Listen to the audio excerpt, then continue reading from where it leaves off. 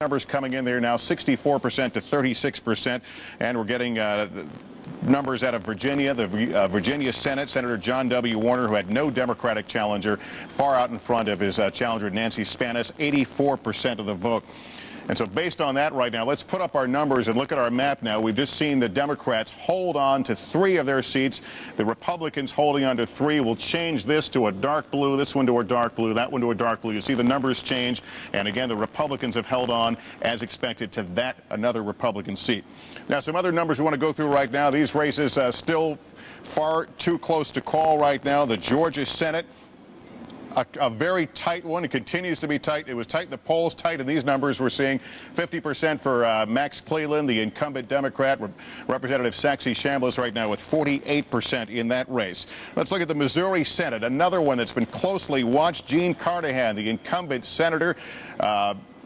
This election over the next 4 years, she, of course, took the seat that her husband won posthumously. Right now, 50% to Jim Tallent's 49%. The New Hampshire Senate, Republican John Sununu versus Democrat Gene Shaheen, the governor, 51% for Shaheen right now, 46 Sununu. Very tight there. Sununu, of course, beat Senator Bob Smith. The New Jersey Senate right now, Frank Lautenberg, Douglas Forster, no numbers there. Lautenberg, of course, a late entry, replacing Robert Torricelli in the New Jersey Senate race. Let's look at the North Carolina Senate one. This one is expected to be close, and the raw numbers indicating it is right now. Elizabeth Dole with 55%, Erskine Bowles at 44% right now. 12% of the vote is in. The Florida's governor's race, one that the whole country has watched.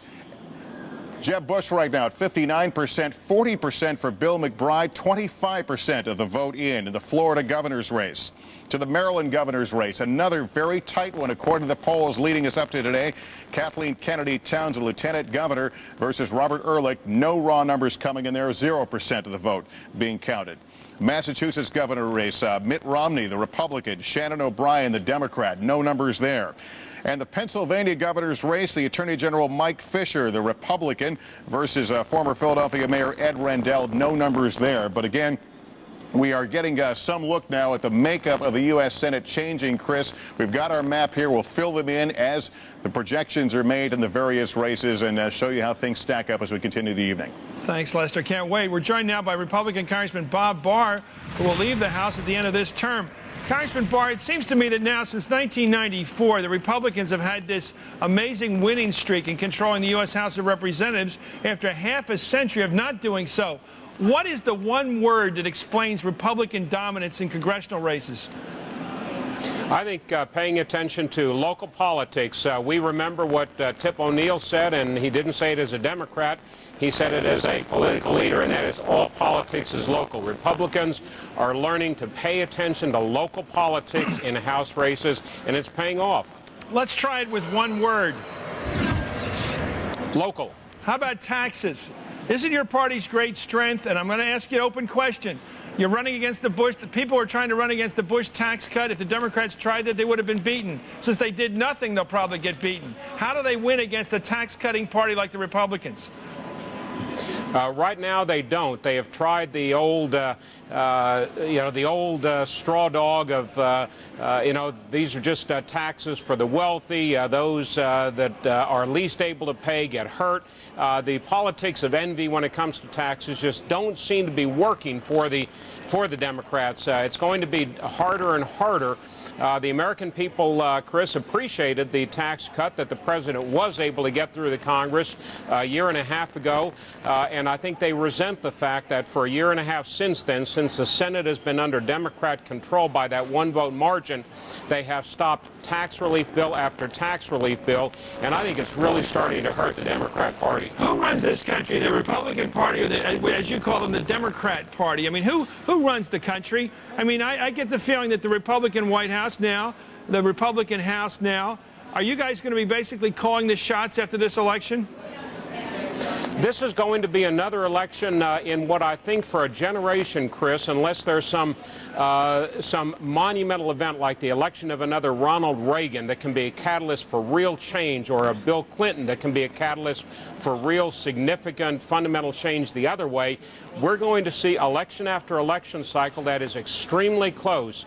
The country really is very evenly balanced, and it's going to take a cataclysmic event or a real leader that we don't see on the horizon right now to change that. So I think whoever controls the House, I think it's going to continue to be the Republicans. Whoever controls the Senate, and it's going to be by a one-vote margin one way or the other, that's going to continue to be what the president has to pay attention to. No president right now is going to be able to declare a mandate and just move forward with bold new initiatives, because the country has not made up its mind which way it wants to go. Let me ask you about the president's power down there. I've been watching that race. We have no idea how it's going to turn out by tomorrow morning sometime. But Max Cleland was a pretty, we thought, solid incumbent down there, the Democratic war veteran who lost 3 limbs in the Vietnam War. We thought, watching this from Washington and New York, that this guy would get reelected. In the last couple of days, something's happened in your state. What is it to jeopardize the tenure of Max Cleland and make it even likely that Saxby Chambliss, the Republican nominee, might win tonight? Part of it is local politics. There are some local issues, Chris, but the one major factor in that race in particular, and I know this sort of goes against the grain of what I was just saying, was the popularity, the personal popularity of George W. Bush. He carried the state by a wide margin 2 years ago, and I think the Democrats underestimated how popular this man really is right now.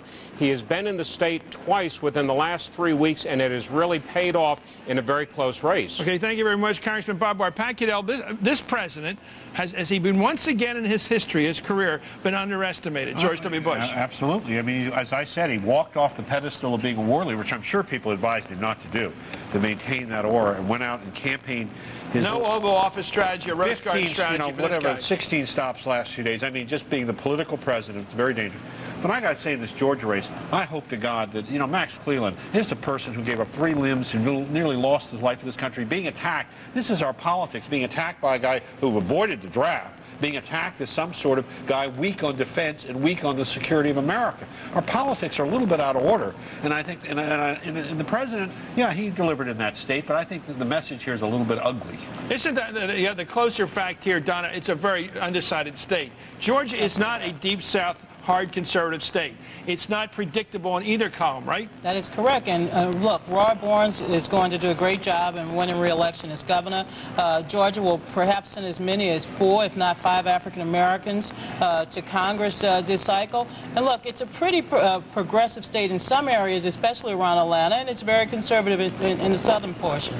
Has it been stratified racially in the state to the point that it hurts white candidates for statewide office? Is that on the Democratic side? Is that what's going on down there? No, I mean, the white Democrats tend to be social conservatives and cultural conservatives, and African Americans still support them. Well, why is Cleland in trouble tonight, if that's true? Why can a guy like him be beaten here? Okay, what happened was, by including in the Homeland Security bill, Right, a provision requiring basically the abolition or the restriction on federal unions. Right. The White House created an open shot. And Right. any Democrat who stood with the unions was painted in this election, as Cleland was, as an enemy of Homeland Security. Yeah, and they did it. They did it ruthlessly in a lot of places. This fight's been going on since the 40s. This Taft-Hartley question. But yeah. it wasn't just that. After they attacked Cleland on that, then it opened up the whole question of, wait a minute, is Max Cleland really with us, or is he really with the unions? Is he really with the liberals? Let's look at his voting record, 80% with the Clinton types. They really then went after him as a great guy, but a guy who was voting with the northern liberals too much. Well, that's a great race. For people from the South watching right now, they got to wonder about the Democratic Party. Are they electing the local man war hero, or are they electing a friend and even agent of the national unions? There's one other factor, which is, even though Barnes, I think, is going to win the governor's race, the Republican candidate is very strong in the rural areas, right? Purdue. Okay. Right. And he's bringing Georgia's votes going to be where the out. action is tonight, as well as Missouri, as well as North Carolina, as well as Texas. Up next, the polls are scheduled to close in Arkansas, where Senator Tim Hutchinson has been in danger of losing his seat. We'll get a live report from there, from Little Rock, on why those polls might stay open in Little Rock. You're watching Hardball's Decision 2002. Up-to-the-minute results of all your local races, log on to MSNBC.com right now. And stay with America's news channel, MSNBC, for complete continuing coverage of Decision 2002, hardball style. It is not living that is important, but living rightly. Experience the movie acclaimed by audiences and critics across the country. What will your contribution be? The Emperor's Club is a rare and intelligent work. A wonderful film. Kevin Kline is extraordinary. And Jeffrey Lyons calls it inspiring and unforgettable. Sure to be one of the year's best. How will history remember you? The Emperor's Club. Rated PG-13. At theaters Friday, November 22nd. Yeah. I'm on a 10 o'clock flight. Business trip, huh? Remember, you can achieve success anywhere. For example, I've caught touchdown passes in all these cities.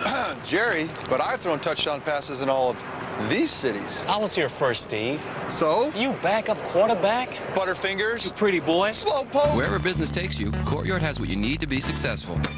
Sports analyst. Step away from the vehicle. Now make 3 stays and earn 2 free nights. Call 1-888-MARRIOTT. Courtyard, your Marriott awaits. Oh. You were under intense pressure to reduce costs in your organization. You asked yourself, how can I leverage my existing network? How can I cut overnight delivery costs? How can I increase productivity? And then you found your answer. Image Runner from Canon. This is your day, ma'am. Bask in its glory.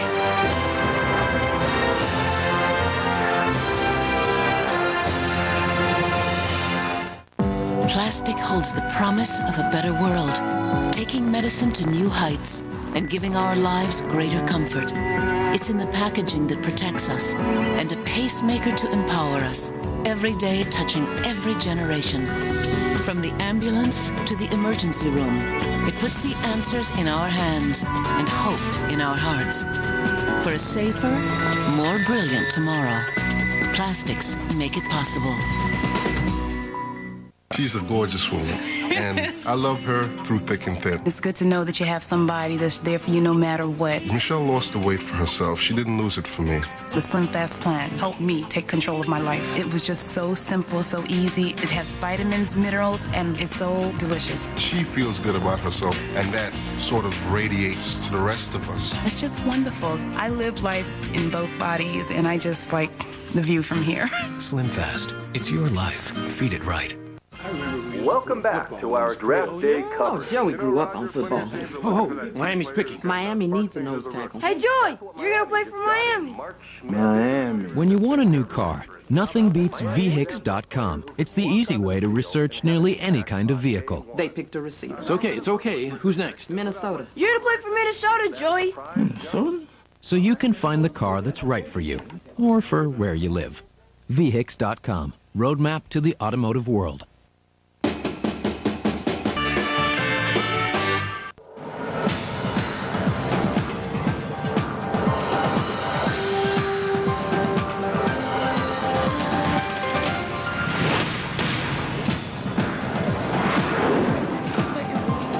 In a few moments, we're expecting a victory speech from Republican Senator Mitch McConnell of Kentucky. First, it's after 8:30 on the East Coast, and that means the voting has scheduled to end in Arkansas, where Republican Senator Tim Hutchinson has been fighting for his political life against Democrat Mark Pryor. Now it looks like in some places those polls are going to stay open. Hardball correspondent David Schuster is at Hutchinson headquarters in Little Rock. David.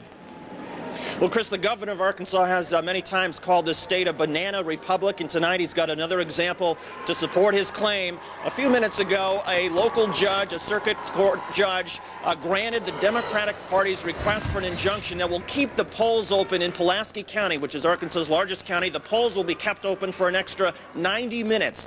Pulaski County has more than 270,000 voters, is the largest in the state. 1 out of every 6 ballots will be cast here. It is a Democratic stronghold, so the fact that these polls are going to be kept open will help the Democrats. This is an area that Attorney General Mark Pryor needs to run very strong in order to defeat the Republican incumbent Tim Hutchinson. One of the problems that they've had in Pulaski County is that there are 107 different ballot types because of all the various hamlets and villages and the various sheriffs and local treasurers and county commissioners. And again, a judge tonight granting the Democratic request to keep the polls open an extra 90 minutes. This, of course, is a seat that the Republican Party would dearly love to hold hold on to.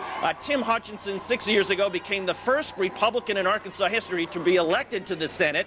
He took the seat after David Pryor, longtime Arkansas senator and popular governor, vacated the office. David Pryor, of course, it's his son, Mark Pryor, 39 years old, who is trying to recapture the Senate seat for the Democrats. Chris? Thanks, David. Lester Holt has more results to report. Lester. All right, we've got some news in a couple of states right now. The state of New Jersey, based on information provided by Voter News Service, NBC makes the following projection that Frank Lautenberg, the former senator, will I guess regain or actually become the new senator of the state of New Jersey. Not sure quite how to word that. Doug Forrester, the Republican challenger. Lautenberg, of course, who came in late in the race to replace Robert Torricelli, who dropped out of the race. Again, Frank Lautenberg, the projected winner. We also are looking at the state of Oklahoma. Based on information provided by Voter News Service, NBC makes the following projection that incumbent Republican Senator James Inhofe will retain his seat. 51% of the vote right now. The raw numbers, 45% for David Walters. Let's look at some other races in which we already had projected winners. In the state of Delaware, Joseph Biden, the Democrat, the incumbent, he's the projected winner over Ray Clatworthy. No numbers coming in right now. No raw numbers there. Let's look at the state of Illinois. Where Senator Richard Durbin, the Democrat, is the projected winner over Jim Durkin.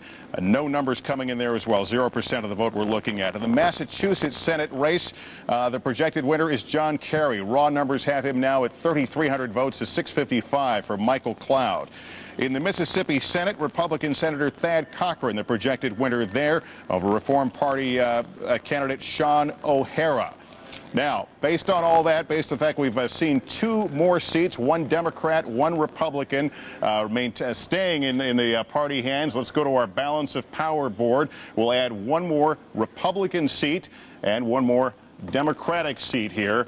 I'll hit it again, and you can see the numbers changing. That's the balance of power. You'll watch it grow throughout the night here as we fill in the red and the blue. Keep in mind the gold seats right now are the ones that are far too close for us to call right now. Very tight races, and we've been watching the polls very carefully over the last several weeks. Now let's go through other races now, see if we have the raw numbers in. The Tennessee Senate race. This is Lamar Alexander, the Republican, 44%. Bob Clement, 55%. The Democrat with 7,100 votes. To the Arkansas Senate race now, where Senator Tim Hutchinson, the incumbent, facing Mark Pryor, the Democrat. No numbers there as of right now. The Georgia Senate race, it is another tight one, according to the polls leading us to today. Saxy Chambliss, the Republican representative, with 34,625 votes. Max Cleland, not far behind with almost 33,000 votes. The Missouri Senate race. Senator Gene Carnahan right now at 49%. Jim Talent, 50%. The Republican, just a few thousand votes separating the two of them, with 4% of the votes in right now. Here's what it looks like right now in the New Hampshire Senate race. Gene Shaheen, the governor, with 51% to John Sununu's 46%. Again, 600 votes separating them, with 3% of the vote in. And in North Carolina, Elizabeth Dole, the Republican, with 55% of the vote, almost 166,000 votes to roughly 135,000 for Erskine Bowles, the former Clinton chief of staff. Now let's look at some of the governor races here. This is the Florida governor's race. Jeb Bush with 59% to Bill McBride's 40%. The number in the right-hand corner of your screen, 25% of the vote in the Florida governor's race. And we go to the Maryland governor's race right now. Still no numbers in the Kennedy Townsend Robert Ehrlich Jr. race. Another tight one that we've been told, looking at the polls leading us into today. Here's what the Massachusetts governor race is shaping up to right now. 0% in. We don't know any numbers here. Mitt Romney, who ran the Salt Lake Olympics. Another one we'll be keeping a close watch on tonight.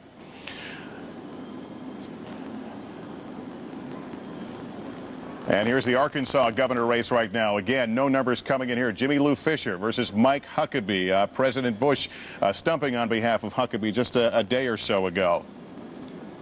And that's what we have right now. Chris, let's go back to you. Thanks a lot, Lester. As Lester reported, NBC News is projecting that Frank Lautenberg will win the Senate seat in New Jersey. NBC News correspondent Pat Dawson is at Lautenberg headquarters in NJ. Pat, what's the feeling there of this victory already? This is only a couple-week-old campaign. Yeah, well, it's obviously a very, very good one for the Democrats. They were very, very fearful they could lose this seat late in the summer, although in the last several days they felt like Frank Lautenberg, this 78-year-old three-term U.S. Senator from New Jersey who retired just 2 years ago, 78-year-old Frank Lautenberg more or less rode to the rescue. The mood here has been pretty good all day, as we told you about a half hour ago, Chris. But certainly when the announcement came over, the networks were projecting Frank Lautenberg as the winner. This room obviously erupted in applause, and now people are feeling pretty relaxed, pretty confident. They like this. Obviously, the Democrats in New Jersey were very concerned they could lose what had been considered a safe seat. And I think probably when we look at the final results, Chris, if you look at how this breaks down, it will largely be the result of a huge gender gap. There were indications in some of those pre-election polls that Lautenberg was winning women in New Jersey. You know, this is very much a soccer mom state, very much a suburban state now in the way its electorate shapes up. And when we look at the final results, it is likely that we will see that Lautenberg did very, very well with women. Okay, thank you very much, Pat Dawson. By the way, he's at the Lautenberg headquarters. By the way, that's a national trend. Women are more and more tilting toward the Democratic Party. Men sticking with the Republican Party. Someday we're going to have elections by gender, perhaps. Anyway, let's go to Nora O'Donnell. Nora. Chris, thank you very much. We have more information right now on the mood of the country from our national poll of likely voters conducted in the 3 days leading up to today's elections. There is more pessimism out there about the direction, the way the country is heading, than in the last 3 national elections. This time around, voters are pretty evenly divided on where the country is headed. 46% say things are going in the right direction.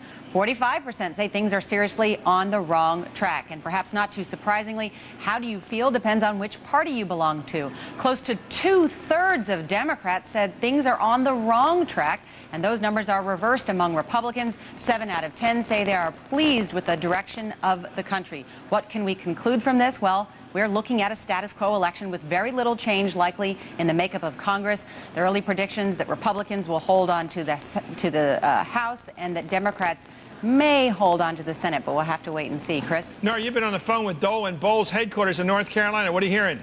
Well, what I'm hearing, the polls are closed in North Carolina. The early word is that there has been very heavy turnout. In fact, those with the Bowles campaign think that it's presidential-style turnout. They say there have been very high turnout in the African-American community. The current numbers that we're getting from VNS show Elizabeth Dole ahead. But from the national strategists that I'm talking into both parties, they are very bullish about Bowles, that Bowles may actually squeak this one by. This is the early readout from the campaigns, despite these numbers, by VNS. Now, the Dole folks say, listen, that's not true. Our get out the vote effort on the ground was much better than the Bowles campaign. The Bowles campaign spent a lot more money on television. This is a very key race. And the interesting thing that we're hearing right now, that despite those numbers, that people are very bullish on Bowles. I think it's going to be very, very close. The Dole people say, of course it's close. Even Senator Jesse Helms never won with more than 53% of the vote. Chris? Thanks, Nora. It seems to me, Donna, the Democrats have blown North Carolina all these years by running weak candidates against Jesse Helms. Now they've got a moderate against Liddy Dole. Right. Isn't there a lot of moderate to conservative Democrats in that part of the country that now have a candidate in Erskine Bowles? Erskine Bowles has really run a really good campaign the last 10 days. He got Dan Blue, his primary challenger, on board. The African-American community came out to support him. I believe that trade became a very important issue for him in the last couple of weeks of the campaign, as well as privatization of Social Security. And he exploited the fact that Elizabeth Dole was out there talking about privatizing Social Security. And so this election is going to be Bowles tonight, you think? I think Bowles has the momentum going into the final round. I think you're right. Let's go to Mitch McConnell right now. Mitch McConnell, here he is, with his victory speech. A total of 9, 7 congressmen and 2 senators. Only 2 of them are Republicans. Today we have 7 out of 8 of our congressional delegation Republican. There's 1 Democrat left, and we may be getting him tonight.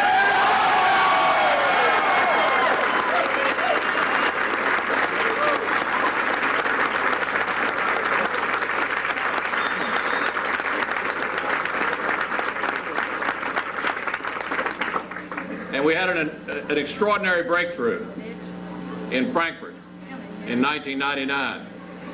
And as a result of 2 courageous party switches, the state Senate became Republican for the first time in the history of the Commonwealth. The key player in that was Senator Dan Syme of Jefferson County.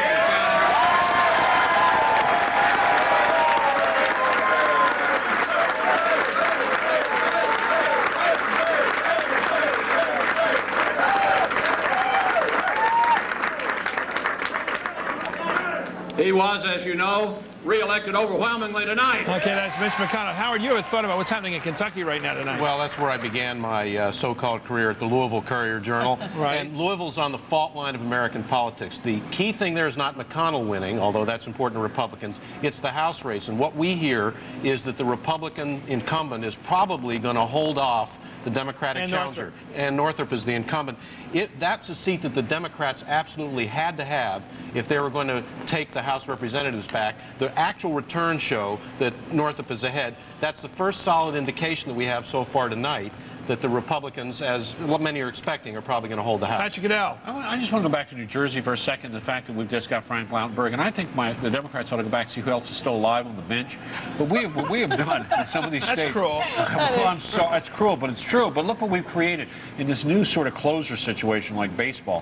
What we've got here, though, is this won't be just this election. Next time, we did try it in California. There was an effort to get Bill Simon, the many-plagued candidate of the Republican Party, to drop out so that Dick Reardon, who would have beaten Gray Davis today on a write-in, could have run. The fact of the matter is the White House couldn't get it done. But we will have next time, now that we've opened the door to this sort of, the democratic process is manipulate what you can, we're going to have this time and time again next election. Can we talk about something, guys? I want to talk about something, Donna, because I know I caught your attention with this, being a woman, as you are. I want to ask you about why are women voting more and more Democratic? And you see this in Massachusetts with what's her name up there, Shannon O'Brien. If she wins, it's because the women. John Kerry won because the women against Bill Weld. Why are women voting overwhelmingly Democrat in a lot of these states? Because women trust Democrats on issues of the environment, on choice, in many states on guns, as well as the economy and health care. Those are very important issues for women. I've got you on the run now. Why are men voting more and more Republican? No question about it. Cultural issues, guns play a role in keeping male voting Republican. Why, Pat? Is that it, guns? Peggy, you excited. Why are most men voting Republican now? It's been going on for 20 years. Yeah. Chris Matthews has said the Republicans are the daddy party and the Democrats are the mommy party. You want to know something? The most sophisticated pollsters in America don't know the exact answer to the question, why do women tack this way and men tack this way? I'll tell you why, because men turn the lights out at night all over the house to try to save a nickel, and women never turn the lights out. And men lock the doors at night because they're caring about law and order. That's a fact. No, but also, actually, there may be something to that. It is psychologically. I'll tell you, I was a pollster. It is psychologically different. It is the things that drive men in the sense of, they worry about international affairs more. The guys are big picture. I think it's different than that. Anyway, we'll come back. This is a 2 o'clock in the morning argument. Up next, updates from New Hampshire and the Coleman-Mondale race in Minnesota. We got an evenly divided cast here. Plus, Catherine Harris is coming here. You're watching Hardballs, Decision 2002. Brought to you by Merrill Lynch Wealth Management, proud sponsor of Decision 2002. I want to hold on to every dollar I make. So how do I minimize my taxes? Tax-efficient strategies are always a good idea. A Merrill Lynch financial advisor might suggest investing in municipal bonds and tax-exempt funds, helping you minimize what you pay in federal taxes at the end of the year. That would be some nice economic news, wouldn't it? There's always a smart place for your money. Together, we can find it. Where do business people meet without the business travel? Placeware. And where do they go for a free 15-day trial?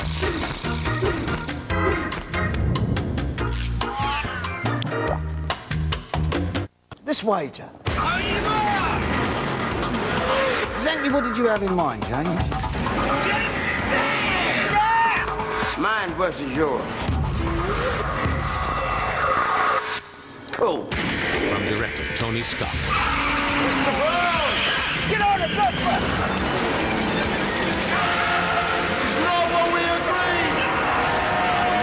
agreed! Beat the Devil. Premiering November 21st at bmwfilms.com.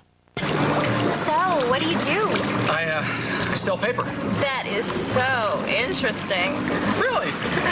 Where will you be when your diarrhea comes back? You should have taken Imodium AD the first time. Don't wait till it's too late. Not so long ago, I'd have been considered an incurable romantic. This woman is trying to prevent a fragile environment from being destroyed by the search for oil and gas. She wants to preserve an area of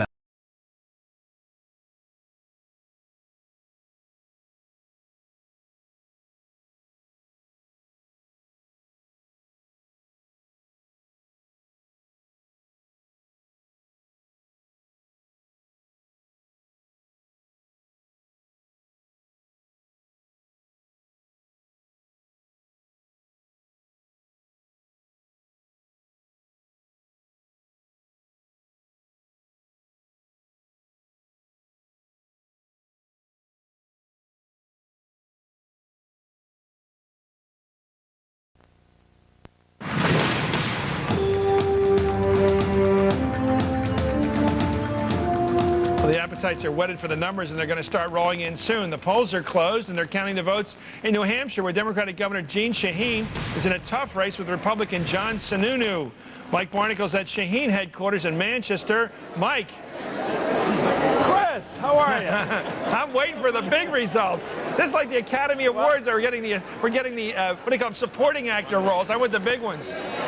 Well, it's New Hampshire's version of the Academy Awards, Chris, and of course it is actually the kickoff to the 2004 presidential primary in a way. A lot of attention here, very small state. The governor of the state running against a long-term incumbent, son of a famous political family, former governor of the state, John Sununu Jr.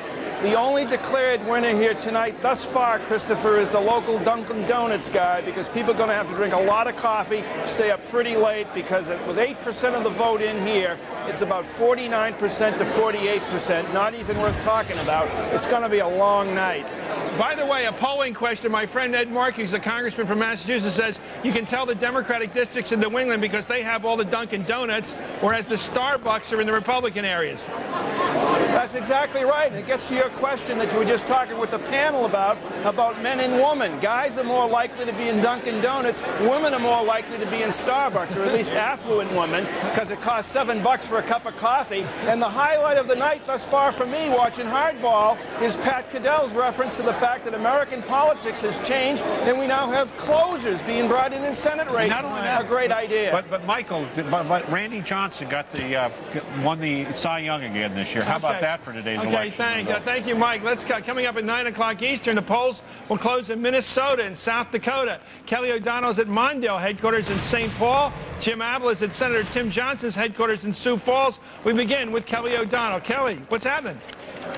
Good evening, Chris. Even though the polls have another 10 minutes or so to go, we're told that there are long lines in several places, and the concern is, will all those people get to vote? So there have been questions raised, and of course anybody in line by the time the polls close will get to vote. That's an indication of how strong voter turnout has been. In the days that I've been in Minnesota, people here are quick to tell me that this state is among the highest in voter turnout. They believe that'll be significant today. One thing that's thrown everything into sort of unknown territory, no one expects results anytime soon. In the U.S. Senate race between Walter Mondale and Norm Coleman, all 3 million ballots have to be counted by hand. All the absentee ballots, about 100,000, have to be opened and reviewed after polls close. Typically that would have been done during the day, but in this race they're letting people re-vote if they received a well-stoned ballot by absentee, and most did. We also know that both candidates, when I talked to them today, they said they expected to probably come out tonight and thank supporters, but neither one expected an acceptance or a concession speech in the normal time frame. It may happen tomorrow. We just don't know. So I've got my coffee and my patience, and here we go. That's great, Kelly O'Donnell. Now to South Dakota, where Tim Johnson faces Republican John Thune, and Jim Avila is at Johnson headquarters in Sioux Falls. Jim. Well, Chris, here they're expecting in South Dakota a huge turnout of some 75%, partially because of the tight race, of course, here between Senator Tim Johnson and John Thune, the president's hand-picked candidate, but also because this is a national referendum in one of the nation's smallest states, South Dakota.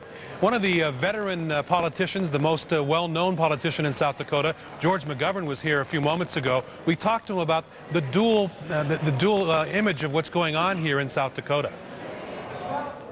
I think this year there was an overtone in this election that came across as President Bush versus Majority Leader of the Senate, Senator Tom Daschle. We realize in South Dakota that if we lose the Senate seat of Tim Johnson and we don't pick up a seat elsewhere in the country, then the Majority Leader post disappears with it and would go over to the Republican leader. That's something that South Dakotans have thought about very seriously in this race, and it makes this race somewhat unique in South Dakota. Senator McGovern says the real issue in South Dakota for local voters is the drought, but they know that this is also a national referendum, and they have to go into the voting booth with both thoughts in mind.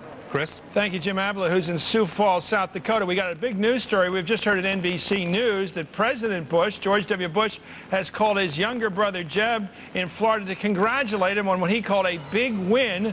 So even though there's no official projections from anywhere, including this network, it looks like the Bush family is doing a victory lap. Anyway, let's check in right now with Lester for the latest results nationwide. Lester. We'll be taking a look at that Florida race in just a moment, Chris, but I want to tell you right now with regard to the U.S. Senate, based on information provided by voter news service NBC, is projecting that in Maine, Republican Senator Susan Collins will retain her seat. There are the raw numbers right now, 66% for Senator Collins, 34% for Pingree. Let's quickly move to our balance of power right now. This is not a surprise. Therefore, we'll put right here, we'll change another seat to dark red, Republican seat. There's the balance of power now as we build up from those that weren't up for election tonight. 41 Democrats, 34 Republicans, 1 independent now. Now let's move to the New Hampshire governor's race. Based on information provided by Voter News Service, NBC News is projecting that in the state of New Hampshire, Craig Benson, a businessman, will win the governor's seat there. He is the Republican. That, of course, was a Democratic-held seat by Jean Shaheen,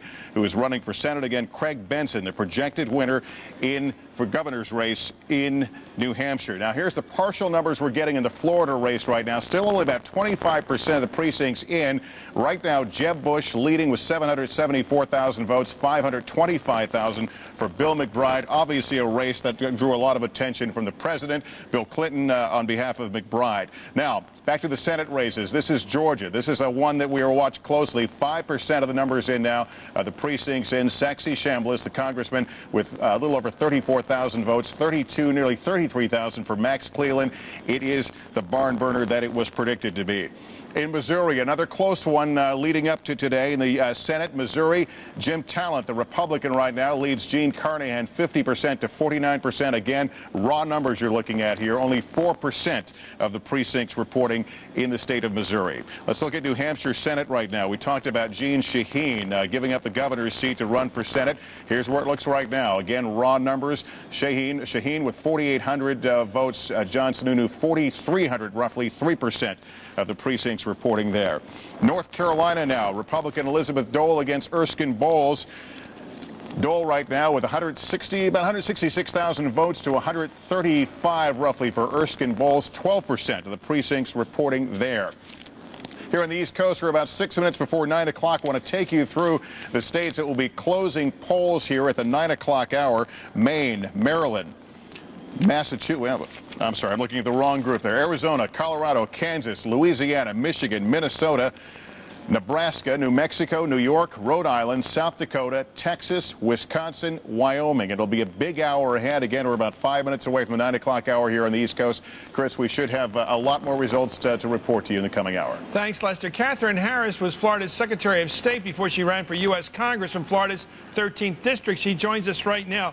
Katherine, NBC hasn't made any projections about the Florida results. What are you hearing? Well, we hear that we're up pretty significantly, but it's not over till it's over, as we've seen happen before. But some of the other networks are already calling it for us. We're just waiting to see what happens, but we're conservatively optimistic. We've been walking door to door and holding town hall meetings, and we've been on the streets all day long with signs with firefighters and paramedics. It's just been extraordinary. What's been your communication with the White House? Any? Oh, I just hung up with the president. And what was that? Can you share those magic words from the White House with us? Well, he was very encouraged and thought that the trend looked like I was going to win. I was really humbled, really grateful for the call. Let me ask you about the Bush brothers tonight. From the beginning, you are very influential in Florida politics. You've been in the middle of that family relationship. Is this a race that the president thought his brother had to win? It was going to be tough, or were they perhaps overconfident until a month or so ago? Actually, everybody's just been tremendously supportive all the way along. I had wanted to run this race while I'm immensely supportive of the governor. And, of course, the president, I thought it was very important that I win that on my own, so I would always help them in any efforts. I didn't want them to come in. I didn't want it to appear any differently than it was. It was going to be won by the votes of the District 13 and their ideas. I'd represented this area in the Senate previously. Well, you've got a pretty solid Republican district to represent, and you'll probably be in there for life, probably, right? Well, actually, in the presidential election, the president won with 51.4%, and it shifted a great deal from the previous time. There were one very strong Republican county was cut out, and 2 Democrat counties were added. But I've just learned I won one of those Democrat counties with 55%. You're there forever. Anyway, Catherine Harris, I guess we'll have to wait and see it official from NBC, but I guess the president has declared you the winner. Anyway, thank you. Thank you, Catherine. Thank you so much for calling. And coming up next, projected winners in Georgia and North Carolina. You're watching Hardball's Decision 2002.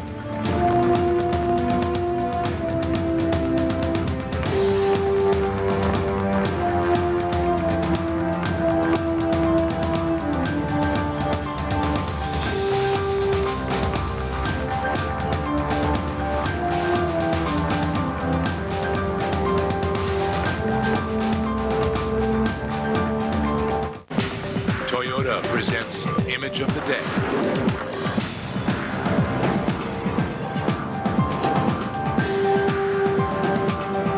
Toyota, get the feeling. When I'm in my car, I am sheer perfection. I feel like a wolf. Well, it's the only time I get the love from the ladies. Stereo up, 2 windows down. I'm flying. Checking everything out. I'm saving a little bit of Mother Earth. Speed racer chick. I'm the DJ. Don't touch my stereo and don't lower my bass. Go anywhere. I'm going to Broadway, baby. New Orleans. New Orleans. Miami. Miami. Drive one of Toyota's 18 different models. When I'm in my car, I look good. Feels like good things are coming your way. I'm gonna find my mojo.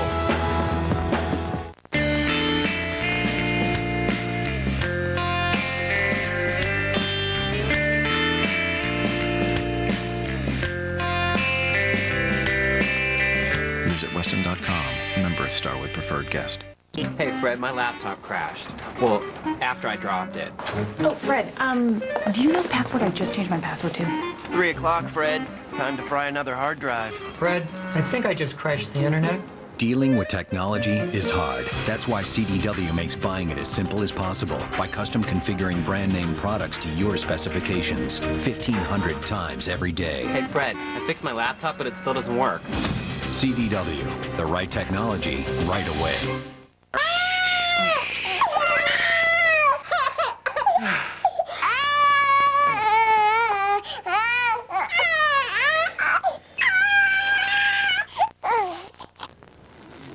DuPont Stainmaster Carpet with new Tac-Test fibers is so incredibly soft. You have to feel it to believe it. DuPont, bringing you the miracles of science for 200 years. You know, some people get heartburn so often they need a prescription every single day. What about the rest of us? For occasional heartburn, try Pepcid first. You take it only when you need it. Take Pepcid AC when you know heartburn's coming, and stop it before it starts. Or Pepcid Complete after heartburn's already hit. It stops heartburn fast and lasts all day. No prescription required. Pepcid. Just one, and heartburn's done. MSNBC weeknights. Countdown Iraq. Live reports from the front lines. Literally dozens of Iraqi vessels. The latest technology, exclusive military experts, everything you need to know in 60 minutes. The Iraqi troops can get to them. And then join Lester Holt for Countdown Iraq. Weeknights at 7 on America's news channel, MSNBC.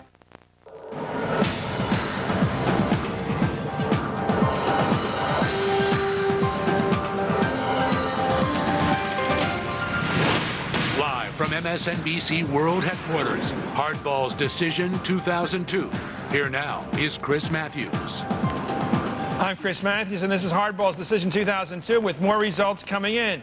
Polls are now closed in Minnesota, South Dakota, Colorado, and Texas. We'll have early returns from those states as soon as they come in. Results continue to pour in from Georgia, where Democratic Senator Max Cleland is in an unexpected fight to hold his seat against a challenge from Republican Saxby Chambliss. MSNBC's Don Teague is at the headquarters of Georgia Democratic Senator Max Cleland. I've got to ask you, Don, what happened to this guy? Max Cleland looked like he was a solid incumbent. I never gave Saxby Chambliss a chance. He didn't impress me when he was on hardball. What happened down there? Well, that's what everyone was saying just a few weeks ago, that this was going to be a cakewalk. They weren't looking at it as one of those close races nationally. You know, your guess is as good as mine what actually turned the voters, or may have turned the voters. Clearly, Chambliss has built a lot of momentum. What we're hearing and what we know Chambliss has been pushing a lot was Homeland Security as his big issue, and that he was going to go to Washington and in the Senate get that done. Also, a lot of the coattails of the president. The president was here for 6 hours on Saturday. Rudolph Giuliani was here this weekend. A lot of big-name Republicans decided to swoop into the state and do everything they could to bolster Chambliss, and that seems to have had some impact. It's awfully close here tonight. I can tell you that this is billed as a Democratic victory party. Well, I've been to victory parties before, and this isn't one of those yet. No one's panicking, but they're sort of subdued right now. Chris? Okay, thanks a lot, Don Teague from Atlanta. Some news now, big news, not electoral but political. NBC has learned that the SEC chairman, the chairman of the Securities and Exchange Commission, Harvey Pitt, has resigned. Howard, big news. Well, you're cheering, Donna, because the Democrats have been calling for his head, but go ahead. Go ahead, Howard. Well, this is a big deal. George Bush was under attack. His administration was under attack on the whole question of corporate responsibility. Harvey Pitt became the symbol of it. It's interesting, though, that they waited until today, until the end of Election Day, to make this happen. A little too clever by him. We'll have a thoughts for more coming back. Thanks, Howard. Lester Holt is standing by with more results. Lester. Looks like a big night for the incumbents early, at least, Chris. NBC News, we can tell you that Voter News Service, based on the information they're providing, NBC News is making the following projections that in the state of, I'm sorry, I guess we're going to the governor races first. In Pennsylvania, that Ed Rendell will win the governor's seat there, the Democrat. Raw numbers right now, 58% to Mike Fisher's 42%. Okay, we're going to the Senate now? All right, again, Voter News Service information provided NBC News. We are making the following projection that in the state of Kansas, Senator Pat Roberts will retain his seat. There are the raw numbers, 73%. That in the state of Michigan, Senator Carl Levin, Democrat, will retain his seat. He was up against Andrew Ruskowski, the Republican. No raw numbers coming into that race as of yet. In the state of Nebraska, information provided by Voter News Service to NBC making the following projection that Senator Chuck Hagel will retain his seat, the Republican. That in the state of New Mexico, Republican Pete Domenici will hang on to his seat over Gloria Tristani. That in the state of Wyoming, Senator Mike Enzi will hang on to his seat, the Republican. And in Rhode Island, the Senate, that Senator Jack Reed, the Democrat, will hang on to his seat as well. And as we reported a short while ago, the projected winner in the state of Maine, Senator Susan Collins. Now, I want to put up our balance of power board right now and update you as to where we are. We're filling in the seats as we get them now. That's 5 Republican seats we're going to add that we're going to turn to the bright red, indicating that that's 2, let's try it again, 3, 4, and 5. And I think we just added, 2 Democratic seats as well that will turn dark blue there. And it again. There it is. Oh, it turned red. Let's try it again. All right, blue. We don't want to alter this any way, shape, or form, but there are the numbers right now. Democrats 43, Republicans 39. Now, there's some other races I want to take you through as well that we're watching right now in terms of numbers. The Nebraska governor's race, no raw numbers coming in here, but the projection is that Mike Johans wins, the Republican, in the state of Nebraska. In the New Hampshire's governor's race, Craig Benson, the projected winner with 55% to Mark Fernald. These are partials now. This is the Florida governor's race, closely watched. Jeb Bush right now, 774,000 votes to 525,000 to Bill McBride, 59% to 40%. Keep in mind, again, those are raw numbers you're looking at. The Kansas governor's race, Kathleen Sebelius with 67%, the Democrat. Moving to the state of Texas, Rick Perry with 51% to Tony Sanchez's 41%. President Bush was in Texas yesterday campaigning on behalf of Governor Perry.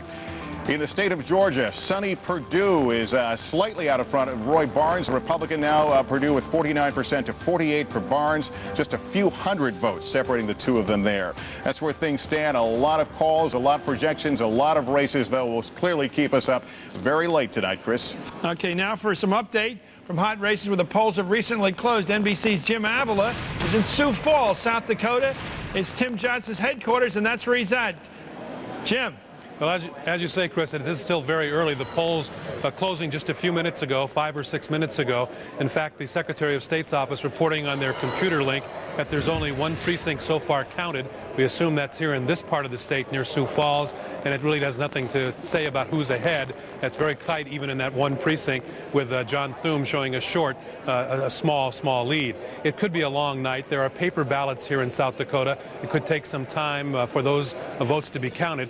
And as we've been telling you, this, of course, is the kind of race where people went into the voting booth with lots on their mind. They had to think about their local issues, which are mostly about drought and the farming issues, and at the same time realize that they were participating in what became a national referendum, sort of a grudge match between the President of the United States and the Senate Majority Leader, Tom Daschle.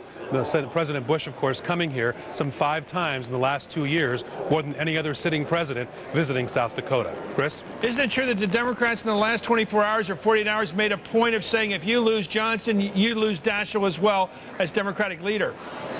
Absolutely. There have been a couple of strong messages nationally going on. President Bush, in fact, name being used by people today calling out for votes in the John Thune campaign, calling on the phone to registered voters saying, President Bush needs you to go to the polls. On the Democratic side, of course, Tim Johnson, his message has been to voters here that if Tim Johnson loses, there's a good chance that Senator Daschle will lose all his clout. That's important here in South Dakota. It's a small state. This is one of those states, Chris, where they actually get back in federal dollars more money than they pay in federal taxes. And that, of course, could come to an end if Daschle loses his seat. Okay, thanks a lot, Jim Avila in Sioux Falls. NBC News correspondent Kelly O'Donnell is at Mondale headquarters in St. Paul, Minnesota. Kelly, how's it look out there now? Well, there isn't the kind of relief you would expect a few minutes after polls are closed. That's because everyone here knows it will be a long night. And they're talking strategy, how to know what the results are before you know the results. One of the things they're telling me is that for Democrats, they think good news in their view would come later in the evening because the densely populated voting areas like Minneapolis, St. Paul, heavily Democratic, because of the volume of ballots, that's going to take longer to count by hand. Again, all of the U.S. Senate votes must be counted by hand. They expect that will take them deep into the night. One of the things they're looking at is some of the down ballot races where they have state legislators around the state who have got a sense of how voters have gone for those other races. Maybe some sort of tea leaves can be read about what happened in the U.S. Senate race. This ballroom has just begun to fill up ever so slightly. The band took a few minutes of playing time, but this is not a party happening anytime soon. It will be quite a while. Also, absentee ballots, one of the things they have to do is check after the polls are now closed. It's been a few minutes. They will look to see if the absentee ballot that's been sent in matches someone coming in person today. Because of the unusual circumstances here, someone who might have voted for Paul Wellstone absentee gets another chance. That cross-checking is simply going to take time, 100,000 votes. So it will be a tedious process. Republicans tell me they think voter turnout could be as high as 60%. And that would mean a long night and certainly good for Minnesota to have that much involvement. They've said all week long they take pride in that here, but no one is expecting to have an answer before any reasonable hour tonight. Chris? Thank you, Kelly. Donna's going to be in St. Paul, Minnesota for what looks like a very long night. The biggest news tonight so far, apart from the elections, is the resignation of Harvey Pitt as chairman of the Securities and Exchange Commission. There has never been a time in my life when there was so much focus on corporate sleaze and corruption and inside trading and all the worst parts of corporate life. Pat, you've been saying in the last couple of days the Democrats failed to exploit this issue. They walked away from what was an issue that would have blown the roof off of this country. Well, the president didn't walk away from his guy just quit. Well, no, but they waited until Election Day and they got away with it. And you know why? Because the Democratic Party decided rather have the money. What they did is they passed that phony bill that did nothing about options and allowing people to write them off. The Democrats did what they had to do in order to cover their tracks until, in fact, they could be relieved to take the money that they take. Nobody in this campaign has campaigned on this issue, which is a thunderstruck issue. They just didn't want to concede that they had to get rid of the guy before Election Day. You see, that's what we're saying. But you know, my dad's a lifelong Republican, and he always says the one weakness in my party is it's too much in bed with big business. Donna Brazil, why didn't your party, the Democrats, exploit that? I think they did. I mean, if you look at It's the first time we've talked about it tonight. You look at the Senate race in Colorado, Tom Strickland, that race was about corporate responsibility.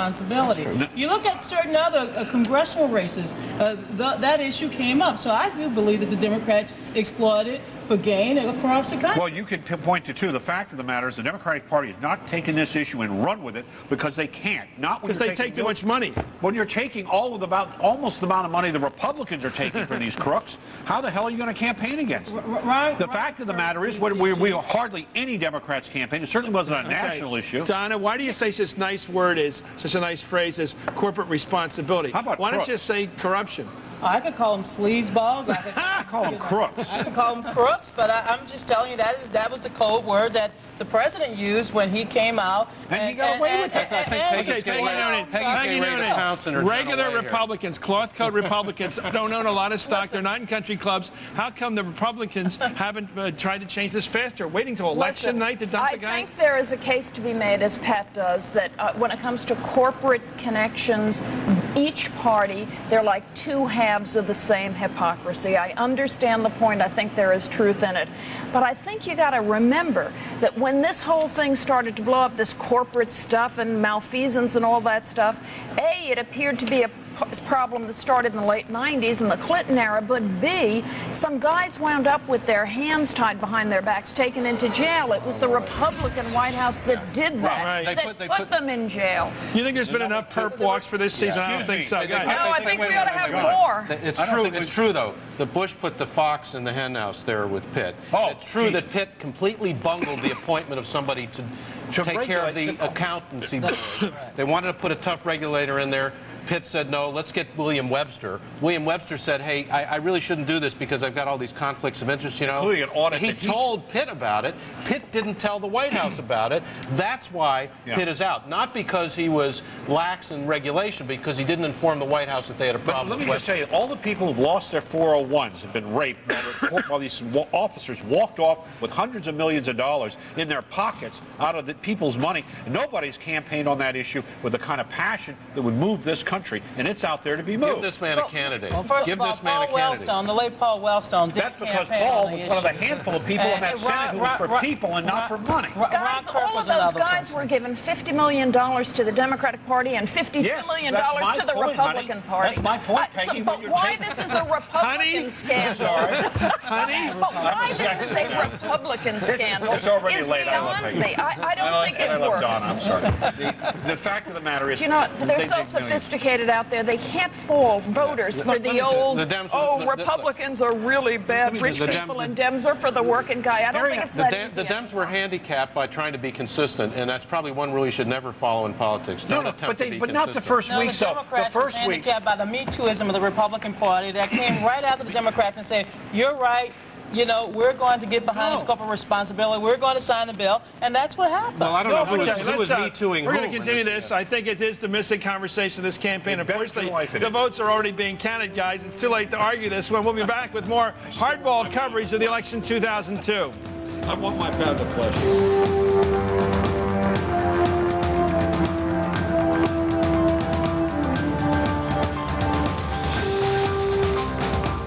Brought to you by Merrill Lynch Wealth Management, proud sponsor of Decision 2002. Now that I've got more money in cash, how do I make the most of it? Applying innovative strategies to your cash makes a lot of sense right now. A Merrill Lynch financial advisor might suggest laddering your cash investments in treasuries or CDs. This could lead to higher yields without locking up your assets. When your money works better, so does everything else. There's always a smart place for your money. Together, we can find it. The forces Institute are significant. From director Joe Carnahan. Who are they? Why are they doing this? To be chosen for such a thing, it's worth the risk. 27 miles to the destination. So what is it, dude? Salvation. You tell me what's inside that case, or this ride is right here, right now. What is the life of one man worth? Ticker, premiering November 7th at bmwfilms.com.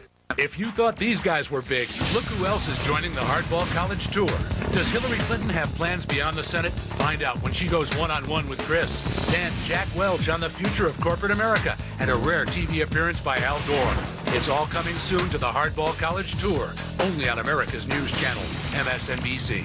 For the first time on television, Oprah after the show. Yes, you had on some very beautiful boots. Now let's Let's talk about what's really important in life, and I would love to have them. Those are the boots? I know you're going to take good care of these boots. It's my vibe and party with the people every day after the show.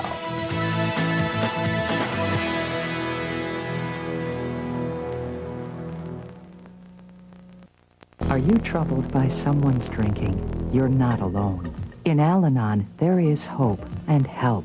It's only a phone call away. Why be alone?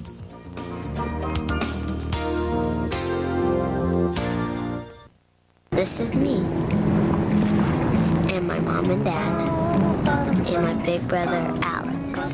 And this is the day we all got to forget I was sick. This was my wish. Welcome back to Hardball's coverage of Decision 2002. Let's go to Nora O'Donnell for more polls on how people are thinking who voted today. Chris, we've got some numbers that may give people a clue about which party wins tonight, or if either party wins big. Republicans got up this morning hoping that voters would, and their concerns about Homeland Security and the possibility of U.S. military action in Iraq would propel them to victory. And Democrats, on the other hand, were eager to see whether voters' concerns about a wobbly economy and education would translate to votes for them. Now, an NBC News poll of likely voters conducted in the past several days before the election found that no single issue was dominant. Instead, there were a lot of different issues that showed up on the electorate's radar screen. The economy topped the list of issues, although not by much, and issues that mattered most to likely voters in deciding how to vote in the U.S. House race today. And voters for whom the economy mattered the most were split in their House vote. As a motivating issue, terrorism ranked below the economy, along with most other issues. And voters who said that terrorism was the most important issue in deciding how to vote were, as expected, far more likely to vote Republican by a 4-to-1 margin. But since it motivated just 1 out of 7 voters, terrorism was not the breakout issue that Republicans hoped it would be. Now, since 1996, a persistent gender gap has shown up in the U.S. national elections, with men tending to vote about 5-4 in favor of Republican candidates and women tending to vote about 5-4 in favor of Democratic candidates. Now, based on our NBC News poll of voters nationwide, the 2000 election looks to be no different. The gender gap remains. Men favored the Republican House candidates by an 11-point margin, while women favored the Democratic candidates by a 9-point margin. Now, with the traditional constituencies of each party expected to vote largely along party lines today, independents once again loomed large as the swing voters. And according to our NBC News poll, independents don't seem to be inclined to move decisively toward either the Democrats or the Republicans. Bottom line, Chris, no dominant issue has surfaced in this election, split right down the middle. Chris? Thanks, Nora. You've been talking to people about the House races. How does it look for the Democrats to grab control of the House of Representatives tonight? Well, we haven't spent, as you know, we haven't been spending much time talking about the House races. But the key question, do the Democrats have a chance of taking back the House of Representatives? One of the key seats that they would have had to win was in Louisville, Kentucky, the 3rd district there. Well, it looks like Congresswoman Ann Northup, the Republican, is going to win that seat. Democrats would have had to take in that seat. It's a bellwether district, and it looks like Ann Northup is going to win it. So the thinking now is, no, Democrats are not going to retake the House. In fact, Republicans will maintain their majority in the House of Representatives. Chris? No, I think it was all those appearances by Nan Northup on Hardball that got her over the top. Anyway, for more on Harvey Pitt's resignation, NBC News correspondent David Gregory is at the White House. David, amazing timing here. Yeah, it really was, Chris. We just found out tonight, as we've already reported, that the chairman of the Securities and Exchange Commission, Harvey Pitt, has resigned. According to White House officials, he submitted a letter of resignation to the White House Office of Personnel. It was quickly accepted by the president. This does not come as any surprise, as Harvey Pitt has been frankly embarrassing this White House now for some time. The latest incident involving his choice to head up an accounting review board, William Webster, who, as it turned out, had some issues in his closet related to all of this, that he was heading U.S. Technologies,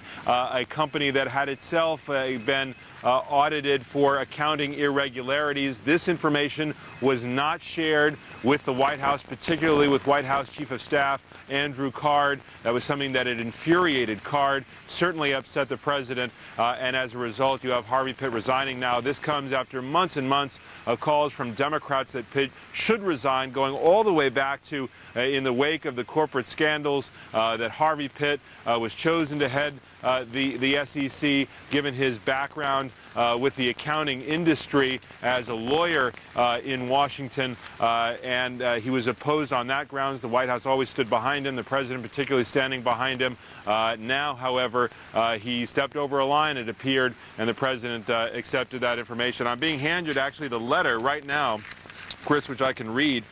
This is from Harvey Pitt. It says, Dear Mr. President. It says, actually, my dear Mr. President.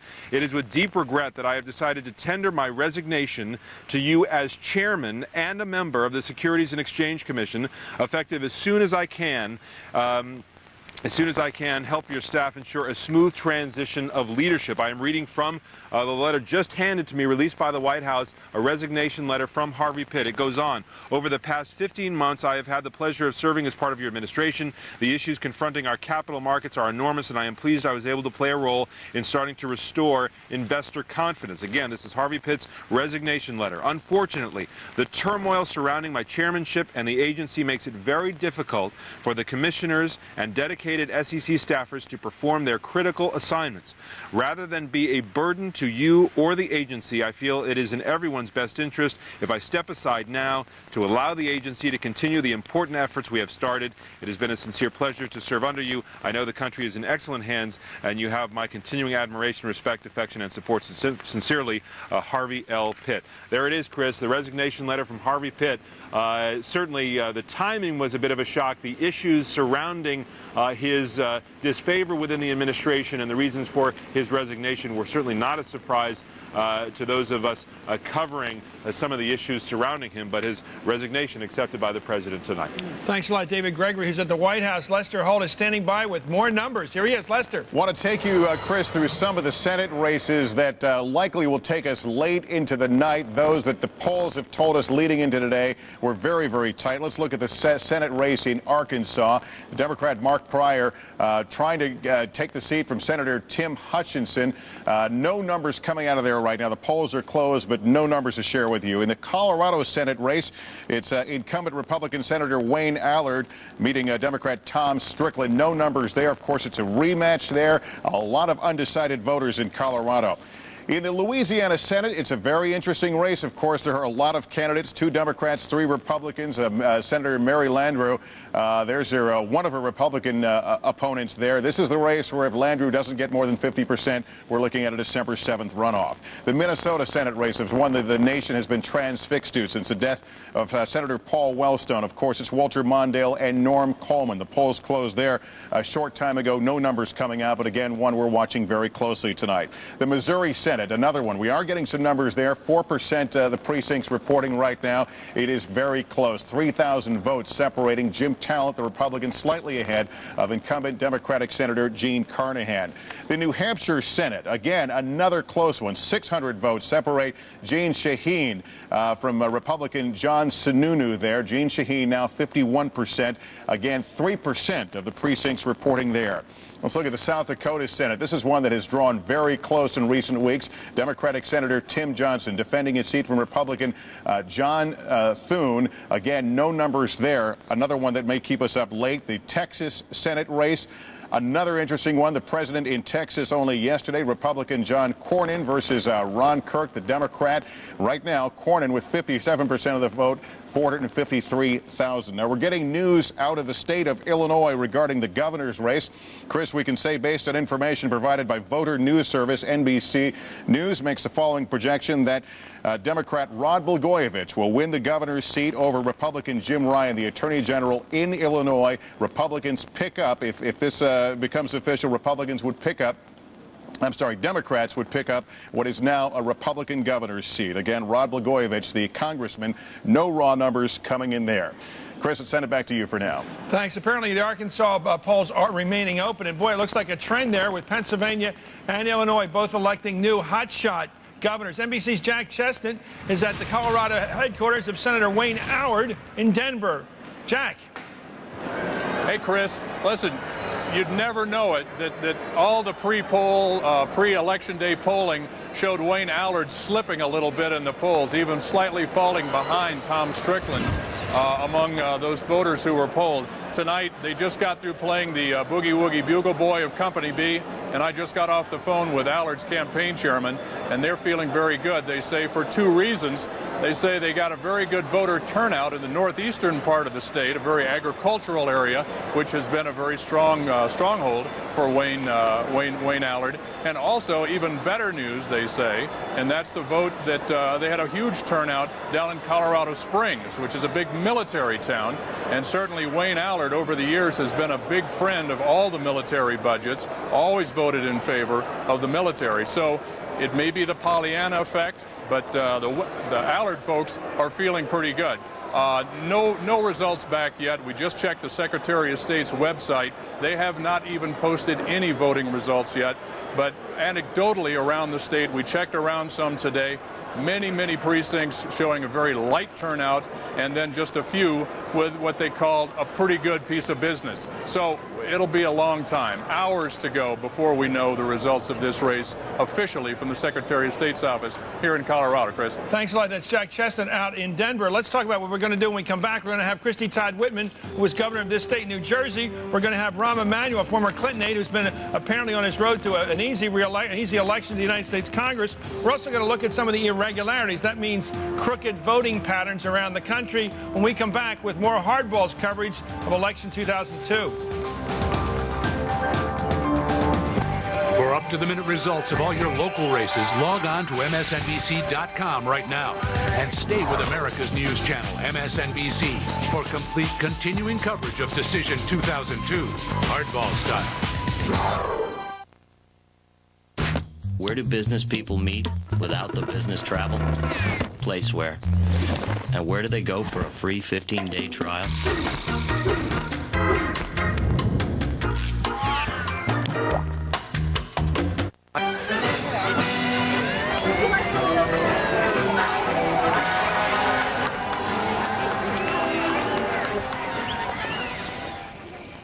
Baymont Inns and Suites. Worth checking into.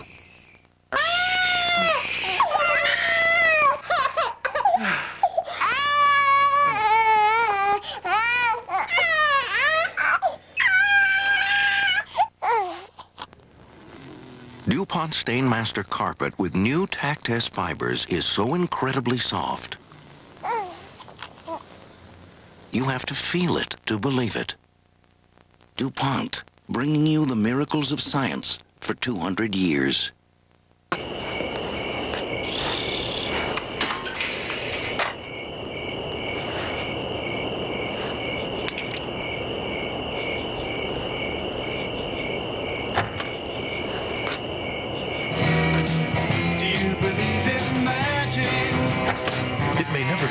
To get into a Mercedes, but we're working on it. Come in today to the Mercedes-Benz year-end celebration, offering more models than ever. Going on now at your Mercedes-Benz dealer. You were under intense pressure to reduce costs in your organization. You asked yourself, how can I leverage my existing network? How can I cut overnight delivery costs? How can I increase productivity? And then you found your answer. Image Runner from Canon. This is your day, ma'am. Bask in its glory.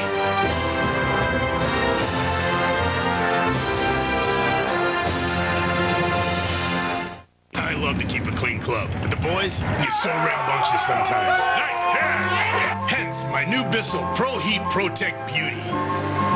It's the only one that thoroughly cleans and provides scratch guard protection all in one beautiful machine. Smoothies! Scotch guard protection. It's cool. Now clean and protect with Bissell. It'll put any neatnik in hog heaven. Bissell. We mean clean. Available at Kohl's department stores. After 15 years of serving the Northwest as the leading source for fine Oriental rugs, Pioneer Square Rug Gallery is going out of business and closing its doors forever.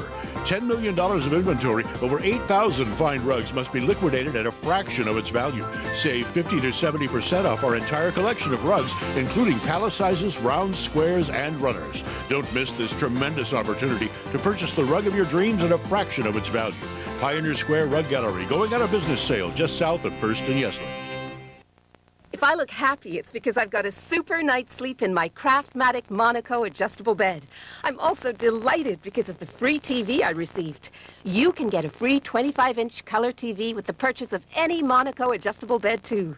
Just call toll-free to receive this free TV certificate by mail. Call to have your free 25-inch color TV certificate and complete details about Monaco mailed to you right away. Call 1-800-577-3757.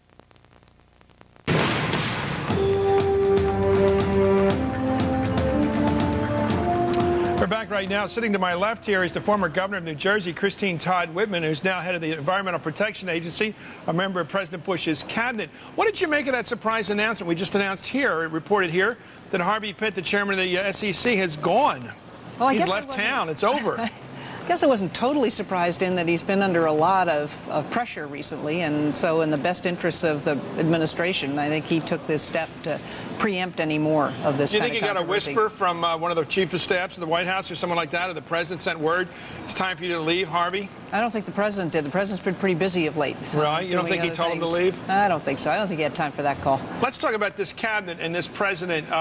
George W. Bush, why do you think I've been asking this question all night because it could prove to be an historic question.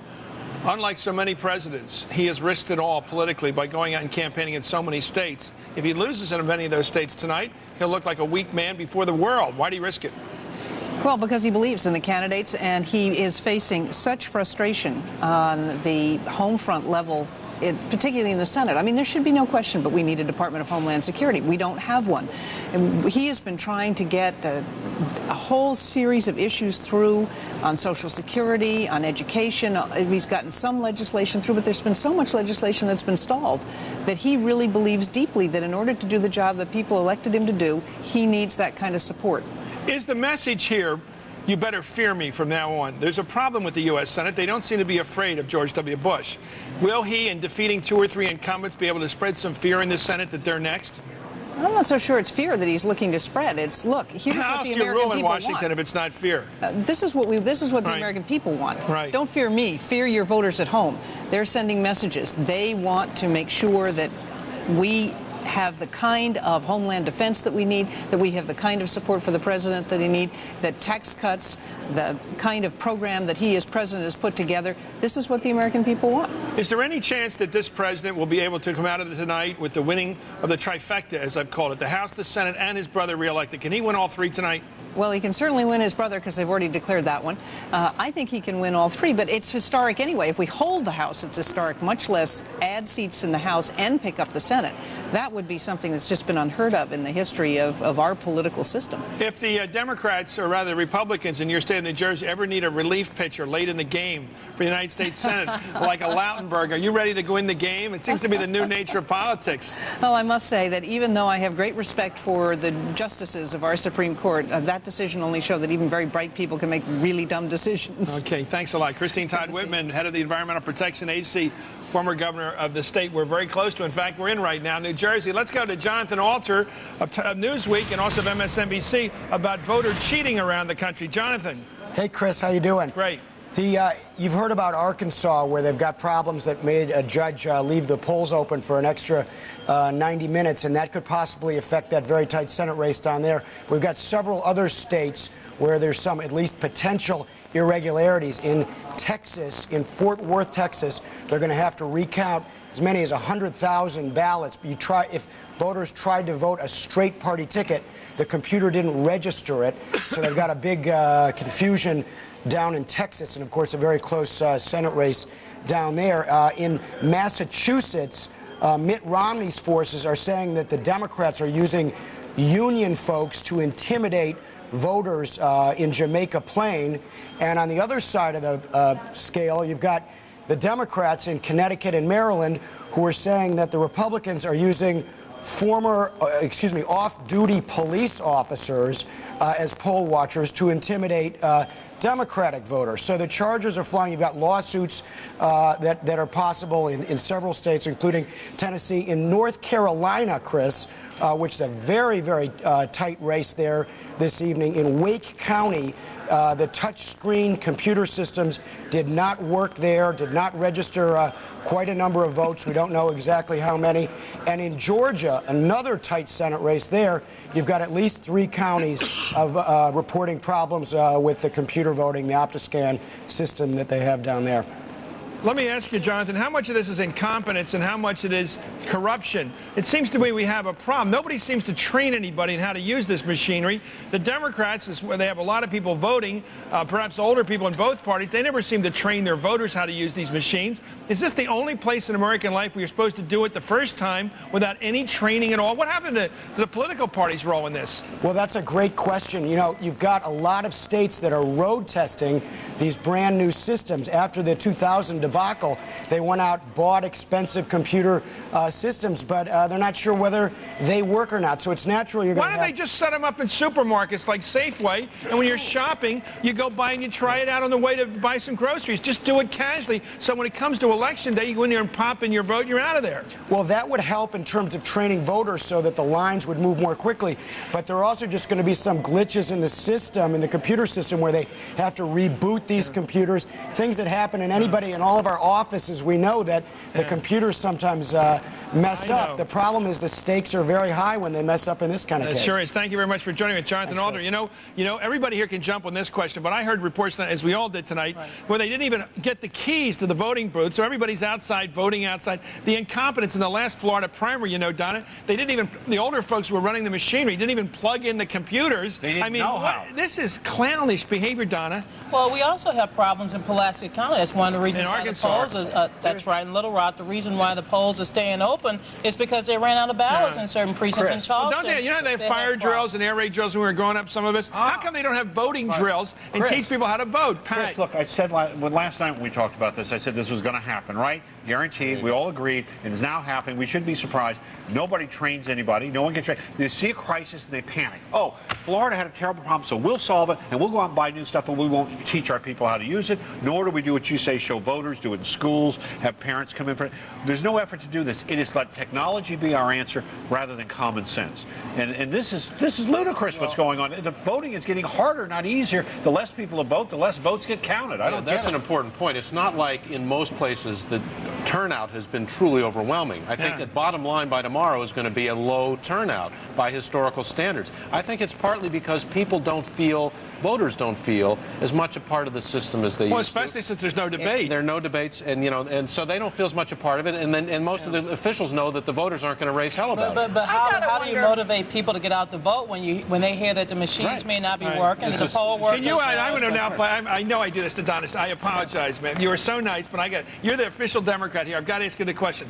Hillary Rodham Clinton, the senator from New York, Charles Schumer, the senator from New York, stood out among all the other politicians in the United States Senate and opposed a simple requirement that when you go to vote in a federal election, you have to have an ID of some kind. Why in the world is it wrong to ask people to have some basic form? You can't drive a car. You can't walk get on an airplane. You can't get in a hotel. Why don't they ask the Democrats to have some ID when they vote? I agree with both Senator Clinton and Senator Schumer that provision in the bill is going to have a discriminatory effect on certain communities. Explain that. Because in certain communities, they don't have IDs? In Florida, I was down in Florida 2 weeks ago when they started the early voting, and they say show 2 forms of ID. What 2 forms? You don't publicize. One form is all they ask for. No, 2 forms of ID now in Florida. Voter registration card and driver's license. Can I make another point about this? In the effort to be fair to everybody, the new reform law has put in something called provisional voting. Right. That means that all over the country, people are going to be allowed to vote, but their votes won't be counted until they get examined. That means the whole process that we're discussing now is going to be transferred lock, stock, and barrel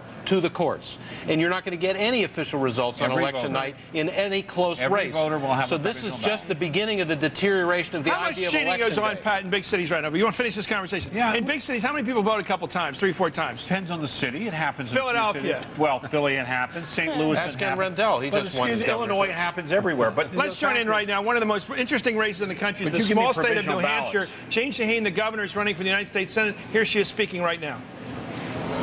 And I could congratulate the Republicans. I mean, they're going to have a big majority in the state Senate. They're going to have a big majority in the House. And, man, it kills me to say that. It really kills me because we have the right message, and unfortunately, we just didn't seem to be able to get it across this year. But I'm going to tell you something. They've got 2 years to prove that they can do what they said they were going to do. Slash spending without cutting state services to the people who need them. They have to prove that they can balance the state budget without addressing revenues. They have to prove that they think that educating our children is a privilege and not Okay, let's a go back to the burden. panel right now and talk about something fascinating that NBC News has called Jeb Bush. If all the votes are counted as they expect now, based upon the projections of the voter news service, that Jeb Bush will be the next governor, in fact, continue as the governor of Florida. We thought this was going to be close. Apparently, it's not going to be. No, and it means everything to George Bush, not only personally, but politically, because Florida is where it all happens in terms of the Electoral College map. He went back to Florida the other day. Everybody said, why are you going back there? I think he went back to win it by a number of lengths. You know, he wanted to make it. This is a statement game. He rolled it up. He rolled. Well, no, I'm not saying there's anything wrong with it. That, from his point of view, that's what he wanted to do. Well, he squashed Terry McAuliffe like a bug because Terry McAuliffe said, we got to go in there and beat the brother. Donna, once again, the Democrat on the spot. I hate to do it, dear, but here he is again. Terry McAuliffe, who raises all this money for himself and for your party, has made a bad strategic decision. He tried to decapitate the president's brother. The brother's winning in a landslide. Well, McBride ran a very good campaign. The campaign stalled a week ago, and I think that's when it went down the tubes. But look, let me just say Why this. did it stall? Florida, because he couldn't answer a question he should have been able to answer. I think that hurt him with independents and moderate voters. But let me just say, Florida will still be a battleground in 2004. Let me just say this. The minute that Terry McAuliffe announced that this was the election that mattered above all other elections, this thing started blowing open for Jeb Bush, first of all, last week. Secondly, if you want to read it, I'll tell you why the president was there.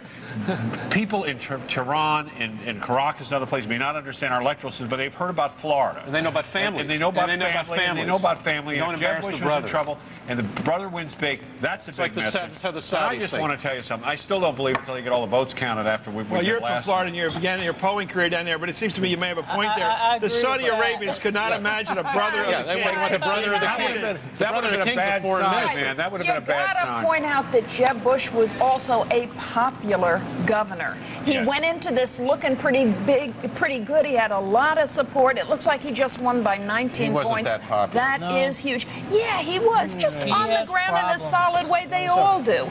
But he was a popular guy. It looked like this for a while. He just pulled it up on 19 Were they votes. wrong That down is there, your huge. party, to run an amateur Bill McBride? No, I think they ran a. Well, didn't he Bill show McBride himself to be an ran a amateur the real- last week by not being able to answer the question how he's going to pay for his education agenda? I believe that hurt him, but I agree with Pat. I think the votes are not in. We still have some That's a more. fact. We're talking about an NBC projection. There are 4 Chris. Oh, there's the Bush family. That's one of those wonderful family Oh, pictures God, of here Bushes we go. all together. I don't Are know all why the they're watching the family TV set. Apparently, they're watching movies on TV. They're so complacent That's here. the House of Bush. Boy, do they rent big apartments. Look at the size of that room. It's the House of Bush, and I'll tell you what, every member of the Bush family was down there. I mean, Barbara Bush was crisscrossing the state. George P. was working it. The president was down there repeatedly. And they raised $40 million. And this was a $40 million. terribly strategic mistake to put the Democratic Party in the emotional. And this is again the problem of saying what we count on is Jeb Bush. To win this race was very tough. Can we do some psychobabble here? Because I want to do psychobabble. It's been said, I want to test this against you, Peggy, that the Bush family, and you know them well, you've worked with them as a speechwriter, that Jeb is really the son of George Herbert Walker Bush, the former president, and that George W. is really the son of Barbara Bush, the tough cookie. Is that fair? It's been said. It's interesting. Jeb, as he gets older, looks more and more like his mom, and W looks more and more like his pop. I think all the Bushes are They look fairly alike. Who are they tough. following personality and character? Well, you know, W likes to say that he has his mother's mouth. And Jeb was the guy, which means it's a tough little mouth. Jeb was the guy who I think the family had Early on, 10 years ago and 20 years ago, the Bush family thought someone here is going to go into politics and do pretty well. Someone's really going to rise, and it's going to be Jebby. It ain't Okay, I smell the headlines this week in the New York papers and the Florida papers. Hillary Clinton versus Jeb Bush in the year 2008. Donna, you're smiling. I know who you're for. Are you smiling at that prospect of taking on little brother? I'll congratulate Jeb Bush on his victory, but the Democrats are coming back in 2004. How about Hillary against Jeb in 2008? A good race? That's a good possibility. If she decides to do it, she'll beat him. Would you like her to run against Jeb Bush in 2008? I would love her to run in 2004. You think she might? Absolutely. You heard it here first. You're always for you the heard it female here candidate. first. This is probably the place to mention this story out of the Denver Post I love this morning. this. Go ahead. Not only do we have Frank Lautenberg come back, not only has Walter Mondale come back, but could Gary Hart be far behind? No. I have here the new piece of paper from the Denver Post saying Gary Hart is seriously considering a new bid for the White House. What is that about? That's about redemption. That's about time passing. That's about national security. Since he got all these good notices for the Hart-Rudman report, he's perhaps mistakenly concluded. I'll tell you, but Pat worked for him, so ask Pat. You open this door, and I tell you have no idea who's going to be coming through here on this idea that you can have third and fourth times in life. Let me quote the great Gene McCarthy. When he once said, it's easier to run for president than to stop. Anyway, we're going to back on that note with more hardball coverage of the 2002 midterm elections. Back with a moment. Coming up on MSNBC's coverage of Decision 2002, Senator John McCain, current House Minority Leader Dick Gephardt, and political heavy hitter Arnold Schwarzenegger. Decision 2002, hardball style, continues in a moment. Brought to you by Merrill Lynch Wealth Management, proud sponsor of Decision 2002. How can I make up for lost ground in this market without being too aggressive? Protected growth investments are a good place to start. A Merrill Lynch financial advisor might suggest these to let you take advantage of the upside potential of the equity markets while protecting your downside, giving you some security in an insecure world. There's always a smart place for your money. Together, we can find it. Fred, who knew one cup of coffee could do that much damage? Fred, is a printer supposed to smoke like that?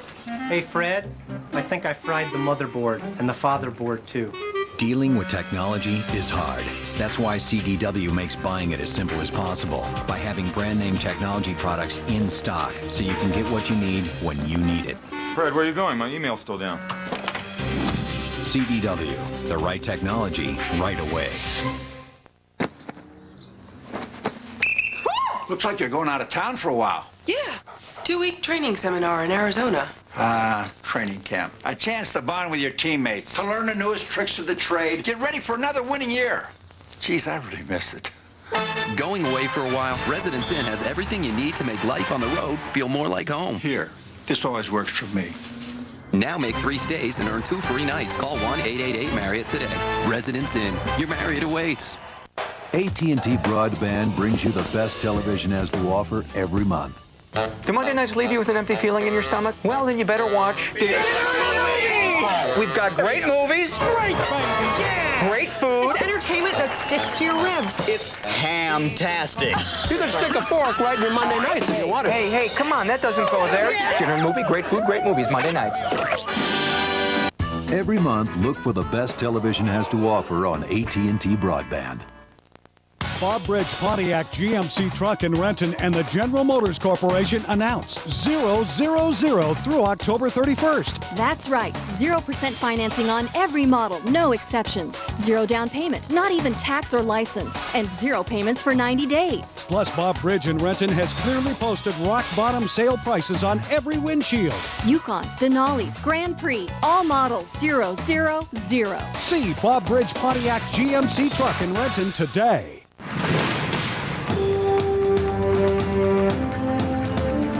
Big night for hardball regulars. We're joined right now from Chicago by former Clinton aide Rahm Emanuel, who's now the projected winner in Illinois' 5th congressional district, according to the Associated Press. Congratulations, Rahm.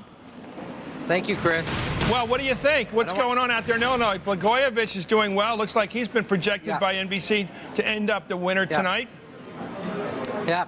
It's a very good result across the state, and I think Rod ran on a message of hope and going into the future, and he's going to be the first Democratic governor elected in 30 years. And I think it speaks volumes about what we've done as a Democratic Party here in the state with his leadership. Is now Illinois a safe Democratic state for 2008? Well, if you talk about 2004, the things that matter to people, yeah, I know what you meant, Chris. It's, you know, Rod talked about affording college education, prescription drug plan, an economic plan to create jobs, and there's no doubt that, you know, if you look in the past, Bill Clinton won them in both 92 and 96. Al Gore won them comfortably in 2000. And I think now we've elected our first Democratic governor. We have a Democratic senator. I think we're going to have a Democratic attorney general. And we have a Democratic House and State Senate. So let's just do the math. And we have a great Democratic mayor. Hey, Ron, let's talk about this. Let's talk about something really fascinating, the personal role being played in American politics by former President Clinton. It seems to me that he has had his hand in some very effective political maneuvering in terms of, let's go to the, getting Fritz Mondale to run as the Democratic candidate for Senate when Paul Wellstone was killed, to help move out Torricelli, to move in Frank Lautenberg, and he's been declared the winner tonight, or a projected winner, to move Andrew Cuomo out and Carl McCall in, and maybe that's going to be a closer race than we thought. He seems like he's almost a standard old-school political boss, a real power behind the scenes. How do you see him? I mean, Chris, you're showing your Boston roots there. Yeah, but don't you think he's got a boss tweed Tammany quality now?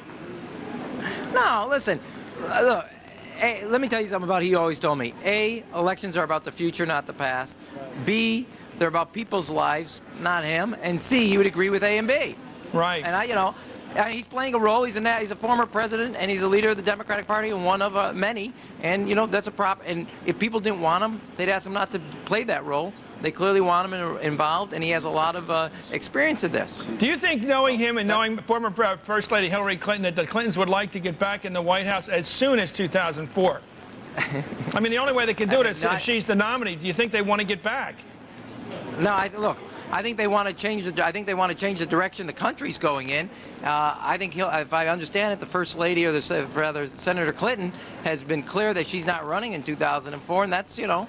But do they think that we need to elect a Democrat who will put the Democratic imprint on the direction when it comes to paying for college, health care affordability, tax policy that reflects middle-class values and middle-class economics? All us Democrats agree with that, and I think the Clintons do. But that's where I think they would place it. I think it's a priority. Congratulations. You're the projected winner by Associated Press. It doesn't mean Chris, I don't think you're going to be showing any more respect, are you?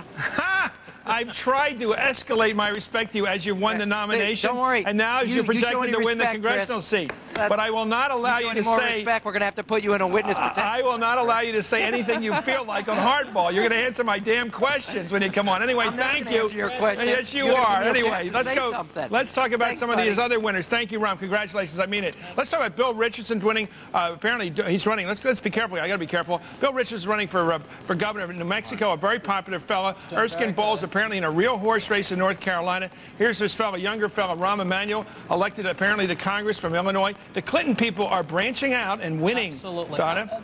Look, I think the Clinton people are doing quite well, and as well as the people who supported Bill Clinton in 96 and 92. So I see tonight as a good night for Bill Clinton and Hillary Clinton. What interests me here is that the Democrats are doing well in the governorships. They're going to do extremely well in the governorships. Right. In Michigan, a lot of these other places. Why are they doing so well? And the National Party in the House and Senate seem to be doing a push at best. Let's go back for more numbers with Lester Holt. He's tracking the latest results. Lester. Chris, fair to say you brought the headline of the hour right now, and it comes out of the state of Florida. Projected winner in the governor's race in Florida, Governor Jeb Bush, expected to win re-election. Keep in mind these projections unofficial. This we're looking at, that was a Emanuel race in Illinois. But again, Jeb Bush, the projected winner right now in the state of Florida. Let's look at the state of Colorado. Information from Voter News Service, NBC News, projects at the end, Republican Governor Bill Owens will retain his seat as governor of the state of Colorado. Now, in a moment, I want to take you through some of the Senate races that are too close right now for projections, but let me show you where we stand right now. We began the evening with 34 Senate seats open. So far, we have 17 projected winners, 17 left. The ones we're watching right now are these I circle, the gold seats. Those are the ones that have been way too close to call in the polls leading up to today. They may keep us up very late. None of those races so far even close to being decided. Let me share with you numbers, though, as we have them in some of those gold seat races, I like to call them. Let's look first at the North Carolina Senate rate. Now, 57% of the precincts reporting in there. Elizabeth Dole right now with 673,000 votes. Again, these are raw numbers, folks. Erskine Bowles, former Clinton chief of staff, at 564,000 votes, 54% to 45%. The Georgia Senate race, this one, every time we check, remains extremely close. Looks like Saxby Chambliss, the congressman, now picking up a few more votes, 314,000 to 244,000 for the incumbent Democrat, Max Cleland. The Missouri Senate race, Jean Carnahan in her first election, the Democrat right now with 186,000 votes to 175,000 for Republican Jim Talent, less than 10,000 separating them here, 13% of the precincts in Missouri. The New Hampshire Senate race, John Sununu, the Republican, with 120, almost 128,000 votes now. Jean Shaheen at 113,000. A little over half the precincts are in the New Hampshire Senate race. Here's where things are shaping up right now in Texas. Still a very small percentage, and it's only 4%. But here are the numbers. 519,000 votes for John Cornyn, the Republican. Ron Kirk at 379,000 votes, the Democrat. Want to let you know we've got some more poll closings now in about a little less than 4 minutes from now. Iowa, Montana, Nevada, all closing at 10 o'clock Eastern time. Again, we're about 4 minutes from there. From 10 o'clock here in the East Coast, we should have some more information for you very shortly. Chris. Thank you very much, Lester. Newsweek's Howard Fineman is also an NBC News political analyst, Wall Street Journal columnist. Peggy Noonan is a former Ronald Reagan speechwriter. The Democratic National Committee's Donna Brazil has been handling things for her party. She's, of course, the genius behind the Gore campaign last time around. Just kidding. I'm not just kidding. And they're all coming back. Former Democratic pollster Pat Goodell. More hardball coverage of the 2002 national elections. Coming back after this. Chris.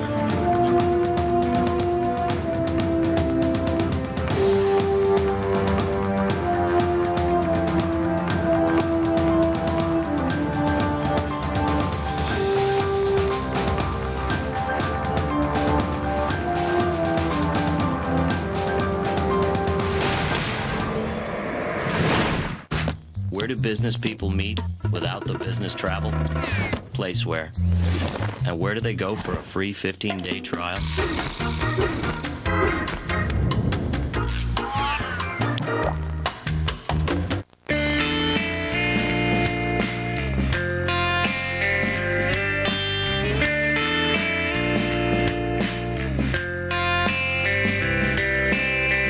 Visit Weston.com, member of Starwood Preferred Guest.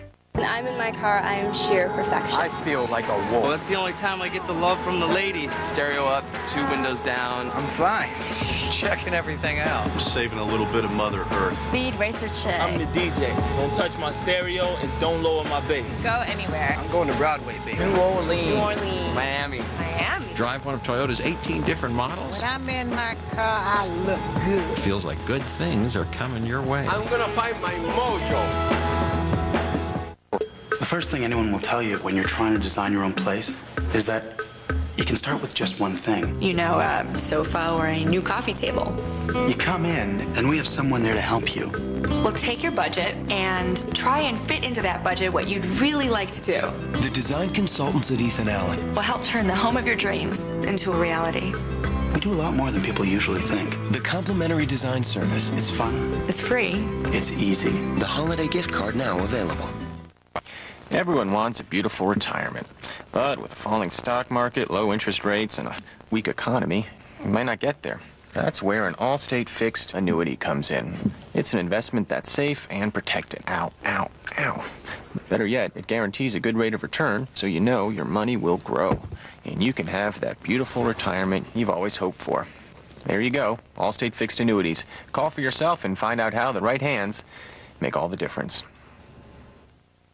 Plastic holds the promise of a better world, taking medicine to new heights and giving our lives greater comfort. It's in the packaging that protects us and a pacemaker to empower us, every day touching every generation. From the ambulance to the emergency room, it puts the answers in our hands and hope in our hearts. For a safer, more brilliant tomorrow. Plastics make it possible. The technology, the experts, worldwide reports, everything you need to know in 60 minutes. Countdown Iraq. Weeknights at 7 on America's news channel, MSNBC. MSNBC is breaking news. Let's begin with that breaking development. 24/7. Count on America's news channel, MSNBC.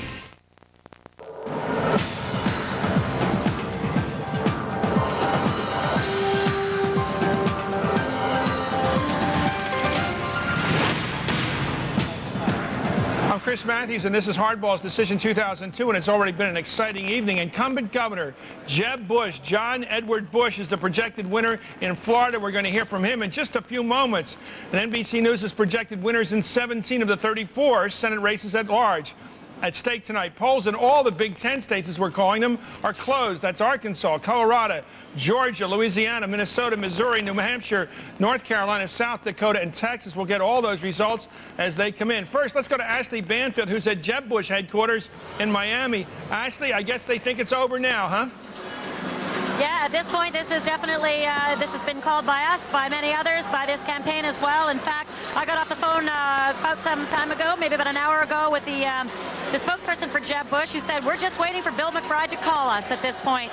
We've actually had word that Jeb Bush is expected in about 2 or 3 minutes. The crowd cheering you're hearing is because they're watching returns on big screens that have been projecting Jeb Bush the winner with the kinds of numbers that we're reporting as well, Chris, with 72% reporting now, 57% of the vote going to Bush, 42% going to McBride. We should also mention that the president called his little brother Jeb a little earlier on tonight to congratulate him. We've got about 650 plus people in this ballroom, and actually there have been over 500 for quite some time now, so there's been a lot of excitement as this campaign has been building. I should also mention to you that Alex Cardenas, who is the Republican State Party chairman, came in a little while back and said this: we have had one good election. The system has worked. The people have voted. He expects that they've got about between 58 and 62% of Florida voters out in this election. That compares to the indecision 2000, which reached about 70%. Chris. You're right. It's much more clear tonight, it looks like. Let's go to Craig Crawford, who's in Tampa at the headquarters of the Democratic candidate Bill McBride. Craig, are they basically defeated over there? Is that how they look? Not as many cheers here, naturally. What you see in the room here at McBride headquarters is they're huddled around the television cameras looking for Democrats in other states who've won. That's the only cheering. They're just anybody they can find in any race, even if it's a congressional race they never heard of, they're cheering if the Democrats ahead. You know, I think, Chris, this is a real example for future politicians that you can't run on tax increases. This was a newcomer who thought he could run on it. Back in April, I was in Orlando when he announced a $1 billion tax increase plan to fund education. I think that sowed the seeds of his defeat because Jeb Bush turned it into a tax issue, and that's what beat this man in the end. Well, that's what I've been saying tonight. I think the tax issue is the Republicans' victory solution. It's their recipe for victory, and it is the Democrats' downfall in races like that. Craig, what happened to all those issues that were supposed to hurt Governor Bush down there? The Haitian vote and how it came in and it seemed to have embarrassed him, or didn't. The question of losing that child in the child welfare system, losing a kid in the system somewhere. The screw-ups in the elections again this year and last time. How come none of this seemed to hurt Jeb Bush? Because it didn't turn out the black voters, Chris. I've been a broken record about this black vote issue. I've been sensing that the black vote was not going to turn out for this Democrat as in other states, and I think that made the difference here. Democrats thought those issues and bringing Bill Clinton in and Jesse Jackson and Al Gore would turn that vote out. But it didn't work, and the Haitian issue was one they thought would be the winner for them to get that vote out, and it just didn't happen. We're expecting, as I said, thank you very much, Craig. As I said, we're going to be here from Jeb Bush any moment now with his apparent victory speech. We expect that to be coming pretty soon. But let's go right now to Lester Holt, who has other results. Lester. Other results from governor's races, Chris, right now in Ohio, based on information provided by voter news service NBC News, is projecting that Bob Taft, the Republican incumbent, wins re-election in the state of Ohio. In the state of Nevada, NBC News projecting that Governor Kenny Quinn, the Republican, will retain his seat, the projected winner in the state of Nevada. And as you've been reporting, Chris, in Florida, projected winner, Republican incumbent Governor Jeb Bush in the state of Florida. We also have news from the Senate race in Montana. Based on information from Voter News Service, NBC News is projecting that Democratic incumbent Senator Max Baucus will win re-election again in the state of Montana in the Senate. Let's put up our balance of power right now. That's a Democratic seat that we can turn dark blue here. I'll push it one more time, and you see the numbers change. Here's where we stand right now. Keep in mind, we began with 34 seats up for election today in the Senate. Right now, Democrats at 44, Republicans 39, one independent. There are still a number, about 16, I think, is the number we're at right now. We're still waiting for. Again, all these numbers right now based on projections, unofficial right now. Let me take you to some other races right now as I find my stack here of some close Senate races we've been keeping an eye on. North Carolina, where 65% of the precincts in now. Elizabeth Dole at 53%. She's got 785,000 votes to Erskine Bowles, 664. Let's show you what's going on in Georgia right now. Representative Saxby Chambliss at 343,000 votes at 269 for the incumbent Democrat, Senator Max Cleland. In Louisiana, this is one that we all watch, and it could take us all the way to December. The issue is whether Mary Landrieu, Senator Landrieu, the Democrat, will get over 50% of the vote. Right now, she's at 43%, but keep in mind only 18% of the precincts in. And a reminder, you're looking at raw numbers here at this point. Senate race in Arkansas. The incumbent is Republican Senator Tim Hutchinson. Right now, he trails 55,000 to 43,000 votes. Only 12% of the precincts here. Again, raw numbers. Colorado Senate race, another one of those that we knew would be very close going into today. Here's where it stands. Republican Wayne Allard at 174,000 votes. He, of course, is the incumbent. The Democrat Tom Strickland at 147,000 votes, 44% of the current vote. Let's move on to Minnesota. Walter Mondale, a 6-day campaign. These are the first numbers we're getting in right now, just very, very partial numbers. Norm Coleman, the Republican, right now leads 115 votes to 72. 115 to 72. That'll likely take us late into the night. The first numbers we're getting out of the state of Minnesota. In Missouri, in the Senate race there, Jean Carnahan, the Democrat incumbent, up for her first election, appointed to the seat 2 years ago. Slight lead over Jim Talent with 18% of the precincts in. 223,000 votes to 218. Let's take you to the state of New Hampshire. John Sununu, the Republican, 140,000 votes to Jean Shaheen's 126,000. More than half the precincts in, 56% in New Hampshire. The Senate race in South Dakota. Democrat Tim Johnson, the incumbent, with 25,000 votes. John Thune at 21,994. Only 4,000 votes or so separate the two there. In Texas, a Senate race. John Cornyn, the Republican, with 57%, 543,000 votes to Ron Kirk's 403. Keep in mind, these are very partial numbers, only 5% of the precincts in. We also have more word from the governor's race based on information provided by Voter News Service. NBC News is now projecting that Bill Richardson, the Democrat, wins the governor's seat in the state of New Mexico. Bill Richardson, Democrat, the projected winner in the state of New Mexico. And right now, Chris, that's where things stand. Things moving very quickly at this point in the evening.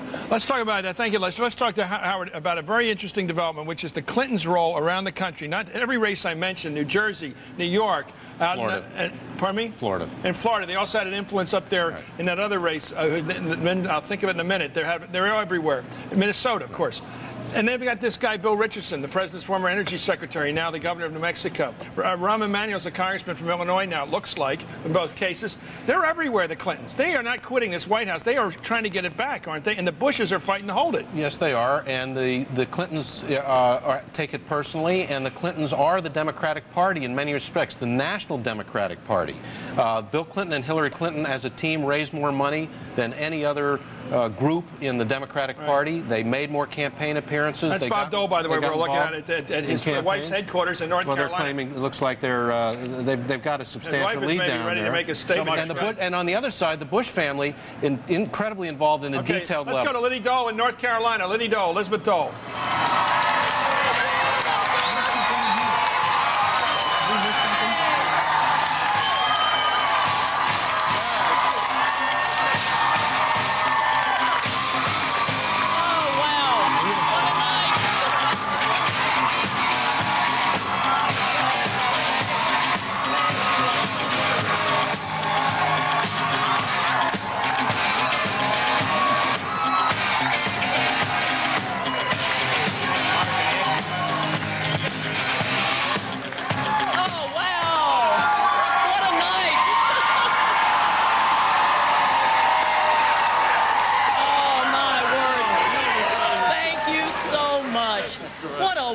wonderful, warm welcome. I'm thrilled to see you all.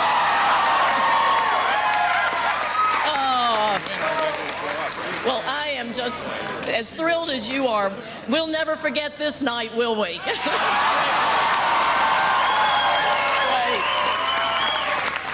Thanks so much.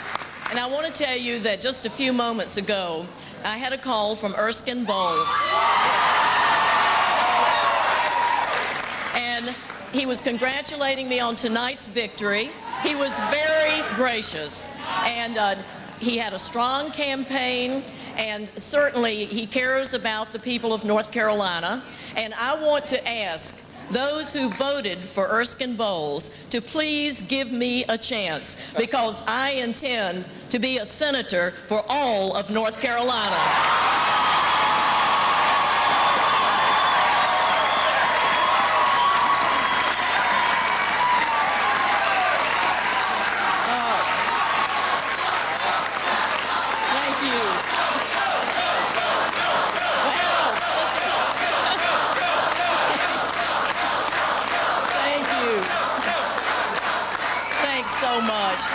And tonight, of course, we're enjoying every moment, but this is a night for heartfelt thanks to all of those who put their trust in me. For 14 months, we've been working hard. And I think about all the people, you know, the dozens of tremendous staff in Salisbury and all across the state, and the hundreds of volunteers who just worked their heart out. And yes, go right ahead. What a great...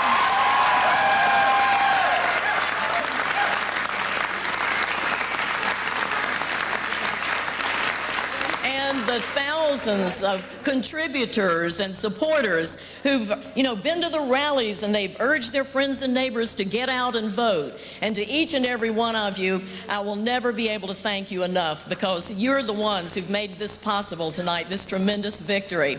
And obviously, I'd like to thank each person individually, but we can't do that tonight. But I do want to mention a few people who must be thanked. First of all, my husband, Bob Dole.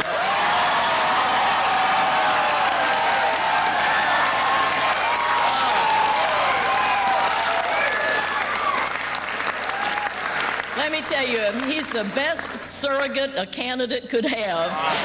And he was hoping to get to all the 100 counties, and he got darn near close. He did real well. Also, he was on the phone calling all the 100 county coordinators and cheering people on, so he's been a great, great surrogate. And then I want to thank my precious mother and my brother and sister-in-law, John and Bunny Hanford, my family. Yes. Because they have really been there for me, let me tell you. Tremendous source of support. And I think they put a lot of mileage on the cars, running up and down the highway to all the different events across North Carolina. I think some of you have heard me say that I saw this car in front of me on the highway one day, and they had the Dole bumper sticker, and I got real excited. I said, let's get up there beside them so we can wave at them and thank them. We got up there, and it was Bunny and John, my brother and sister-in-law. Oh, my. And then I want to thank Senator Jesse Helms. Yes.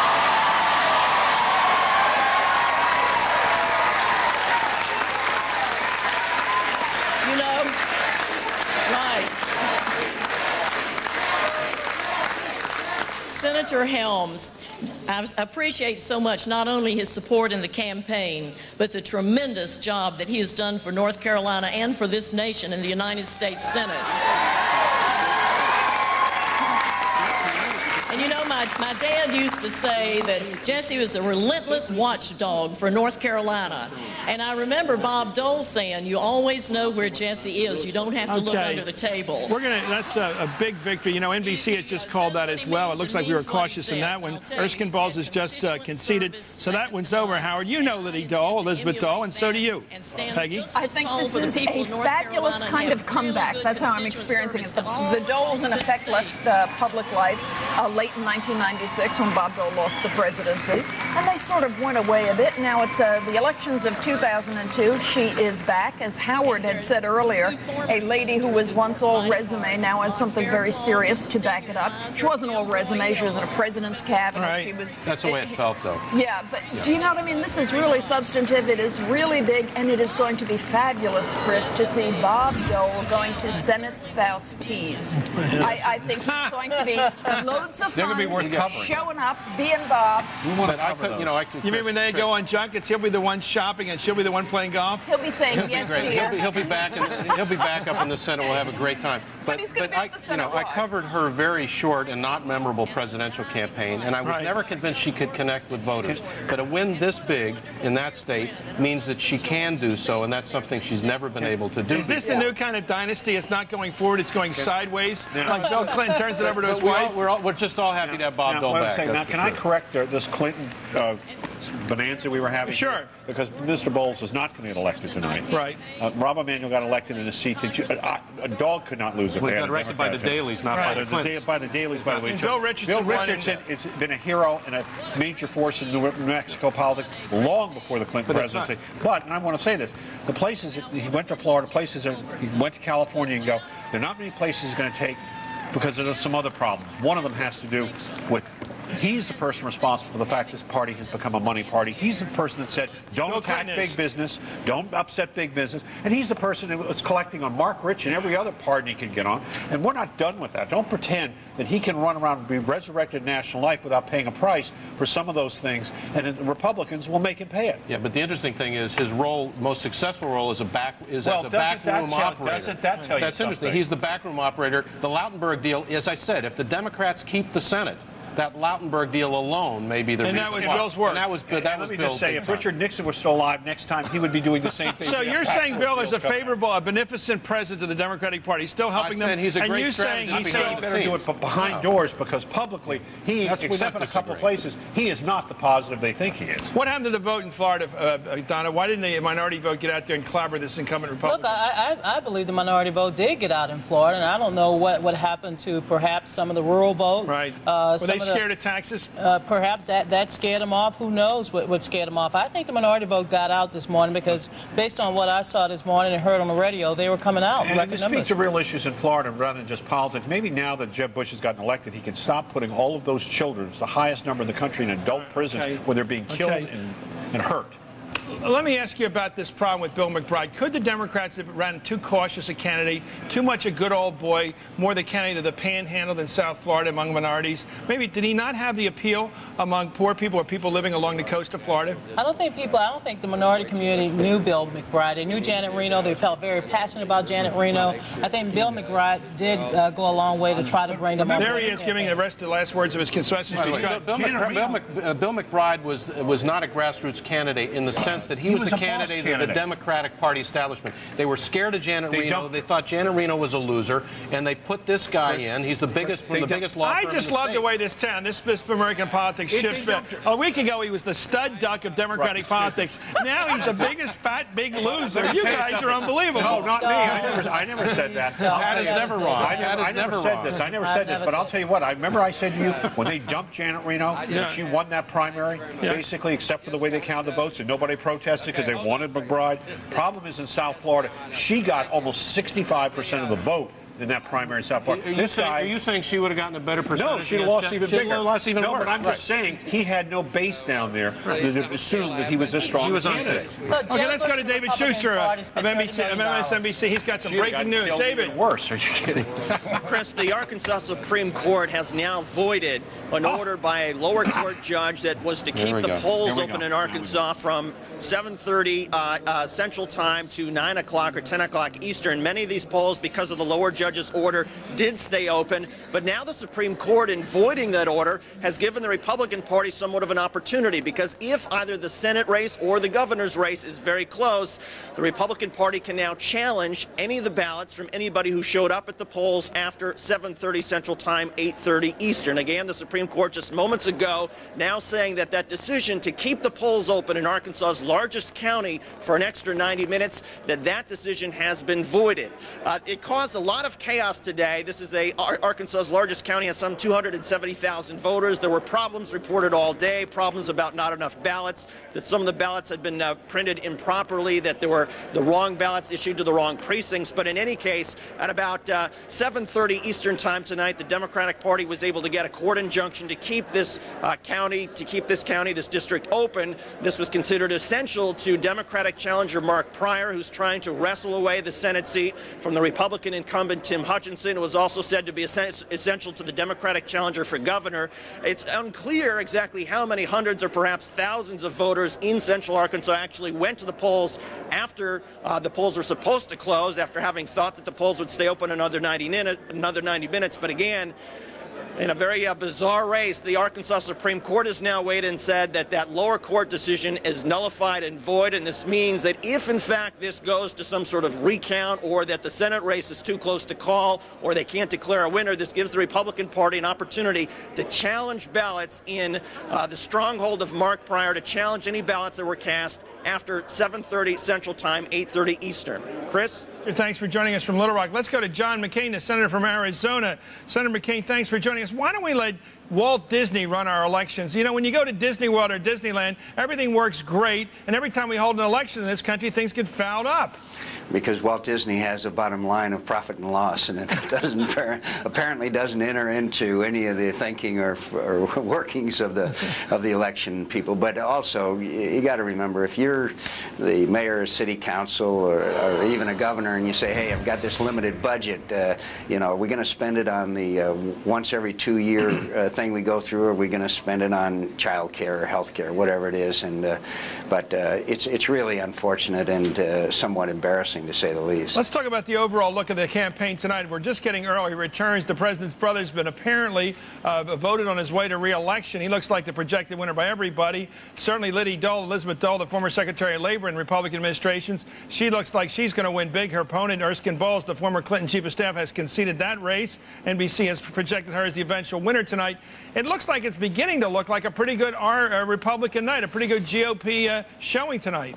I think it's a Republican breeze, and you got to give the President of the United States a great credit. He campaigned frenetically, and he put a lot at risk there, and apparently we're going to probably take control of the Senate again, either through 50-50 or with a one-vote margin, and a lot of people did not predict that a few days ago. And again, I'm not sure what the Democrats gave people a reason to vote for them. Good point. Let's talk to the maverick John McCain, not the loyalist John McCain. I like the other guy a lot better. Let's talk about McCain, the guy who says that big money is the rotten sewer of politics. Down in Florida, not to rain on the Bush's parade, I happen to like those people personally, but wasn't it the boodle of money they dropped in Florida in the last week, the tons of money they dropped and outspent McBride that won that election? Same thing probably in other races. I think in the Florida, they're richer, the Republicans, than the Democrats.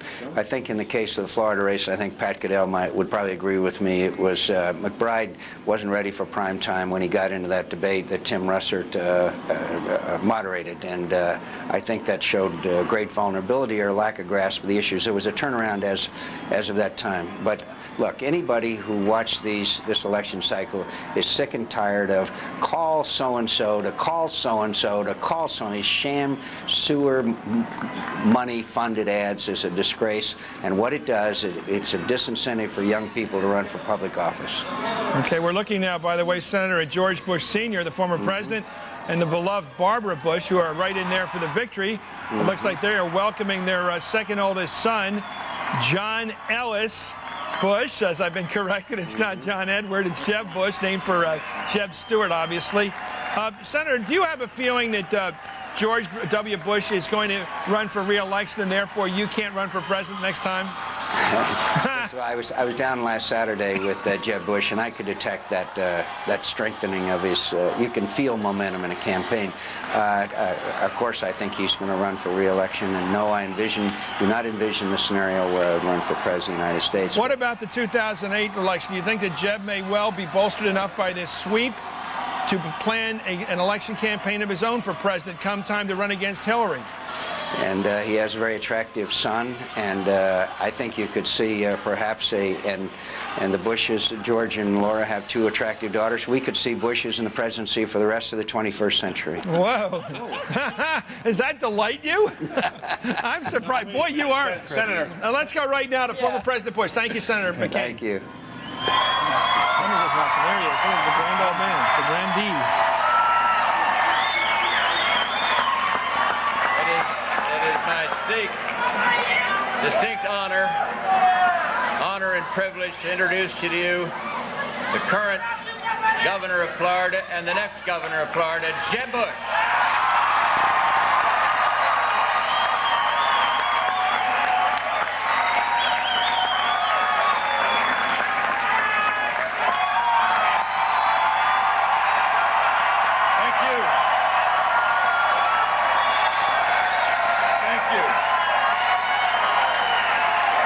Thank you very much. Thank you. Thanks. Thank you very much.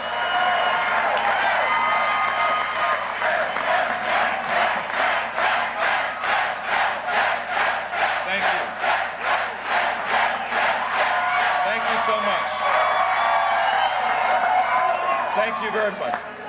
15 minutes ago, Bill McBride called me and graciously conceded the election. And I told him that he ran a hard race and that I look forward to working with him to build a better Florida. Now is the time to unite us as a state, and I appreciate Mr. McBride's contribution to the political process. First, before I start, I want to thank Almighty God for giving me a chance to serve.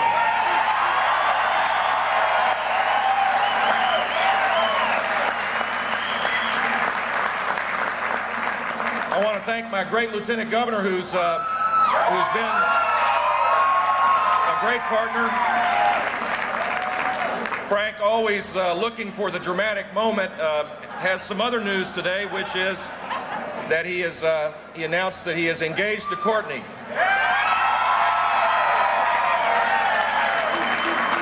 I want to thank my mother and dad for being my inspiration in life.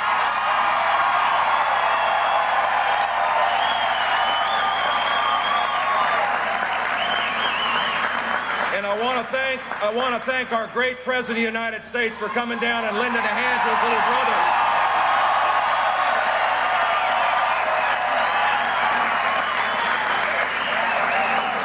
I'm so lucky to have a great First Lady in my life, Columba. She's a great First Lady for the state of Florida.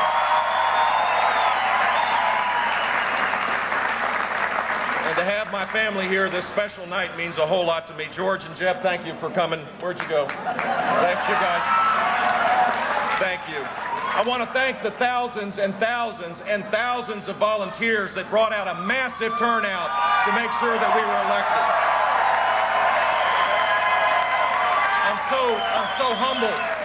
I'm so humbled and grateful for the support that existed all across this state. I want to thank our great team. Greatest state party chairman of all the 50 states, Al Cardenas. Republican Party Finance Chairman Al Austin. Al Hoffman, who gave up a lot to make sure that we had an adequately funded race. My co-chairmans, Julia Johnson is one of them that was here. And a great campaign team led by Karen Unger and Ann Herberger. I thank you all so much.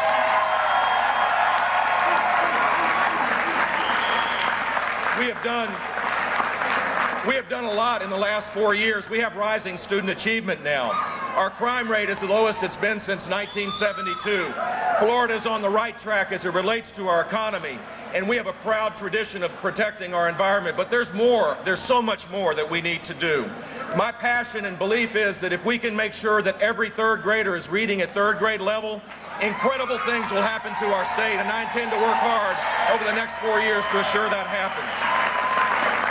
And that means more family literacy. That means a focused approach to make sure the research that we know exists is in the hands of all of our great classroom teachers. It means enhanced readiness programs, more mentors, more focus on assuring that children can read, and we will we will protect limited government and individual freedom in ways that you can't even imagine.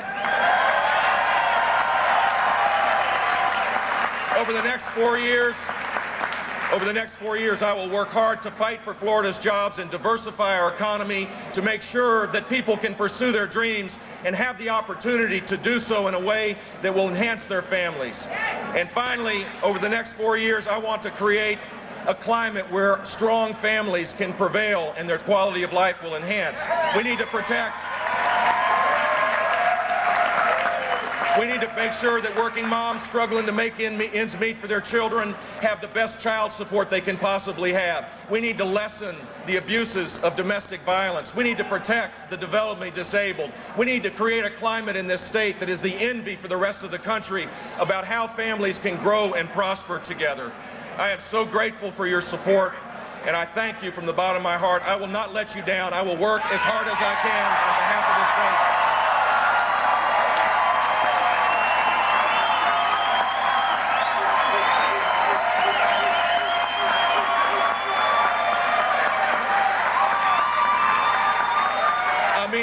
A mis amigos de habla español, estoy muy agradecido por el apoyo que siempre ha brindado a la familia de Bush. Thank you all very much. God bless you all.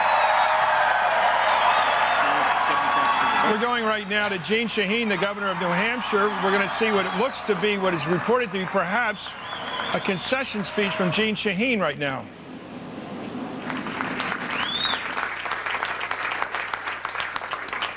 To protect a woman's right to choose.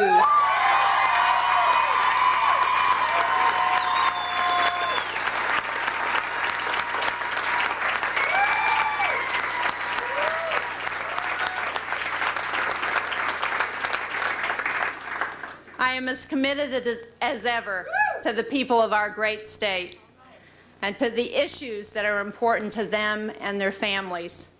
I know you share that commitment. I've called John Sununu tonight and congratulated him on his victory. I wish him well in the days ahead. No. It's important for all of us that we succeed in the future by working together. I want to thank my family who have been with me every step of the way.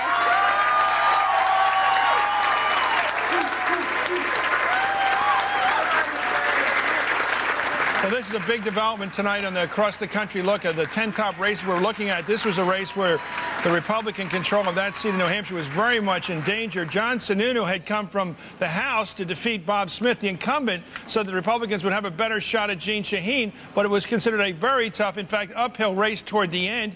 And there we have the Democrat, the governor of New Hampshire, conceding. We haven't heard yet from John Sununu. We'll hear from him soon. Pat Caddell, this shows a big Republican pattern so far. North Carolina, Florida, now New Hampshire. The three races, those races that were supposed to be close are not turning out to be close. Some of them that are, but the fact of the matter is Democrats have to worry right now. I'm not worried about whether the Republicans can gain the House. Democrats better worry if they're going to be even holding the Senate. This looks in danger to me. Howard. What's happening here could be very historic because you have to go back to John F. Kennedy in 1962, after the Cuban Missile Crisis, to find a situation where a sitting president in the first midterm has his party gaining seats in both chambers, which could very well happen tonight. We were talking last night about the sort of little breeze for the Republicans. It's getting stronger by the minute because what's happening is places where the Democrats hope to have the possibility of a takeaway, like New Hampshire, like at a stretch North Carolina, are not happening, and the other states are still in play. So the margin is very, very tight, and the Republicans are going to win a couple of those probably that are left on the table, which means we could have at least a 50-50 situation with Dick Cheney sitting in the chair to break the tie. Once again, it's tax-sensitive New Hampshire. The most tax-hating. Tip O'Neill, my old boss, would say they didn't even like parks up there. They don't want any public facilities. They don't like taxes. Could this be the Republican message? You saw it in Florida. The tax issue came up with education. The tax issue is always hot there in New Hampshire. The biggest number that I've heard tonight, the most important number, was from Nora O'Donnell about the mood of the country. Among people who considered the economy to be the #1 issue, voting issue, they split 51-48 Democrat-Republican. If the Democrats couldn't win that issue among those voters, they don't have a shot. Could it be, Peggy, we're watching Jeb Bush being swamped there by supporters. Could it be that the Democrats were tricked by George W. Bush by cutting taxes so dramatically, drawing out the Democrats as the tax party by getting them to oppose the tax cut? He's exposed them as the tax and spenders, and he's winning the races on a simple textbook, pocketbook issue, which is people don't want their money taken by the government. Could that be it? You know what? I think you're being more clever than you really have to be. Look, everybody knows that the Republican Party is the party that sort of, kind of gets your taxes down. The Democrats sort of, kind of have a tendency to raise them. A lot of Americans are already taxed at 25, 30, 35, 40, and 50%. They don't want more taxes. Why would they? If they know the Republicans are more likely not to raise their taxes and the Democrats are more likely to raise their taxes, this is not about taxes. Why would they vote Democratic? I don't think it's about taxes. Well, it's about economic issues in general. It's about the economy, but the taxes have an implication I think there. the difference maker here, if there is one tonight, is the war in George Bush's performance as a leader and as commander-in-chief. That's what created a kind of bond that he has, not with all Americans, certainly not with dyed-in-the-wool Democrats, but with all Republicans virtually and independent voters. In an even race, when there's not a big difference between the two parties philosophically, they're going to, on the whole, go for the guy for the party But the president was a great leader of the country 2 weeks ago when his brother was in huge trouble in Florida. What changed in the last 2 weeks? What the tax issue changed in the last 2 weeks. I think it's the vacuum in the economic issue. Chris, I don't think they could sell the tax issue. If this had to be campaigned over this tax thing, people are worried about it. It is the fact that there's a vacuum. The Democrats have no economic message. In that vacuum, by the way, in the vacuum, you give them the vacuum, you leave the commander-in-chief, and you leave tax cuts, which you're getting in there, you're going to win. Okay, let's go to Lester Holt with more numbers. All right, Chris, thanks very much. First of all, let's talk about the governor's race in New York. NBC News is projecting the winner will be Governor George Pataki, the incumbent winning re-election based upon, again, these projections, governor in New York. The Senate race, you called it here a short while ago, Chris, the Senate race in North Carolina. Now, keep in mind, this is one of those that was in the too close to call category, poll-wise, up until today. But Elizabeth Dole, the projected winner in North Carolina's Senate race over Erskine Bowles. In the Tennessee Senate race, NBC News is projecting that Republican Lamar Alexander will win re-election. Right now, there's the raw numbers, 741,000 votes to 580,000 votes. And in New Hampshire, NBC News is now projecting that John Sununu, the Republican, defeats Jeanne Shaheen. Let me turn to our balance of power now on the board here. Let me get these all straight here. First of all, the Dole, apparent possible Dole victory, that's one of the gold races we've been watching here. The ones that leading into today, the polls were telling us we didn't know where it was going. So that'll be the first gold seat we're changing, and we change it to red for Elizabeth Dole. Lamar Alexander, that was one that the polls indicated he might pick up. We'll turn that one. I'll try one more time. That goes to red for Lamar Alexander. And then in the Senate race in New Hampshire, the projected winner, John Sununu. That was a Republican seat, and I believe that's going to be a gold seat, too. Is that correct? You want to confirm that? Let me confirm. Okay, that's good. Nope, not a gold seat. I want to get this right here, because what we're doing as we fill these in, we're watching the numbers change. And to keep in mind, only a third of the Senate was up for re-election tonight. Right now, as it stands, Democrats 44, Republicans 41. That's about to change. Okay, that's not going to be a gold seat. All right, then we will change one of those to another red. So that's where we stand right now. 44-42 Republicans, 1 independent. Now, we got some other results we want to go through right now. These are going to be raw numbers we'll take you through. In the Missouri Senate race, again, very close, just like they thought it would be. 30% of the precincts in. Jim Talent right now with a slight edge, about, looks like about 20,000 votes or so. In that race, 51% to 48% over the incumbent Gene Carnahan. Let's look at Arkansas. Another close one. Mark Pryor, though, maintaining a bit of a lead now, 102,000 votes to 88,000 over the incumbent Republican Tim Hutchinson. To the Senate race in Colorado, incumbent Senator Wayne Allard, the Republican, maintaining a lead over his Democratic challenger Tom Strickland right now. 27% of the precincts are in there. The Minnesota Senate race, here's where we stand right now. Norm Coleman, the Republican, with 791 votes. Walter Mondale, 508. Just a tiny fraction of the votes in right there. This will be a long night. Of course, Walter Mondale running what amounted to a 6-day campaign. To South Dakota, let's look at the numbers there. Again, raw numbers we're looking at here. Tim Johnson, the Democrat, the incumbent Democrat right now, maintaining a lead over Republican John Thune, 41,000 to 38,000 votes, 25% of the precincts in there as well. Texas, Senate race. John Cornyn, the Republican, maintaining a fairly sizable lead over Ron Kirk, the Democrat right now, 8% of the precincts in there. And we're getting more information in for Iowa now. NBC News is projecting that Senator Tom Harkin, the Democrat incumbent, will retain his seat in Iowa. Again, Senator Tom Harkin is the Iowa projected winner. Let's see if we can go back quickly to our balance of power board now. We will fill in a blue seat here. We go to the blue side of the aisle, and there was one more that we had light blue. We changed that. Here's where it stands right now. 45 Democrats, 42 Republicans, 1 independent. Keep in mind, we're filling this in based on projections. Nothing's official, but this gives you an idea where things may finish up tomorrow. Chris, back to you. Let's go back to the panel to talk about this. Howard, this race hasn't quite taken shape yet, but looking at the results as we've projected them at NBC, and we looked at the concessions, which are moving pretty fast tonight. There's a lot of concession speeches coming across the screen. It looks like the Republicans surprised everybody by knocking off Shaheen, surprised everybody by the big roll-up apparently in Florida, and by Liddy Dole, who was being faced by, it looked like a stiff challenge at the end. Apparently that faded from Erskine Bowles, the Clinton guy. It just has the feel of a slowly gathering Republican night here, which, placed against history, is a big deal. It's very rare for a sitting president's party in the first election after that he's elected to do as well as the Republicans are doing. We don't know all the House results. We know a couple of House races that may be indicative. But what's happening is, again, the Democrats' chances for takeaways are disappearing. They were never really ahead in New Hampshire, but everybody thought they had a chance in New Hampshire. That went by the boards. Colorado might go by the boards, etc. Let's go to this good guy. You know, we're watching this guy. I've always liked Frank Lautenberg. He's back. He served 3 terms in the United States Senate without a flaw, without a blemish. Didn't do anything wrong in that state. That state needs a few clean politicians like this guy. And he's back. He's a good guy. He made a lot of jobs in the private sector before he became a senator. There he is back for you got to call it an encore, right? Yeah, and he also had his own money and he had his own ideas. And for a guy of 78, he's got a handshake like a vise. I know that, having just shaken hands with him recently. And he is one of the great relief pitchers, right? Eddie Constanti, or Jim Constanti, you got to get back there for this guy. The closers, you know. He knows how to win a ball game in the last innings.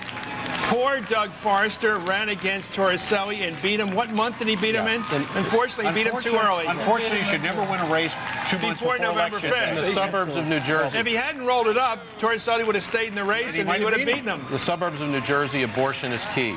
Abortion is key in the suburbs of Jersey. Which way is it key? It's pro-choice. Pro-choice. Right. And by the way, though, here he is, Frank Lautenberg, the new senator, apparently from New Jersey. Josh's speech here. Boy, am I proud of him. The next speaker will be my grandson, Alexander. Oh, no, I'm sorry. Anyway, that's quite a crew we have here, isn't it? Look at them. There are 3 more who are home sleeping. They couldn't get here tonight. But these 5 that's good representation. My friends, thank you. Thank you all. Thank you for this wonderful one.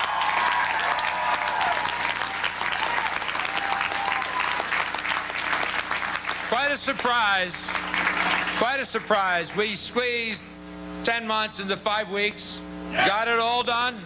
Got it all done. And tonight we stand here with a mandate to go ahead to Washington, stand up there for all the people of New Jersey and the people of this country, and do the right thing.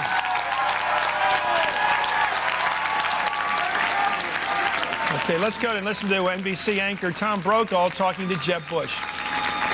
Night. We had about 11,000 people in Tampa, and it helped motivate the troops, and we had a great turnout. Governor, the Florida voters, like voters across the country, were saying in all the polls that I saw that they were very concerned about the American economy, about health care, about education. Which of those domestic issues do you think your brother should concentrate on, and how in the next couple of years? Well, the national economy is weak. Florida's economy is stronger, and I think it is the proper role of the president to focus on creating fertile ground for people to create jobs and for working families to do well. I just as soon have the education policies be developed by the states. You have something called Amendment 9, as you well know, on the ballot down in Florida, and that would cut down on class size. It could be a very expensive proposition. We've got about, what, 88% of the vote in so far. It looks like it's going to be very close. If, in fact, Amendment 9 passes, how do you pay for it in the state of Florida? Well, you either have to cut spending or you have to increase taxes, and that's a dilemma that I posed to the people of the state. As a candidate, I said I was going to vote no because I didn't want to raise taxes. I think the economy in the state and in the country is recovering but fragile, and tax increases would hurt the recovery. So we'll see what happens if it passes, but it's such a big initiative, it costs billions of dollars, that there's really only two alternatives. But it could be a real conundrum, especially for a Bush. I remember another Bush one time who said he would not cut taxes, and then he was forced to. That was your father, obviously. Do you think you can do that? I've said that, I have a record of tax cutting that's one of the leading ones in the country, but I've said that we would have to raise taxes because the cuts would have to be so dramatic in environmental programs and in programs for the developmentally disabled, for the needy, that we couldn't do it with cuts alone. Governor, we've been witness in the last week or so, again, to the inconsistencies in American immigration policies. That a boatload of Haitians arrive here. They were going to be sent back. If Cubans arrive and get on shore, they get to stay. I know that you've said that everybody should be welcome here. Is that going to get worked out? Well, what I've said is that Haitians should be treated as all other nationalities, and I think that's fair, and I believe it will get worked out. But we don't want to create a magnet for people to risk their lives and cross the Straits of Florida and endanger their lives and create huge costs to southern Florida. So there needs to be a proper balance. Finally, Governor, after all your brother did for you in the state of Florida, does he get to borrow your baseball glove whenever he wants to now? Yeah, he does. All right. He sure does. Thanks very much. Thank you very much. Thank and you. Again, congratulations.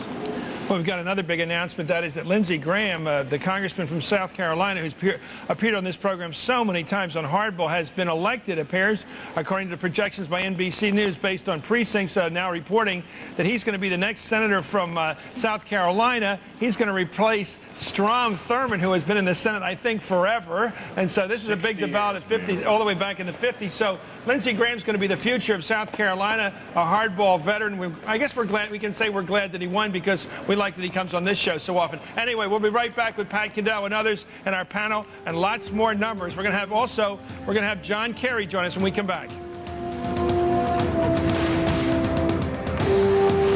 Brought to you by Merrill Lynch Wealth Management, proud sponsor of Decision 2002. How can I make up for lost ground in this market without being too aggressive?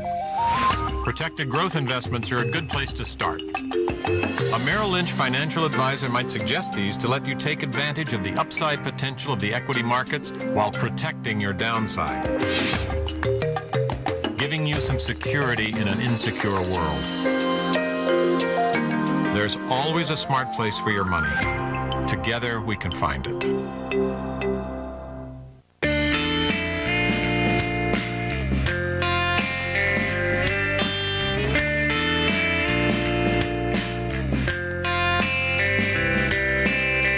Visit Weston.com. Member Starwood Preferred Guest. Had it with itching, flaking, dandruff? You need the Neutrogena T-Gel Power of 3. Unlike ordinary medicated shampoos, T-Gel works on all 3 major scalp conditions. Dermatologists recommend it #1. Stop the itching and flaking. Switch to Neutrogena T-Gel. It works. From generation to generation, some things never change. At New York Life, it's our values. Financial strength, integrity, and humanity. Values rooted in our tradition as a mutual company, serving only the interests of our customers. Values that make New York Life the company you keep. Now more than ever, you have an obligation to contribute as much as you can to our society and grow into the person you always dreamed of. And this great country of ours gives out billions every year for you to do just that. Like $100,000 to start a business providing America with the goods and services it needs. Or $30,000 to get the brain power to go back to school and compete in a world economy. Thousands of federal, state, and local programs are there for you to make this country better. $40,000 to start a business at home. Or $15,000 to develop your soul as a musician, writer, or artist. I'm Matthew Lesko. For over 25 years, I've been educating everybody from Fortune 500 companies to average taxpayers about our government. Now, you too can learn why this great country of ours has money for you to start a business, grow a business, or train for a better job. Call this number. But even if you don't call, go out and find these programs yourself, because by helping yourself, you help America.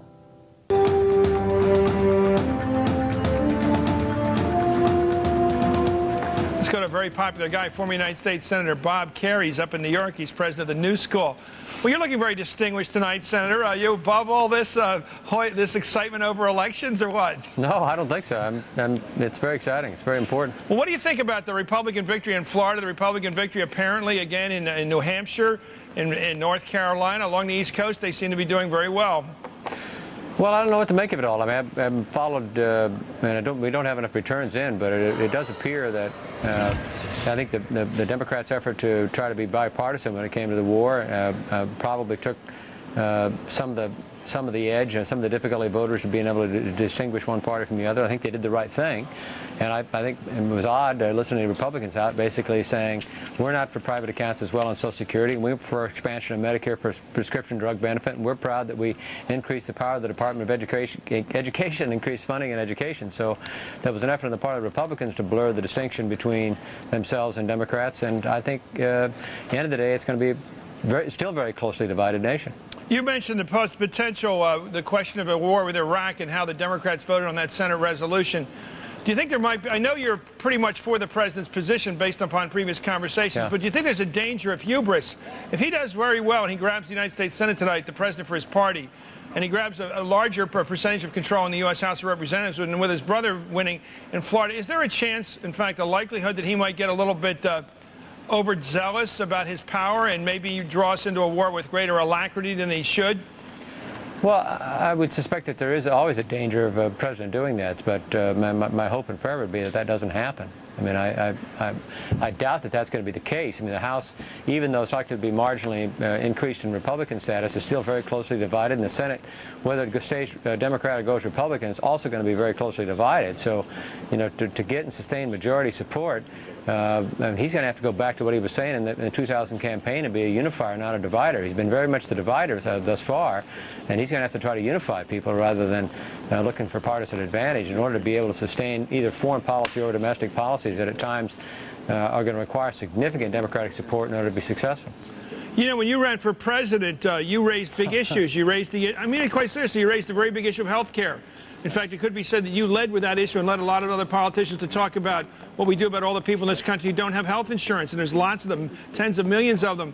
Do you think the Democratic Party's made a mistake by pulling back from those grand initiatives like health care? Well, I don't think that they pulled back on it. I think They haven't? I haven't heard a word about it this campaign. I think you get a substantial amount of talk about health care, especially prescription drug benefit when it comes to Medicare, but not a that's pretty small bore, isn't it, for a party that's talking about the welfare and health of the people? I don't think it's small bore if you're one of the senior citizens who are looking at prescription drug benefit. I think Democrats have pulled Republicans substantially to the left in their previous positions. And indeed, as I said, you listen to the president, he's out there talking about a Medicare benefit under a prescription benefit under Medicare that's substantially bigger than what the conservatives in his party are supporting. I take your point, though. I mean, there's still an open question as to whether or not just big ideas, but sort of independent ideas. That's what we heard earlier, John McCain talking about that. Paul Wellstone, I think, would have won by 5 or 6 points in Minnesota, in part because he demonstrated a willingness not to be a lapdog to anybody and voted against the War Powers Resolution. Yeah. As you quite correctly said, I would have supported it, but that independent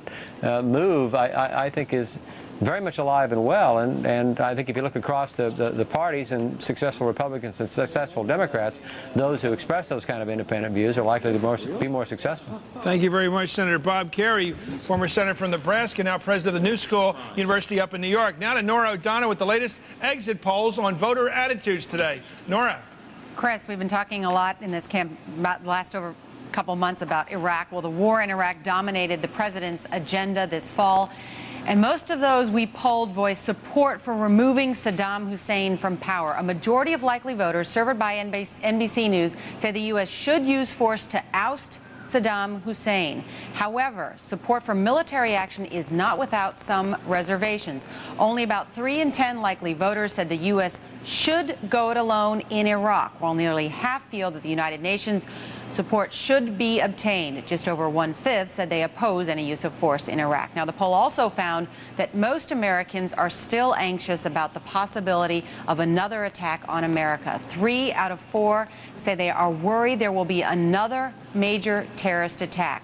While national anxiety remains high, the president is still getting high marks on his handling on the war on terrorism. 2/3 approve of the way George W. Bush is dealing with terrorism, while fewer than 1 in 5 disapprove. Now, here's one interesting thing. While voters are concerned about military action in Iraq, only 1 in 10 named it as the main reason they voted the way they did today. Chris? Thanks a lot, Nora O'Donnell. Pat Goodell, the president's prestige on the issue of fighting terrorism began in the days after 9/11, right? Yes, and I want to tell you something. This is the attachment he made with the American people. It was his growing up, and it was their growing up with him.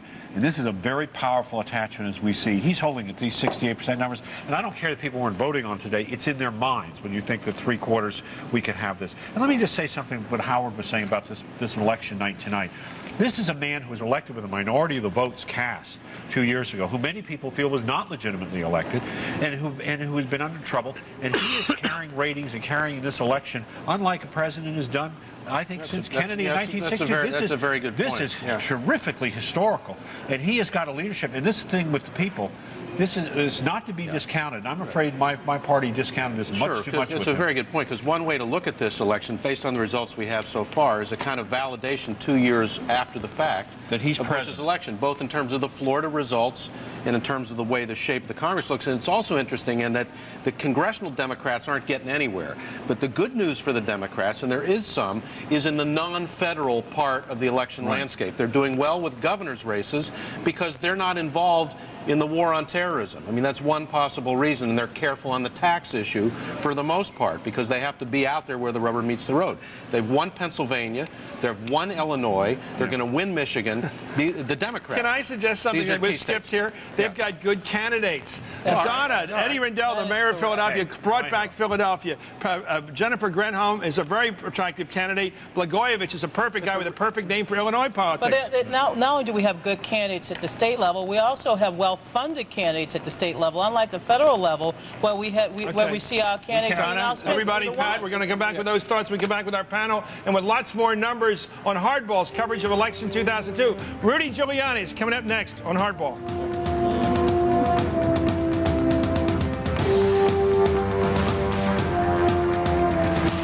Brought to you by Merrill Lynch Wealth Management, proud sponsor of Decision 2002.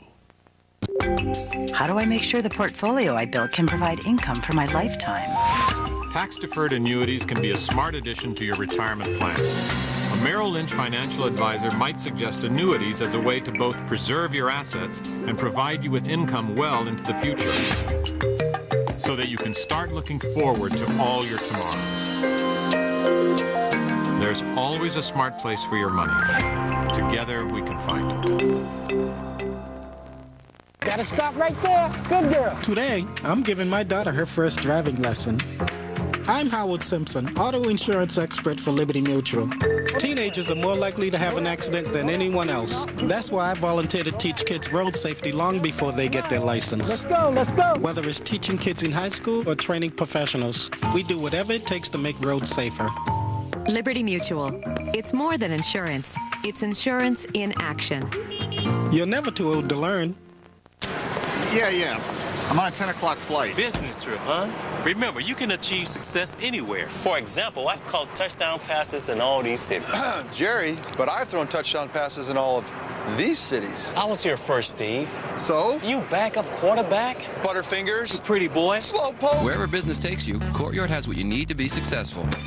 Sports analyst. Step away from the vehicle. Now make 3 stays and earn 2 free nights. Call 1-888-MARRIOTT. Courtyard, your Marriott awaits. Oh.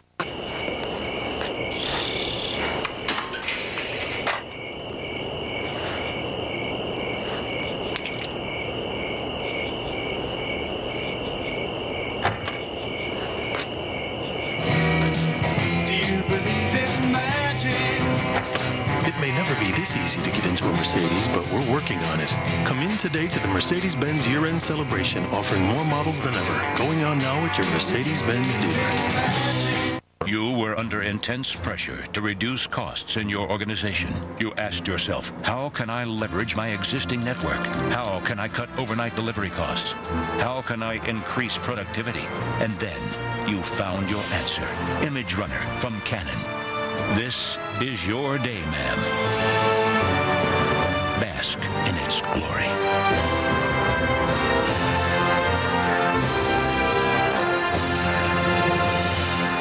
We went on a Disney cruise with Mickey and Goofy. I had my own club and my mom had a mud bath with Daddy. The ship had a great spa. That's not funny. And guess what? At the island, Captain Hook was there. You just get back? That was a year ago. That's my baby brother. His name is Joe, but Mom calls him a little souvenir. Obviously, we all had a great time. Disney Cruise Line. Come, discover uncharted magic.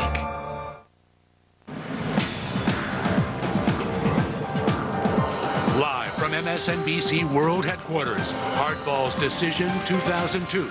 Here now is Chris Matthews.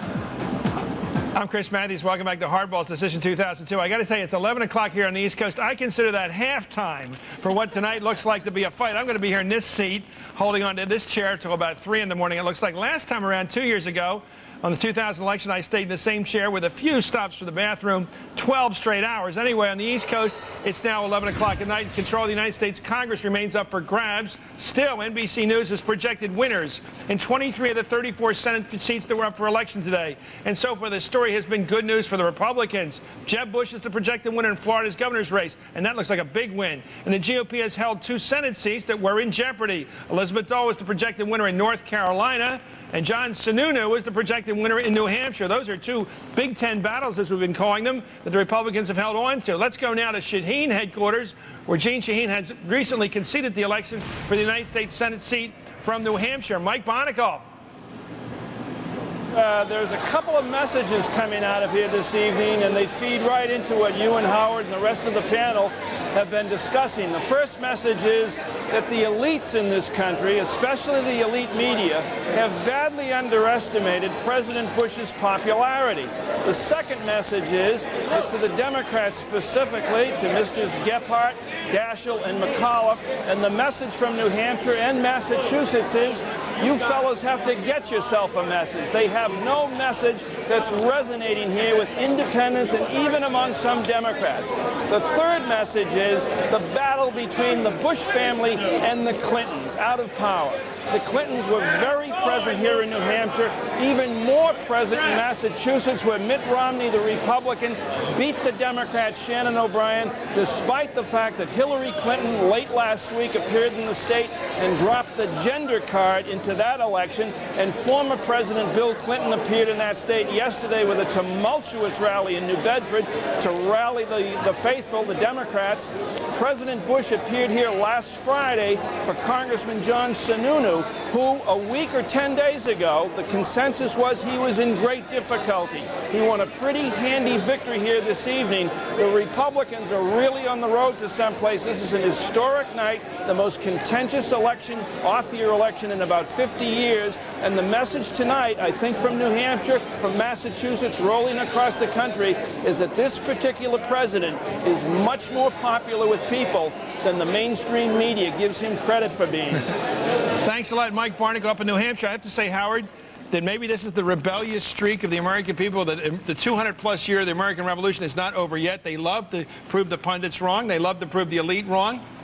I don't think there's any question about it. That's why we have elections. And I think it's going to be interesting in the next few hours because it's going to depend on Missouri and Minnesota. Those are the two states that are going to decide. Let's go right now to Lester Senate. Holt for more numbers. Lester. All right, Chris, we've got numbers in from South Carolina in the Senate race. NBC News is projecting that Lindsey Graham, the Republican, wins the Senate seat in South Carolina. It was a Republican seat held by Strom Thurmond, who's retiring. Let's put the balance of power up on the screen here now, and we'll look down. That was a seat that was likely to go to Republicans, one of our light pink ones. I'll turn that red. There are the numbers: 45 Democrats, 43 Republicans, 1 independent. Again, that's based on the projections. And Chris, I'll let you and your panel take a look at this, but I want to point out very quickly, there are 4 seats on the Democratic side in gold right now. 4 of those that going into tonight were too close. You move across the aisle now, and there's only 2. There were originally 4 Republican seats that were questionable.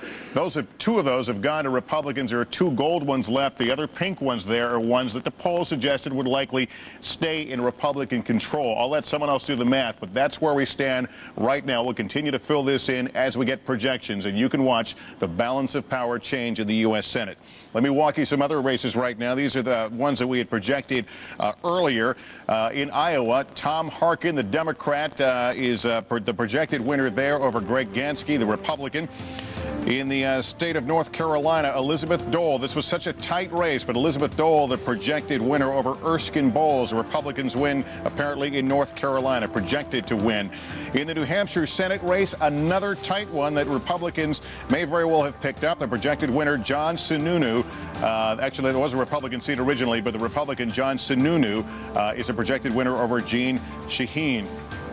Tennessee Senate, Lamar Alexander, projected winner, the Republican over Bob Clement, the Democrat. That's the open seat that was held by Senator Fred Thompson, who is retiring from the Senate. In Arkansas, Senator Tim Hutchinson. Now we're looking at partials now. These are raw numbers, no projections in these races. Arkansas right now, the Democrat Mark Pryor leading over the incumbent Republican Tim Hutchinson, 156,000 to 128,000 vote, about a third of the precincts reporting there. In Colorado, this is another one that we've listed as gold on our map today. Very close. Republican incumbent Senator Wayne Allard right now leading about 50,000 votes over Tom Strickland. Again, about a third of the precincts are in there.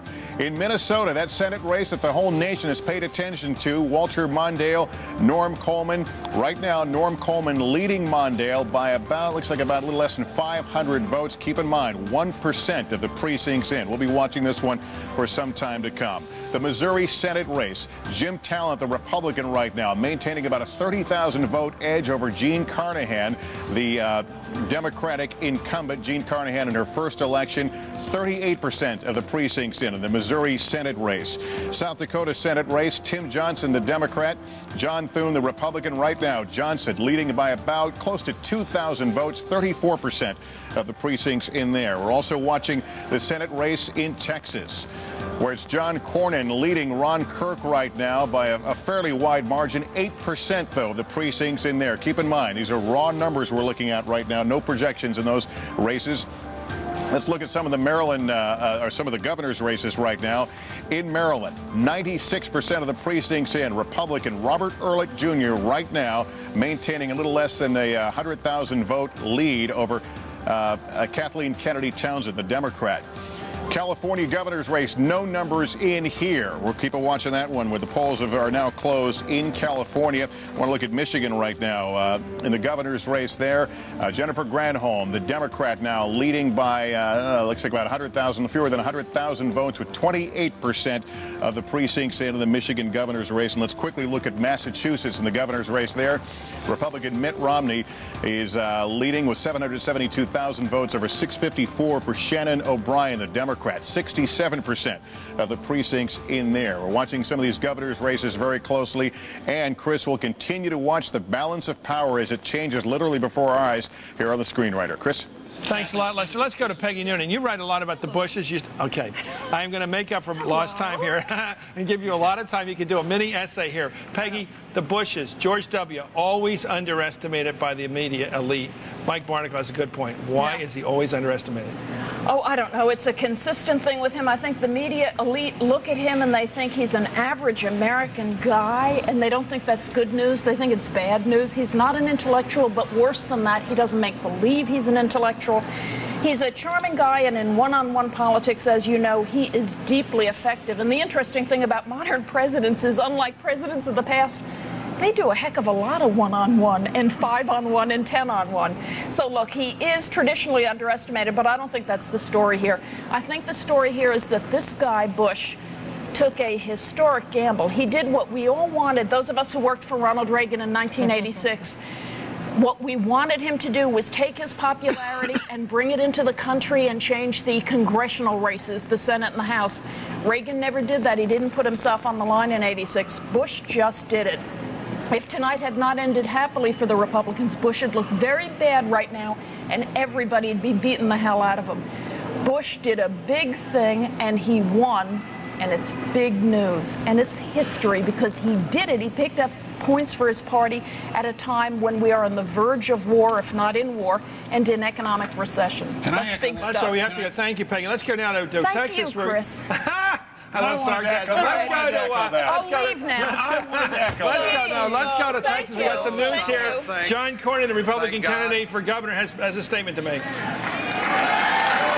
the United States.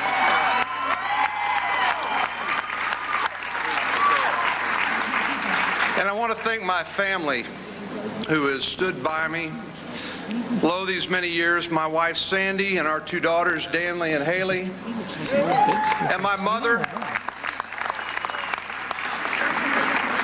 My mom is here. Is he conceding or winning? With us tonight, and you know I could not have been elected tonight with your help, without their love and support, and my gratitude for that is undying.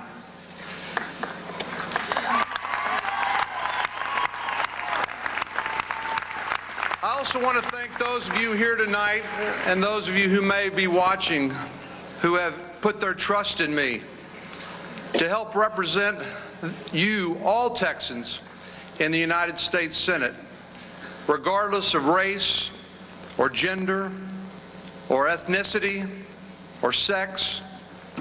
I want to be a senator for all Texans.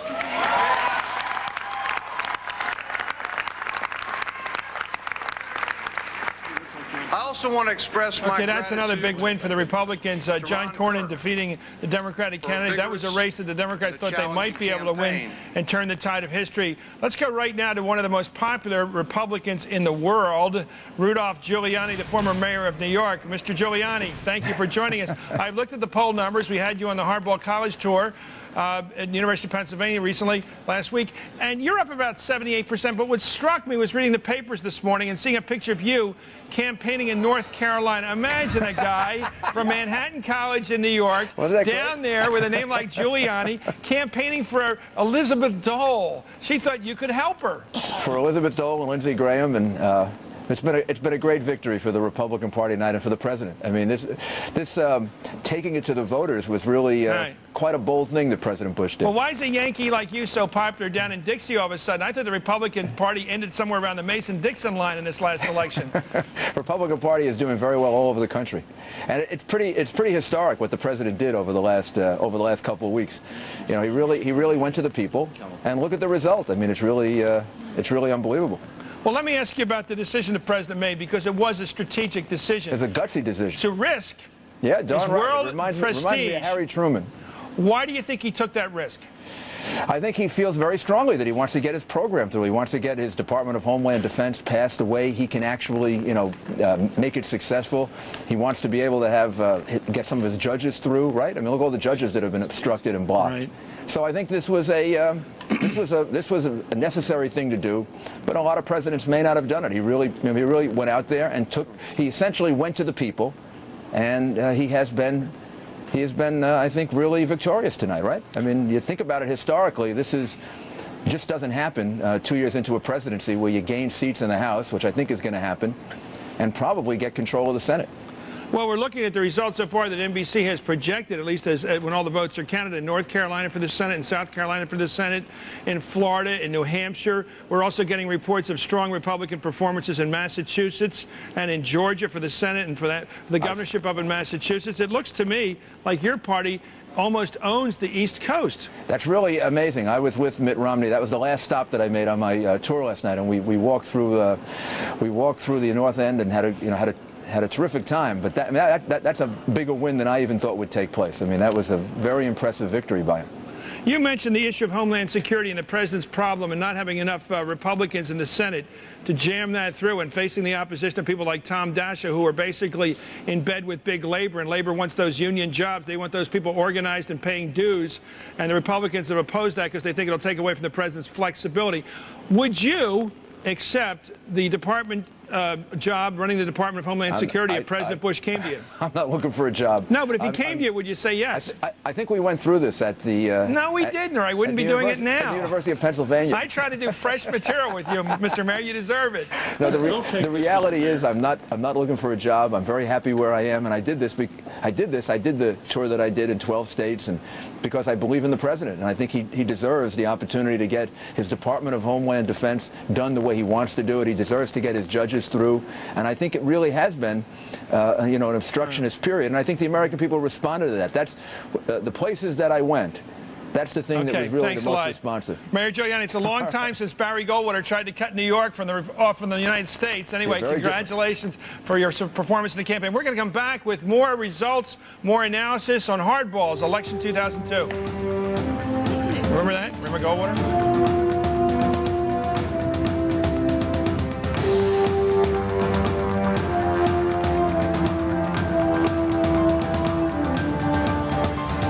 Up-to-the-minute results of all your local races, log on to MSNBC.com right now.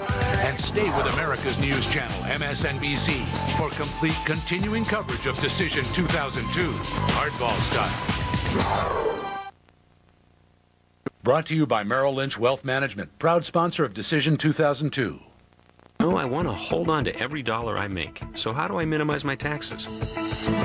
Tax-efficient strategies are always a good idea. A Merrill Lynch financial advisor might suggest investing in municipal bonds and tax-exempt funds, helping you minimize what you pay in federal taxes at the end of the year. That would be some nice economic news, wouldn't it? There's always a smart place for your money. Together, we can find it. Hey, Fred, my laptop crashed. Well, after I dropped it. Oh, Fred, do you know the password? I just changed my password to. 3 o'clock, Fred. Time to fry another hard drive. Fred, I think I just crashed the internet. Dealing with technology is hard. That's why CDW makes buying it as simple as possible by custom configuring brand name products to your specifications 1,500 times every day. Hey, Fred, I fixed my laptop, but it still doesn't work. CDW, the right technology, right away. This is the new, more powerful 390 horsepower Jaguar XKR. Now with a first-in-class 6-speed automatic transmission. Dun, dun, dun, dun, dun, dun, dun, dun, dun. See the new Jaguar XKR in the latest Bond film, Die Another Day. Excuse me, sir. Can I help you? It comes in green, right? Or live the fantasy for yourself at your local Jaguar retailer. I'm happily married with 827 kids. 2 of them my own. So you can imagine the headaches, the kind that start here and move up right between your eyes. Deal with a bad headache fast. Extra strength Tylenol. Clinically proven fast on even tough headache pain. On days like this, it's nice to have control over something. Tylenol. For tough headaches, take comfort in our strength. If you thought these guys were big, look who else is joining the Hardball College Tour. Does Hillary Clinton have plans beyond the Senate? Find out when she goes one-on-one with Chris. Then Jack Welch on the future of corporate America and a rare TV appearance by Al Gore. It's all coming soon to the Hardball College Tour, only on America's news channel, MSNBC.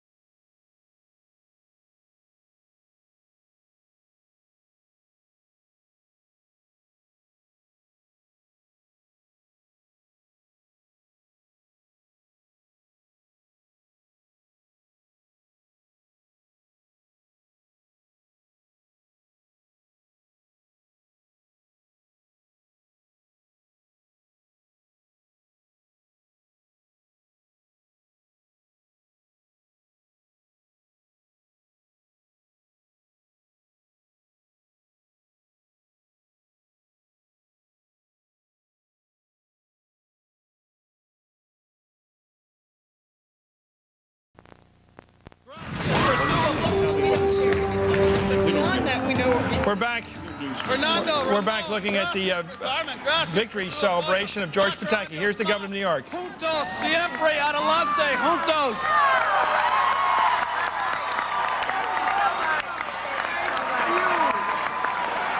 And let me just, in all seriousness, gracias, mis amigas.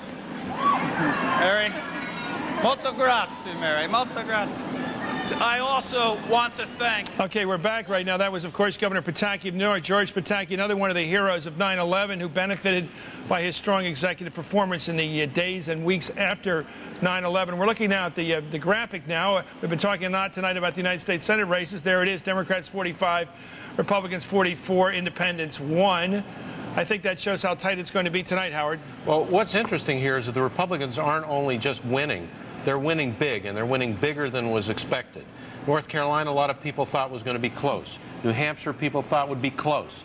Neither one of them really was. And I think that's another pattern that's going to mean deep into the night when we're looking at Missouri and we're looking at Minnesota and we're looking at South Dakota, where the control of the Senate is going to be decided. That kind of momentum for the Republicans that George Bush has established with his personal campaigning and his persona is probably going to carry the day for the Republicans. The thing is, he got deeply involved in all the mechanics of this. Why? Because he and Karl Rove believe... The president's political advisor. Yes, his political guy who wrote these position papers and the strategy, that Bush operates best on the offensive, when he has a positive agenda. He's not a counterpuncher as a politician the way Bill Clinton was. Bill Clinton, ironically enough, benefited from the fact that the Republicans took control of the House in 94, came back in 96. Right. I asked Rove about that. He said, no, this candidate, this president, doesn't prosper that way. He prospers by moving forward with his own agenda. That's why they took the initiative they did. Peggy Noonan. Bill Clinton, 2 years into his presidency, at this point in his presidency, was losing control of the Congress. Had a really terrible time. To see Bush do this 2 years into his presidency is extraordinary. But I'll tell you, I agree with what Howard says, but to me, one of the signal races of the evening, really revealing Mitt Romney, Republican, winning in a blowout in the state of Massachusetts in the gubernatorial contest. It was supposed to be, first of all, he was supposed to lose bad, then it was supposed to be really close. It's a blowout. I don't know what the latest numbers are, but his win is big. That tells us something about something going on, probably in the East Coast. Mitt Romney was clobbered by Ted Kennedy. Donna Brazil, your turn. Well, thank you so much. First of all, the night's still young. South Dakota hasn't come in. Colorado has not come in. Minnesota is still unknown. Arkansas looks good for the Democrats. Louisiana is, we don't know yet, but that's still a good state. And Missouri. So I don't think we should count out chickens yet. But the second thing is that Democrats are doing very well in these gubernatorial races, taking them from Republicans in Maine, Illinois, Michigan, Pennsylvania, and New Mexico. Let's go to Kathleen Kennedy Townsend, who's speaking right now in Maryland. I thank you. I thank you. I thank you. Thank you. Thank you. Thank you, too, Carolyn. Unfortunately, we fell short. But we stood up for our beliefs, for our future of justice and equal rights and opportunity for all. I congratulate Congressman Ehrlich on his victory tonight. No. He was a formidable opponent. He ran an effective campaign.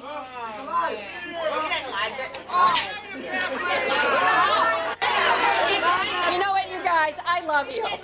You are dear in my heart, but we have to move forward.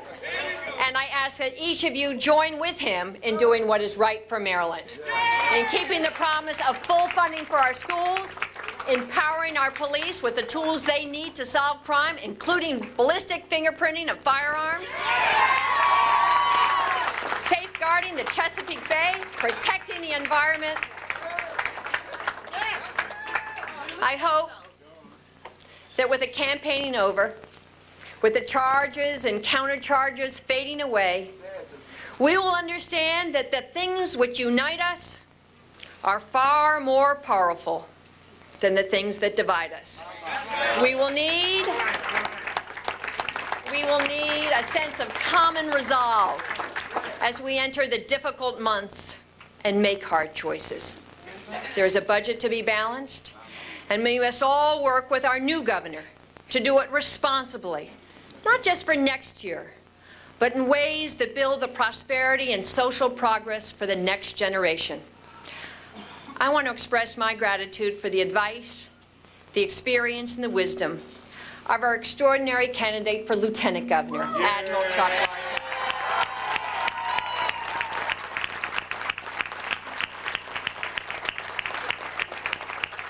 We're back. That's Kathleen Kennedy Townsend losing the governor's race in Maryland, a state that always elects Democrats to the governorship, always elects U.S. senators from the Democratic Party.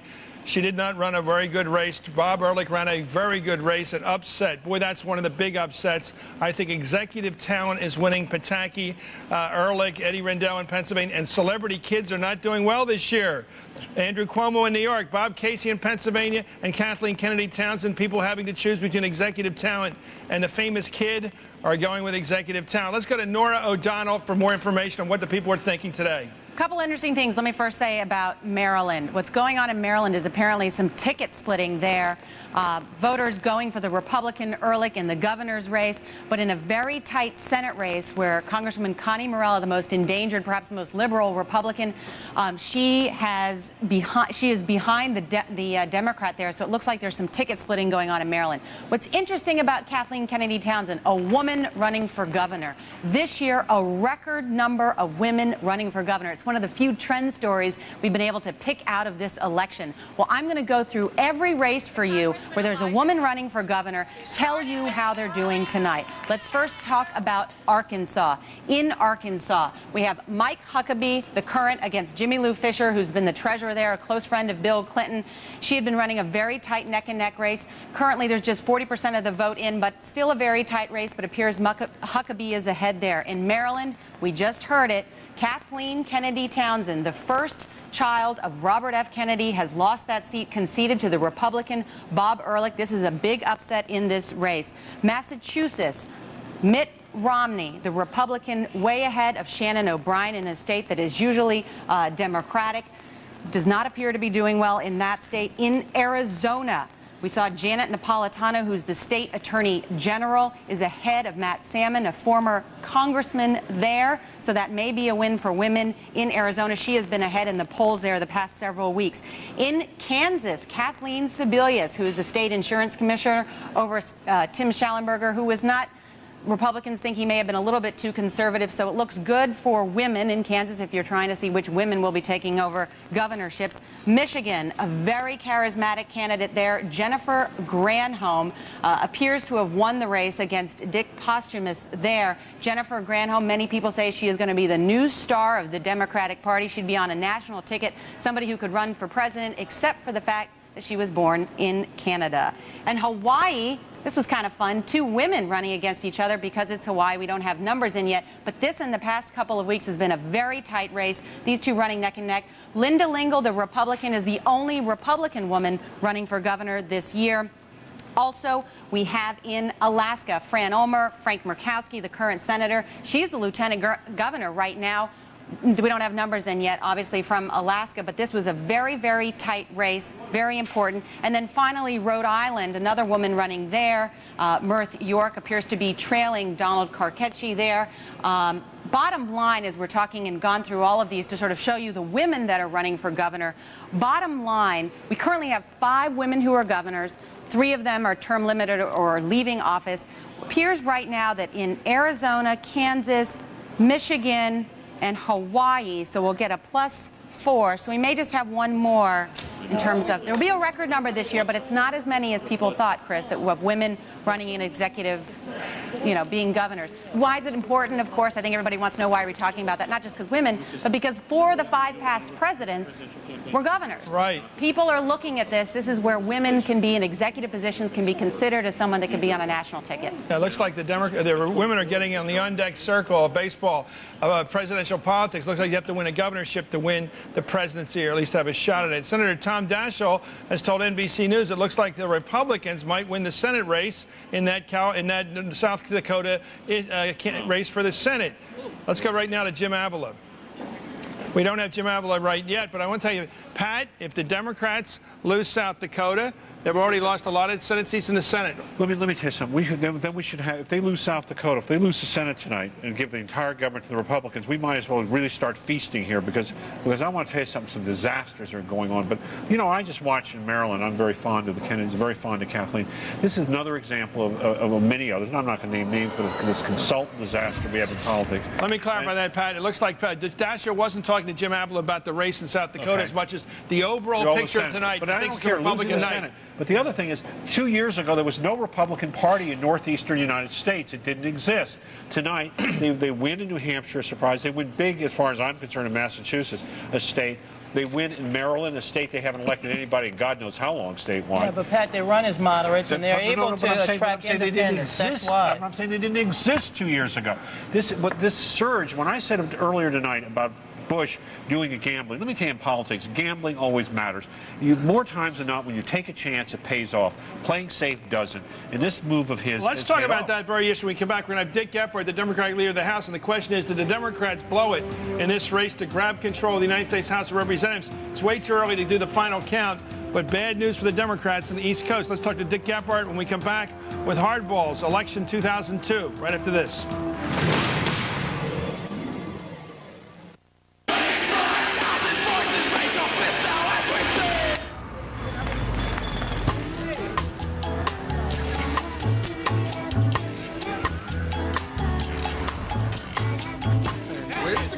Looking for parental controls that work harder? Introducing MSN 8, where advanced Microsoft software helps protect your kids with more flexible controls you set, controls AOL can't match. It's better with the Butterfly. Call 866-TRY-MSN 8. Road game, huh? I just love road games. No distractions, just you against the world. It's an opportunity to prove yourself, to show everyone out there you can win no matter what. It's just a sales call. There's no such thing as just a sales call. When business takes you on the road, count on Fairfield Inn's inviting affordable rooms. Son, you need a fight song. Bum, bum, yeah, fight song. Right, coach, right. Road game, huh? Now make 3 stays and earn 2 free nights. Call 1-888-MARRIOTT today. Fairfield Inn. Your Marriott awaits.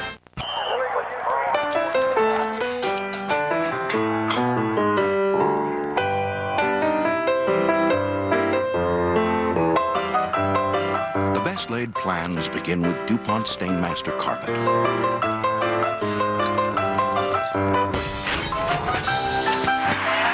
Because only DuPont Stainmaster has the advanced Teflon repel system, so incriminating evidence won't stick.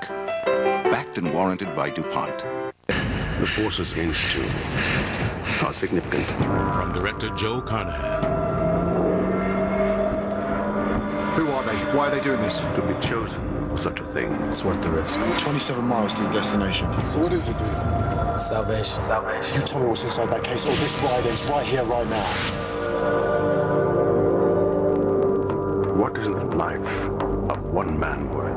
Ticker, premiering November 7th at bmwfilms.com. Behind your closet door is a world of monsters you've never seen. Roz, you're looking fabulous today. Is that a new haircut? You've had a lift. You've had a touch.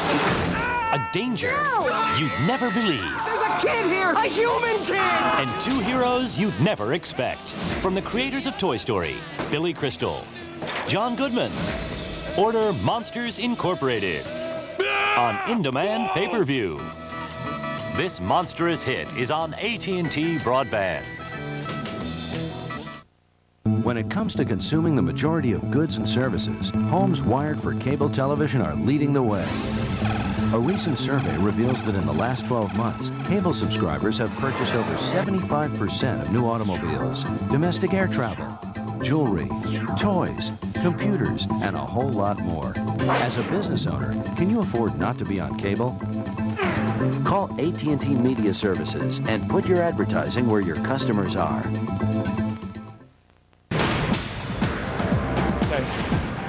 Well, Saxby Chambliss, who's the congressman running for the United States Senate today, has declared victory in his race with Max Cleland. A big defeat for the Democrats. The first time we reported here the projected change of a seat in the United States Senate.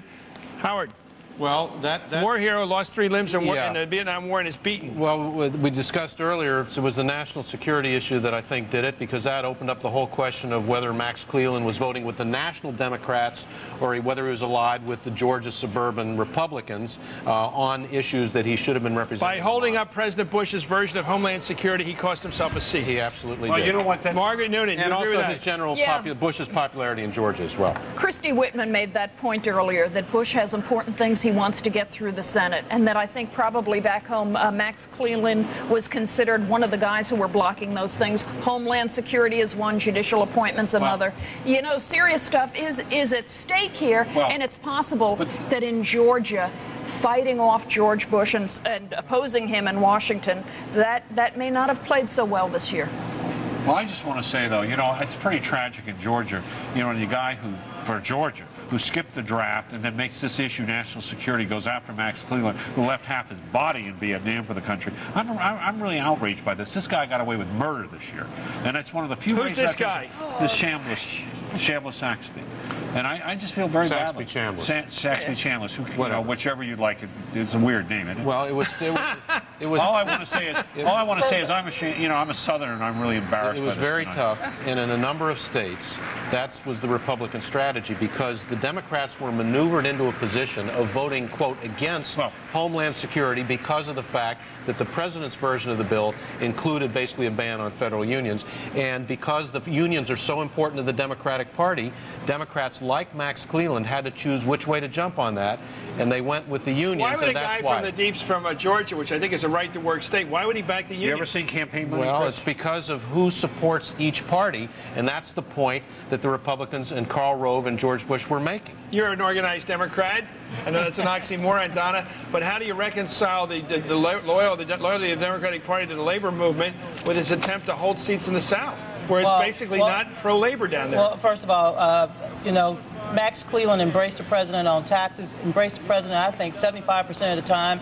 He was outraged to see the president and others go down there to campaign against him. This is a shocker to me, because I think he's the kind of Democrat that can really bring voters from both parties The whole together. point of the Republican strategy on Homeland Security was to find something that the Democrats couldn't embrace the president I'm sorry on. they took out a They good wanted to American achieve separation, as they say on the football Especially field. given the fact that the Republican Party did not embrace Homeland Security until after the Democratic Party moved the ball, got it out of committee, and then the Republican Party came on board. Oh, guys, look, America needs Homeland Security. 9/11 happened in the state of Georgia. They would take our national security very seriously. Bush takes it seriously. It so would did be Max Cleland. To pretend understandable. that Max Cleland doesn't Okay, is wrong. but if the president is a few votes in the Senate from getting a bill that will set up his Homeland Security department, then the president can legitimately argue, look, I need more Republicans to back me Well, why on this. I should mean, any that's serious. American That's not just using. I hear in this debate, I hear simplicity. Of course it does. I hear consensus. President Bush has done well in Georgia He's tonight by done damn well influencing everywhere. the vote. On behalf of Saxby Chambliss, we all agree that Saxby Chambliss would not be the expected next senator from Georgia were it not for George W. Bush. Do we You got agree on that that? right. Let's go to Lester Holt. Lester. All right, Chris, we should point out NBC News has not made a projection in that Georgia race, nor in the Texas race, which is interesting. John Cornyn, the Republican, came out, claimed victory. Ron Kirk, the Democrat, says, hold on, this isn't over, and says he's going to wait till all the votes are counted. So let's just show you where it stands right now with 31% of the precincts reporting. Here are the raw numbers. John Cornyn, 56%, a little over 1 million votes. Ron Kirk, 804,000 votes, 43%. Now, NBC News is projecting in the state of Oregon that incumbent Republican Senator Gordon Smith wins in Oregon. Let's put up the balance of power. I think your graphic already showed it, but let's make it official. That's one of these pink-red seats that were leaning Republican. We'll change that. 45-45 right now is what it looks like as we watch the balance of power change. Keep in mind all this unofficial numbers right now. This is based on projections. What I want you to take a look at, though, is on this side of the screen. If you come over here, notice the gold seats. Let's simply put one right there. The gold seats on the Republican side, only 2 left. Those were ones that were very close. You come over on the Democratic side, there are 4 gold seats. Those are seats that were simply too close to call based on the polls leading into today. Those 4 seats still undecided. I'll let you do the math. Let me go over some other races that we've been watching throughout the evening here that remain very close and bring you the raw numbers. Let's start with Idaho, where, again, this is a projection. This has been projected that Larry Craig, the Republican, wins over Alan Blinken in the state of Idaho. Now let's move on to some other numbers I want to show you right now. In Arkansas, this is one that the Democrats campaigned very hard to beat the incumbent Tim Hutchinson. Right now, Mark Pryor leads by about 15,000 votes or so. That's 50% of the precincts in the Senate race in Arkansas. Let's take a look at Colorado now. This was supposed to go down to the wire as well. Wayne Allard holding a lead right now over Tom Strickland. 47% of the precincts are counted there. NBC News officially calling this one too close to call in Minnesota. Norm Coleman versus Walter Mondale. Right now, Norm Coleman, with just 7% of the precincts in, holds about a 4,000 vote lead. Keep in mind, they're doing this one by hand ballots. Remember, Walter Mondale was a last-minute change after the death of Senator Wellstone, so these were quickly printed up ballots by hand. It'll be a long count in the state of Minnesota and likely a very close vote. Here's Missouri right now with a little over half the precincts in. Republican Jim Talent, is leading Jean Carnahan, the Democratic incumbent. It's her first election. As you know, she was appointed to the seat 2 years ago after the death of her husband. Again, that's one that NBC News has determined is simply too close to call. Same applies for South Dakota, the Senate race. Too close to call. Tim Johnson, John Thune. Look how close they are. 43% of the precincts in. Tim Johnson holding on to about a 3,000 vote lead. So several of these races now too close to call. Continues to be a late night, little after 11:30 here in the East Coast. Chris? Well, it just seems we've been talking here about trying to put together everything we've learned so far tonight, including the projections from NBC, including the reports we're getting from Lester and others around the wire service and other networks. You put it all together, Howard, and you're looking at a picture which is beginning now to gel, which is the Republicans basically are within very short range of grabbing control of the Senate. They're within striking distance of at least getting it to 50-50. If they win in Missouri, for example. Right. Well, here's what's happened so far. It looks like the Democrats are going to take away one seat, which is Arkansas. That the Republicans are probably going to take away one Democratic seat, which is Georgia. So no change. Right now it's 50-49 to 1. So far tonight. So far tonight. If the Democrats don't take away Colorado, and it looks like it's going to be difficult because Wayne Allard is way ahead, then all the Republicans need to do is win one of Missouri, South Dakota, or Minnesota. Just one of those. Then it's 50-50, and under the rules of the Senate, the president of the Senate, namely the Vice President, Dick Cheney, gets in the chair and casts the tie-breaking vote. So the Republicans are right now within striking distance, and when Tom Daschle says in general terms it looks like a Republican night, that's what he's talking about. What he means is he's not going to be majority leader come January. What he means is that the odds increase. What's happening is, see, the Democrats aren't picking up the things they hope to pick up. Nothing. And the Republicans have a shot.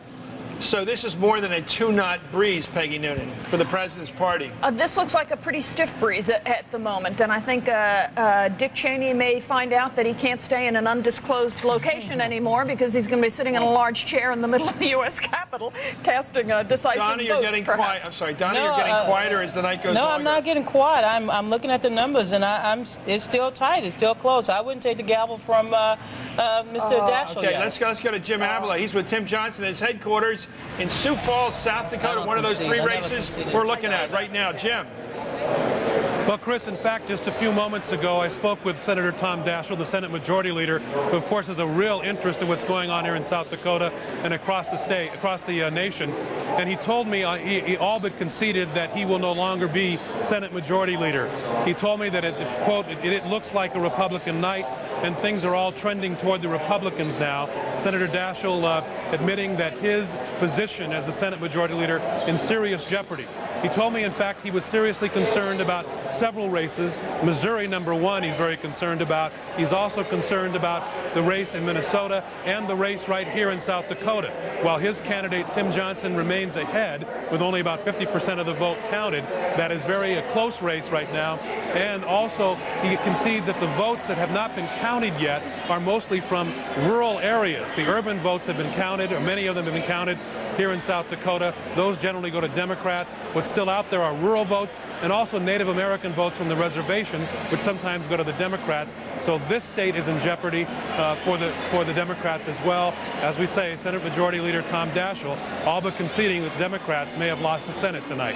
Chris? Thanks a lot for that amazing report from Sioux Falls. Let's go now to David Schuster, who's at the headquarters of Tim Hutchinson in Little Rock, Arkansas. David. Well, Chris, officials with Tim Hutchinson say that the Republican incumbent is now preparing to call Attorney General Mark Pryor and concede this election, even though about half the precincts are still to report. Apparently, based on the results that have come in so far, Tim Hutchinson is not doing well in some of the districts that he needed to carry very strongly, including some of those in northwest Arkansas, where President Bush campaigned heavily for him, and Mr. Bush appearing there yesterday. But again, the Hutchinson campaign now preparing to concede this election to Mark Pryor. Mark Pryor, 39 years old. He'll be reoccupying a seat that had been occupied by his father, David Pryor, very popular senator here in Arkansas, former senator, former governor. The night is pretty good for Democrats in Arkansas because in addition to recapturing this Senate seat, they also did unusually well against Republican Governor Mike Huckabee. It was earlier this year when the Democrats had very difficult time putting up any sort of Democratic candidate. The Democrats didn't want to run against Huckabee. They finally found somebody from the state legislature. She actually ran a pretty strong campaign. The Democrats feel that they put Huckabee on the ropes, even though they're not going to be able to recapture the governor's seat. But again, the Hutchinson campaign now preparing to concede this election to Mark Pryor, 39 years old, the Attorney General of Arkansas, the Pryor family going back to Washington. Chris? Okay, thanks a lot, David Schuster in Little Rock. Looks like the Republicans have lost a seat in the Senate. We'll be back with more with our panel. This is shaping up as a battle over maybe 1 or 2 seats as to who's going to control the United States Senate. Back with more hardballs coverage of election 2002 right after this.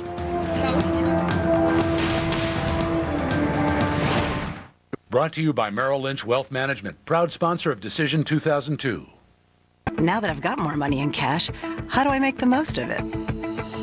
Applying innovative strategies to your cash makes a lot of sense right now. A Merrill Lynch financial advisor might suggest laddering your cash investments in treasuries or CDs. This could lead to higher yields without locking up your assets. When your money works better, so does everything else. There's always a smart place for your money. Together, we can find it. Going to Grandma's house. Flying, flying, flying. Where can you present and not have to travel? Place where?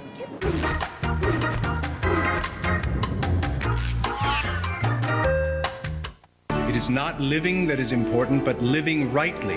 Experience the movie acclaimed by audiences and critics across the country. What will your contribution be? The Emperor's Club is a rare and intelligent work, a wonderful film. Kevin Kline is extraordinary, and Jeffrey Lyons calls it inspiring and unforgettable. Sure to be one of the year's best. How will history remember you? The Emperor's Club, rated PG-13. At theaters Friday, November 22nd. Sensitive teeth, what do you do to avoid pain? I de-ice my iced tea. I microwave ice cream. Stop the pain. Just change your toothpaste to dentist-recommended Sensodyne to build a barrier against pain. It's easy. Stop the pain. Change to Sensodyne. I love to keep a clean club, but the boys get so rambunctious sometimes. Nice catch! Hence, my new Bissell Pro Heat Protect Beauty. It's the only one that thoroughly cleans and provides Scotch Guard protection all in one beautiful machine. Smoothies! Scotch Guard protection. It's cool. Now clean and protect with Bissell. It'll put any neatnik in hog heaven. Bissell. We mean clean. Your mom's not buying you a new car. She will if it's cheap enough. VHICS.com lets you design your own car. She won't spring for alloy wheels. Delete wheels. Right down to the options. Leather? Are you nuts? Until it's exactly what you want. What is that? A 120-watt AM/FM cassette stereo with trunk-mounted CD changer. More or less. Delete stereo. That hurts. VHICS.com. Roadmap to the automotive world. Food, firewood, digital cable. It's what we need to survive a Northwest winter. Call 1-866-GO-CABLE now to stock your TV for those long winter nights. You'll keep all the channels you currently enjoy, add dozens of digital cable networks, plus get handy features like parental control and access to pay-per-view right through your remote. And get free installation by a real pro. So call 1-866-GO-CABLE and get up to 270 channels, including HBO, Showtime, and Stars for just $54.99 a month for 3 months. Call 1-866-GO-CABLE now.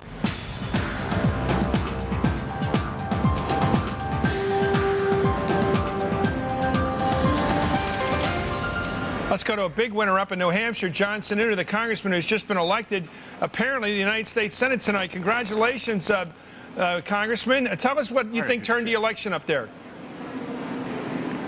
Put it on any one thing.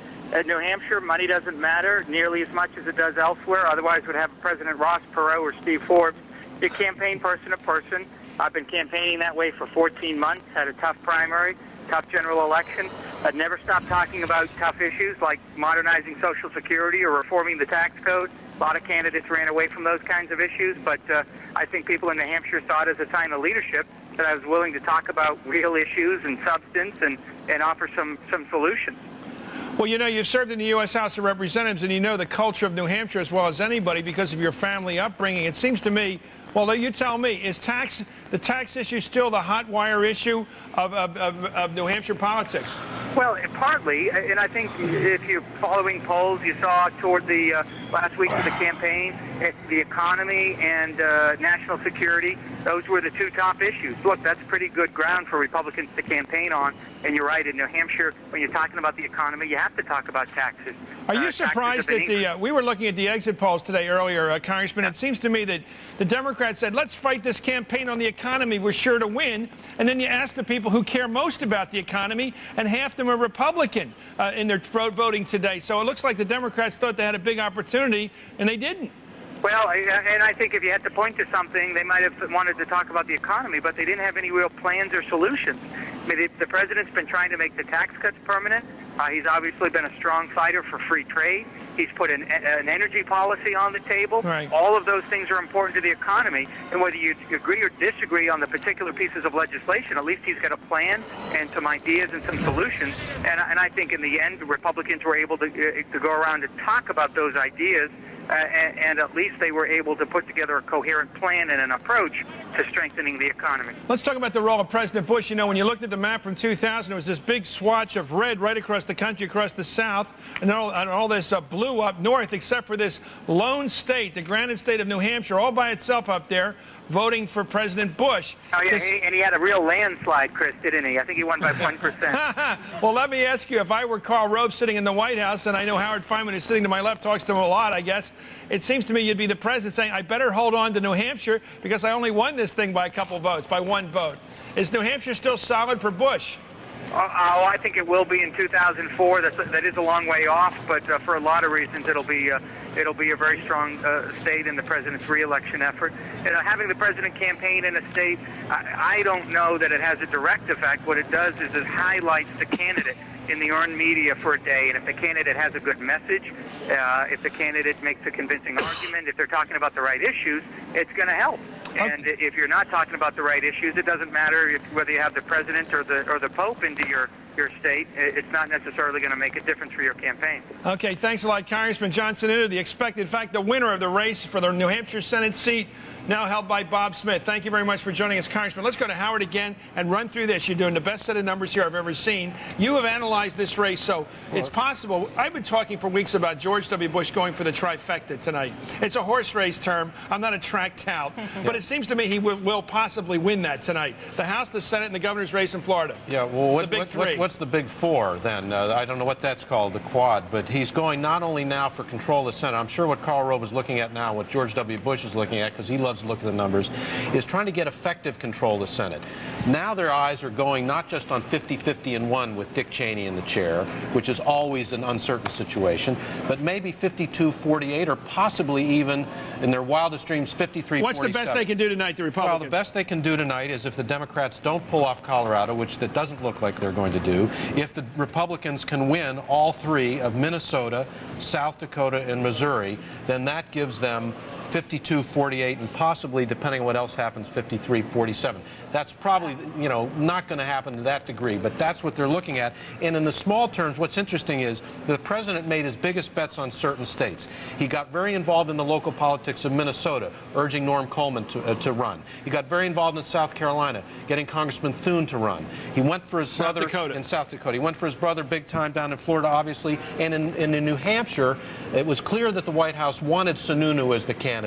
They didn't want Senator Bob Smith. They wanted him out of there. And very quietly but very effectively, they backed Sununu. So far, they've won the New Hampshire thing with Sununu. They've won Florida for Jeb Bigg. And now they're looking at Thune in South Dakota and Coleman in Minnesota. Well, you're talking about what they call the three amigos. That's Jim Town in Missouri. That's John Thune in South Dakota and Norm Coleman in Minnesota. Those are the three all big three of races those now. guys could win the so-called three amigos. If they all win, the Republicans have how many seats in the Senate? They have 52-48. 52. Pretty strong jump, isn't that, Peggy? Oh, yeah, it'd be huge. It's back to 1998 levels when they held the Senate. So they'd be returning to that. But I'll tell you, the implications of this are huge in many ways. And one is that Bush is going to, for the next year, maybe kind of get his program through the Congress. Another implication, I think, down the road is that this is the Republicans' chance. If they get wind up with the presidency, the Senate, and the House, well, they got a lot of power, but they got a lot of responsibility and a lot of accountability. This, I hate to mention even the words 2004, but it's going to make 2004 more interesting. Let me tell you what I think. It sounds to me that the man who's going to be on the ticket with George W. Bush when he runs for re-election, and he surely will, may well be Bill Frist of Tennessee, who put together this Senate victory. He's the mastermind behind this race. If they pull the Senate off, it ain't going to be Trent Lott who gets the victory laurels. It's going to be Bill Frist. Donna. Well, I still believe that Democrats have a shot in South Dakota, Colorado, Minnesota, Missouri. And I mean, it's going to be a long night. We know because Minnesota, they'll be counting those ballots into the wee hours, as well as in South Dakota when those ballots come in from some of the rural areas. So I don't believe that Tom Daschle should concede. I don't think he did concede. But I still believe the Democrats have an opportunity to continue to retain control of the Senate. Patrick. I think the Democratic Party has just blown itself apart tonight. He's a master of understatement, isn't he? I love the explosive nature of your rhetoric. Go ahead. No, but I mean it very seriously, because when they came in this election, we came into a split country. They came in this election holding the Senate, expect to pick up governors, which they may. They will. And at least they should have, in an off-year election, been able to at least hold the House at what it was. They're going to fail at all of those in terms of what the expectation, I believe, was tonight. And I'm with you. You can hold on and believe, but I'll tell you, you don't like the way this trend is going, because now it's all on their side. It's all on the Republican side of the Senate. And if this happens, I'll tell you what. Where do the Democrats go now? I mean, they have. I know where they go to the governorships. And the governorships of the Democratic Party. But Jennifer Granholm, Edward Rendell are going to be the leaders of the Democratic Party. Not people like Tom Daschle. Chris, I challenge that, because I'll tell you what, because the party's controlled by its money. We have a chairman who just now on that list up there, it said WorldCom $7.63 billion more than they thought being disclosed. We have a chairman who got $20 million in the damn deal with what's it? Put $100,000. No, this is not a referendum on. Okay, we're going to come back. If you want to get information on your local races around the country, go to MSNBC.com and get an update. No, it isn't a referendum on the ethics of this party. It's a referendum on our leadership. What are we doing with a chairman? What are you doing with a chairman who gets $20 million? Here comes Tim Hutchinson, who's apparently going to concede the... Only 2 years ago. Okay, let's take a look at Tim Hutchinson. Let's see what he does have to say. He's the senator from Arkansas, the Republican. In America. Oh, yeah. Thank you. He's going to concede.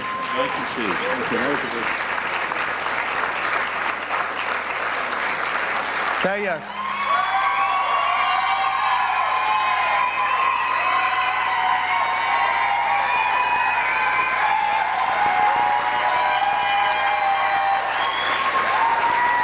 Thank you. Well, you guys are great. You guys are great. Randy and I just wanted to come down for a moment and to give you a little update on things. It's been a long evening already. We've got such great friends in here and family. A lot of the family are still up in the suite, and some of them are down here.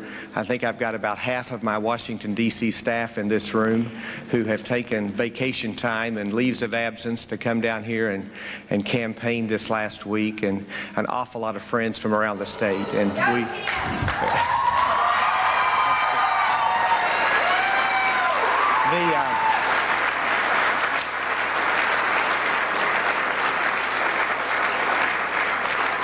A couple of the networks have called the race against us on this, and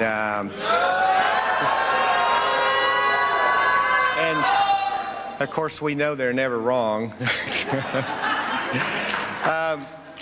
It is. I think the local TV have about half the vote reporting. We just don't know where all that other half is, but we know that Benton County, my home county, is not yet in. Washington County.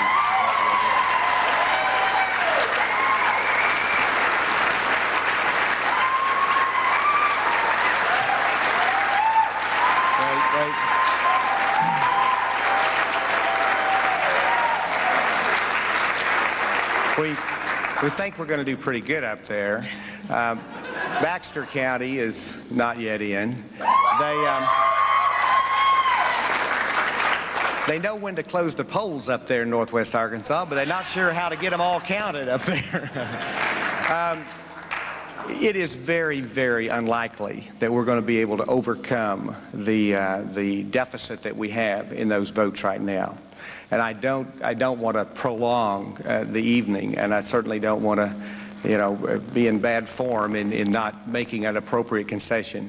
But with half of the vote still not there, and with my home county not yet counted, I really think I've got to have that home county. And we are seeing those numbers.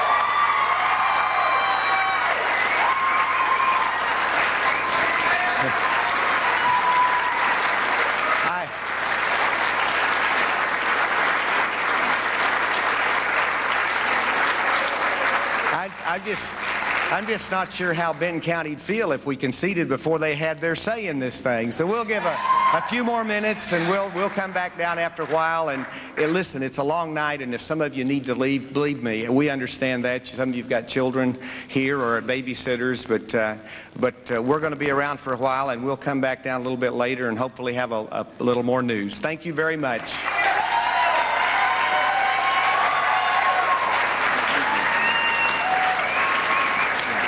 Well, that was a lot like, boy, I have a long political memory, Howard, as you and Pat do, and some other people here are much younger. That reminds me very much of what Richard Nixon did back in '60 when it was very 62. Close. 60. 60. When he saw the election returns coming in so adversely, but the numbers weren't counted enough for his satisfaction to concede. He obviously wants to hold out some hope.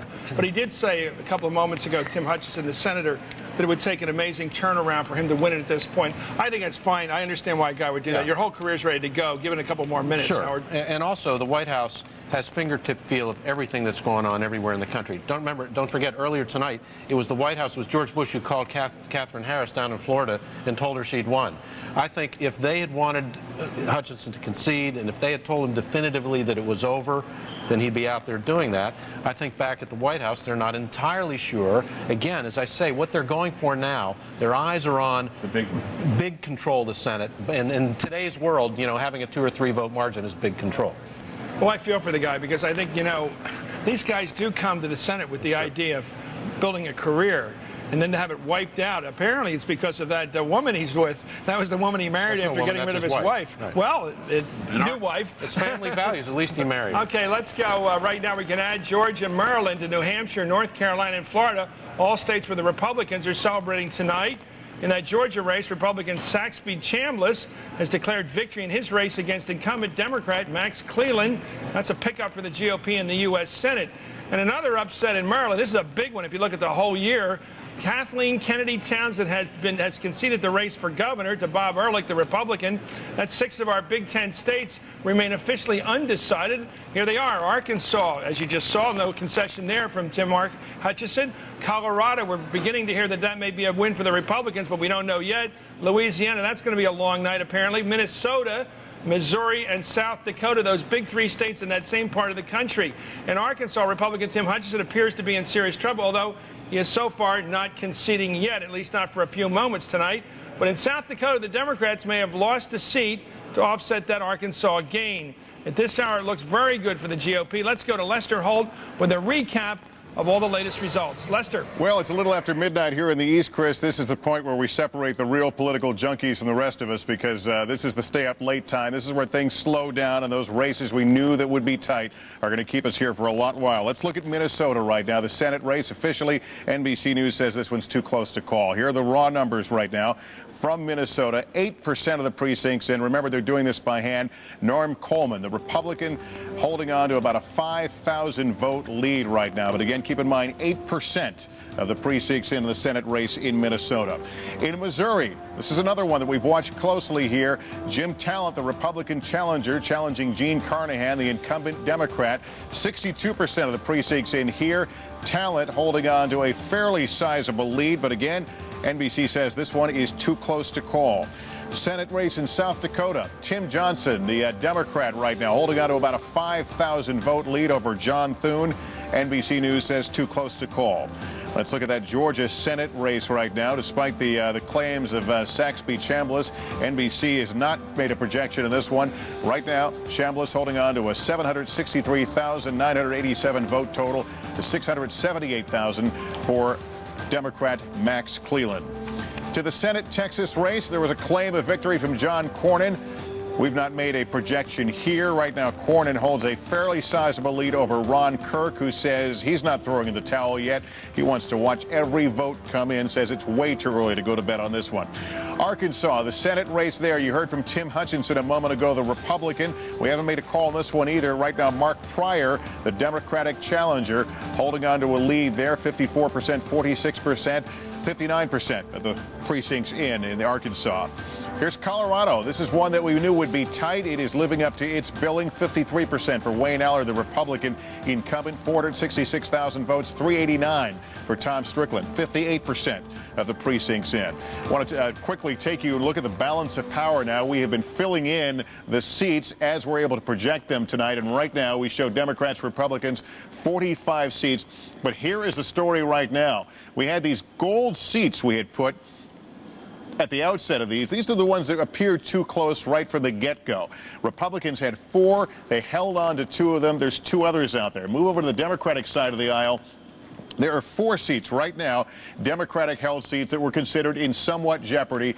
The decision's still out on those, but the math certainly makes it very interesting right now. The Democrats have a real challenge to try to hold on to all 4 of those. Plus, of course, they have one other seat that gave them 50 in the going into this election before the death of Senator Wellstone. So watching that very carefully, the balance of power. Let me quickly take you some governor races right now. NBC News projecting in the Rhode Island governor race, Republican Donald Carcieri will win the governor's race in Rhode Island. It was an open seat. Term limits required that Governor Lincoln Almond step down. And so, again, Donald Carcieri, Republican, the projected winner in Rhode Island. In Alabama, this one is too close to call right now. The incumbent Democratic Governor Don Siegelman been dogged by ethics issues during this campaign. Republican Bob Riley, the challenger, you see it right there, 49%, 91% in. NBC News says this one's too close to call. In Maine, the governor's race also determined too close to call. John Baldacci, 120,000 votes. Peter Ciancetti, 100,000 votes, 54% in.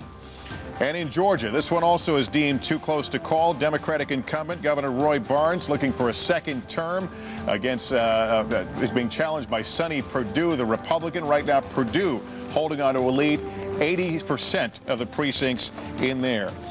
And we're prepared to make a call now in the South Carolina governor's race. NBC News is projecting that Republican Mark Sanford, former 3-term congressman, will defeat Democratic incumbent Governor Jim Hodges. Again, projecting that Mark Sanford will win in the governor's race in South Carolina. So, Chris, there's where we stand right now. There are a number of too close to call races, both in the U.S. Senate and in the governor's races. We'll continue to watch them. Thank you, Lester. Let's now go to David Schuster, who's in Little Rock, to talk about that interesting race for the United States Senate. Tim Hutchinson's speech, what did you make of it, David?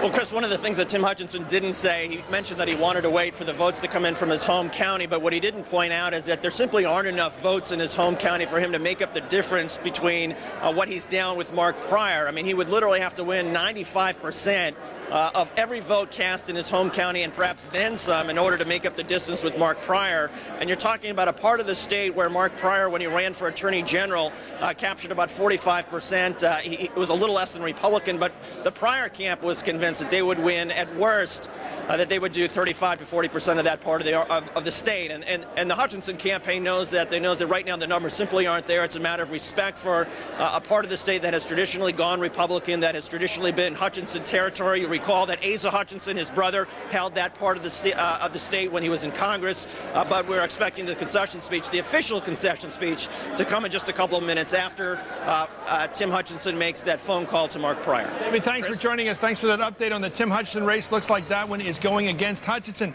It looks like we have an announcement to make right now. NBC News is projecting that when all the ballots are counted, that Howard is going to be reelected as United States Senator, the Republican in Colorado. That confirms your thesis right now that it comes down, Howard, to those three races, Minnesota, Missouri, and South Dakota. All the Republicans have to do is win one. Right, and right now the Republicans are ahead by 5 points in Missouri. That's what we know on the real count. He looks like the most likely win. That looks like the most likely win. South Dakota, Tom Daschle will fight tooth and nail to the last voter, and as he has for months and months. I was out there with Daschle. That's everything to him. I think the Dems have a chance of holding on to that. In Minnesota, where they are counting handwritten ballots, where they're counting by hand all the ballots, the paper ballots, we're not going to know until tomorrow probably what the results are in Minnesota. But right now, the Republicans are on the verge of having at least 50-51 control of the Senate. Margaret, it looks like the country has elected Tom Daschle minority leader.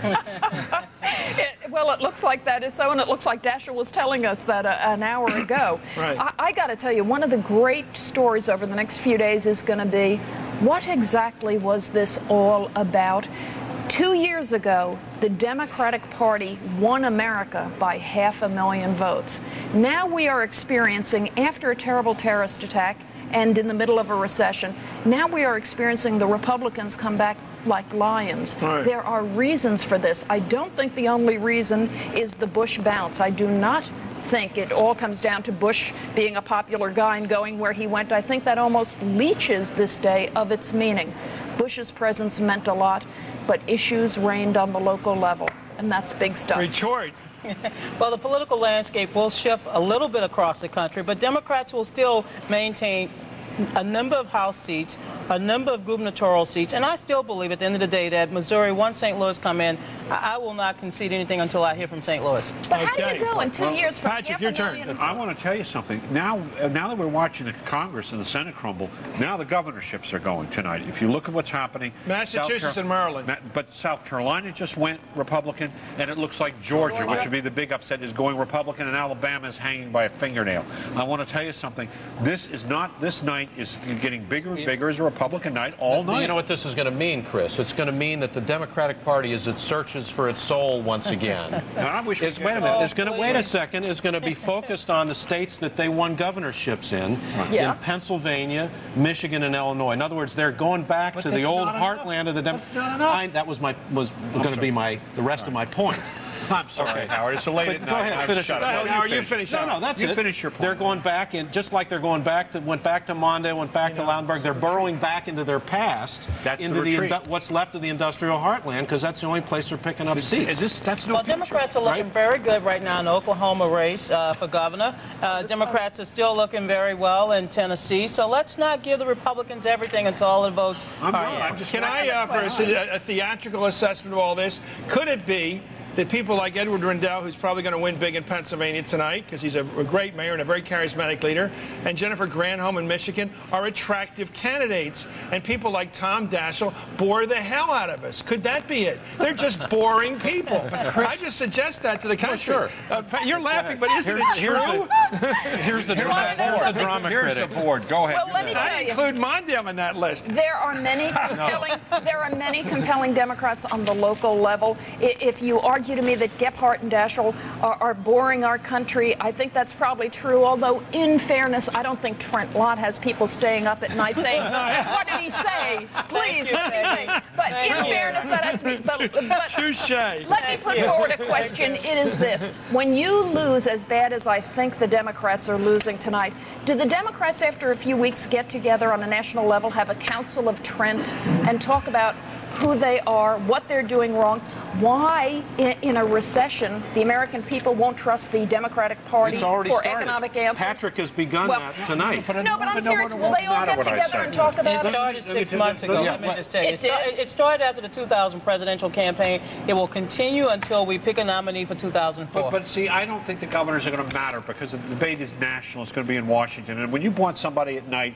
on hardball talk about nationalists, you're not going to reach out to the gut. Well, you will, Ed Riddell. No, I got to tell you, I'm already thinking. I can't wait to get Jennifer Granholm on this show. Yeah, I know can't you can't wait. But your exception. What we're going to have is who's the spokesman on the Hill for the Democrats. You know, it's so hard to get state politicians into the national. That's why they're so attractive as new faces. See, the thing you said earlier, Pat, that you have to gamble and you're rewarded for gambling in politics. What happened this time, based on the history, Gephardt and Daschle didn't gamble, and because of their cautiousness, it's costing them. But give me a minute. We only need a minute for Howard. If Mary Landrieu wins but doesn't get 50%, we're looking at it right now. What's that mean to this competition? What that means in Louisiana? What that means is that there's going to be $100 million spent in Louisiana between today and December 7th when they have the runoff between Mary Landrieu and probably Susie Farrell, who is the White House's preferred Republican candidate in the runoff. And explain, they have that sort of Napoleonic code down. You have to get 50%. You have to have about 50% to win the Senate. It was designed to protect the Democrats originally. Right. You know, you have to get 50% or you have to have a runoff, and that's it's their own version of democracy in Louisiana. It means that we'll have Cajun turkey. And this is Louisiana here, so ask Don. Louisiana doesn't have the same democracy the rest of us have. They have their own.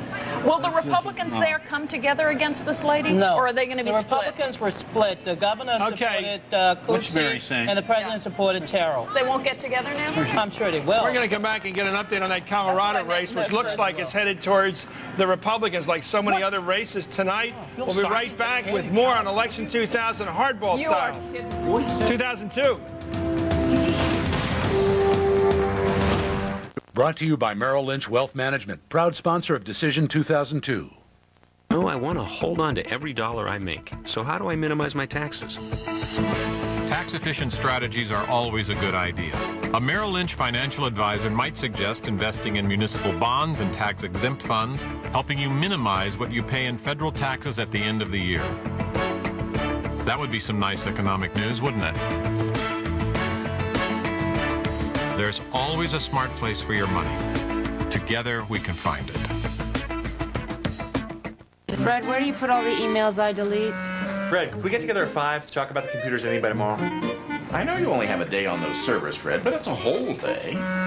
Dealing with technology is hard. That's why CDW makes buying it as simple as possible by having the technology you need in stock, like the InFocus LP70 digital projector. It's powerful, reliable, and at just 2.4 pounds. Ultra portable, too.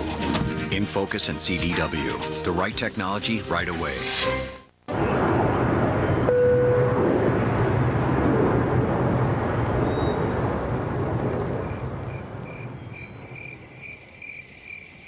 Baymont Inns and Suites. Worth checking into. Plastic holds the promise of a better world, taking medicine to new heights and giving our lives greater comfort. It's in the packaging that protects us and a pacemaker to empower us, every day touching every generation. From the ambulance to the emergency room, it puts the answers in our hands and hope in our hearts. For a safer, more brilliant tomorrow, plastics make it possible. The Revolution Massaging Showerhead from Moen. Get water to spin, twist, and twirl. It will reinvent your whole day. The Revolution Massaging Showerhead from Moen. Buy it for looks, buy it for life. If you thought these guys were big, look who else is joining the Hardball College Tour. Does Hillary Clinton have plans beyond the Senate? Find out when she goes one-on-one with Chris. Then Jack Welch on the future of corporate America and a rare TV appearance by Al Gore. It's all coming soon to the Hardball College Tour, only on America's News Channel, MSNBC.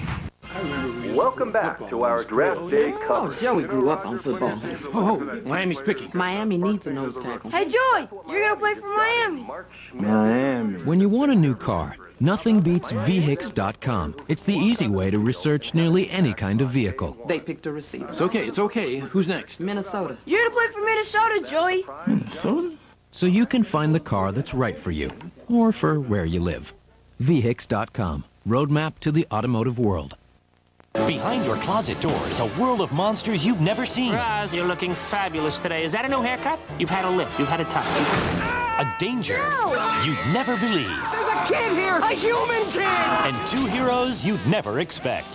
From the creators of Toy Story, Billy Crystal, John Goodman. Order Monsters Incorporated on In-Demand Pay-Per-View. This monstrous hit is on AT&T Broadband. In this race, the polls... There's Norm Coleman speaking in Minneapolis about the race that's very close out there. Let's hear him. We were in Elbow Lake at 1 o'clock in the morning, and folks are showing up to cheer us on. That's a good thing.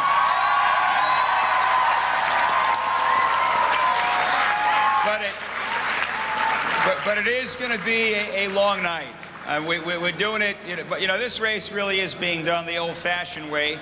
We did it the old-fashioned way. We worked for it. We worked for it.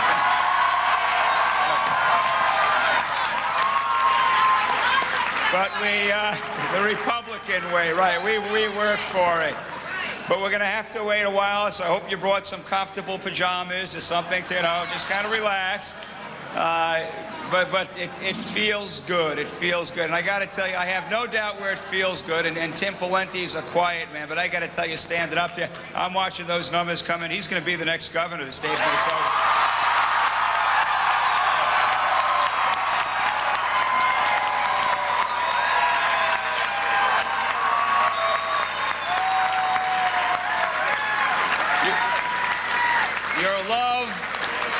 Your love, your passion, your energy, and your prayers have carried us so far.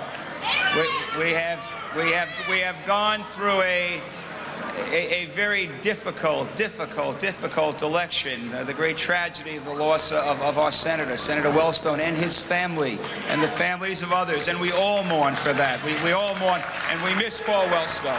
We do.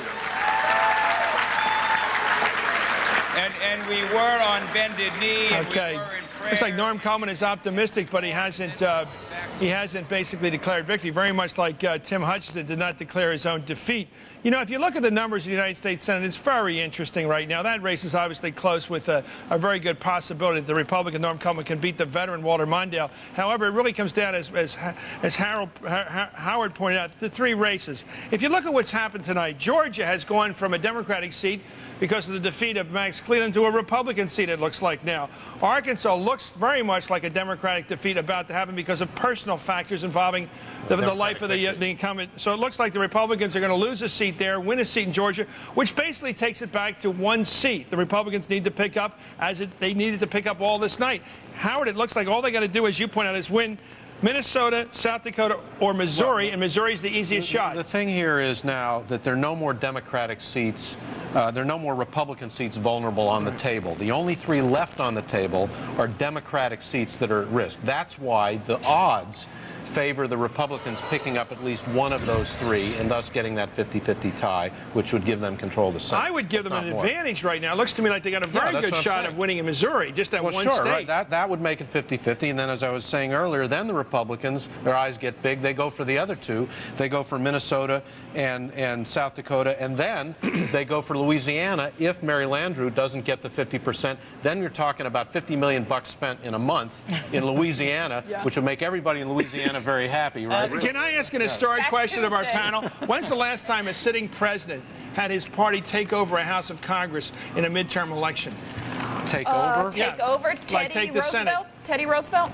Is that how far you have to go back 100 years? I think so. I only went back to Harry Truman for my numbers, so I really don't know. I don't think that was the case either. Donna, this is amazing for the Republican Party. If they do go on and win the Senate tonight in a midterm election when you're supposed to lose seats, they may end up with both houses of Congress backing the president. Not since the last century. Not since the century before. Well, again, I think the votes need to come in St. Louis for me to concede that state. I think the Democrats are still holding on to everything that I expected the Democrats to hold on to. And look, if we go into a runoff situation in Louisiana, I do believe that Mary Landrieu, with broad support in Orleans and Jefferson Parish in the southern part of the state, with John Breaux campaigning at her side, I think Mary will be able to pull it off. But that still doesn't keep you the Senate, though. Well, we gotta hold on to Missouri. You got to run the table right now to win this thing. No, we gotta hold on to Missouri, South Dakota, Minnesota. I agree with Howard's assessment. We got to hold on to those three seats. What makes this important historically is if you look at the history, every time it's the first election after a presidential election, the average is that the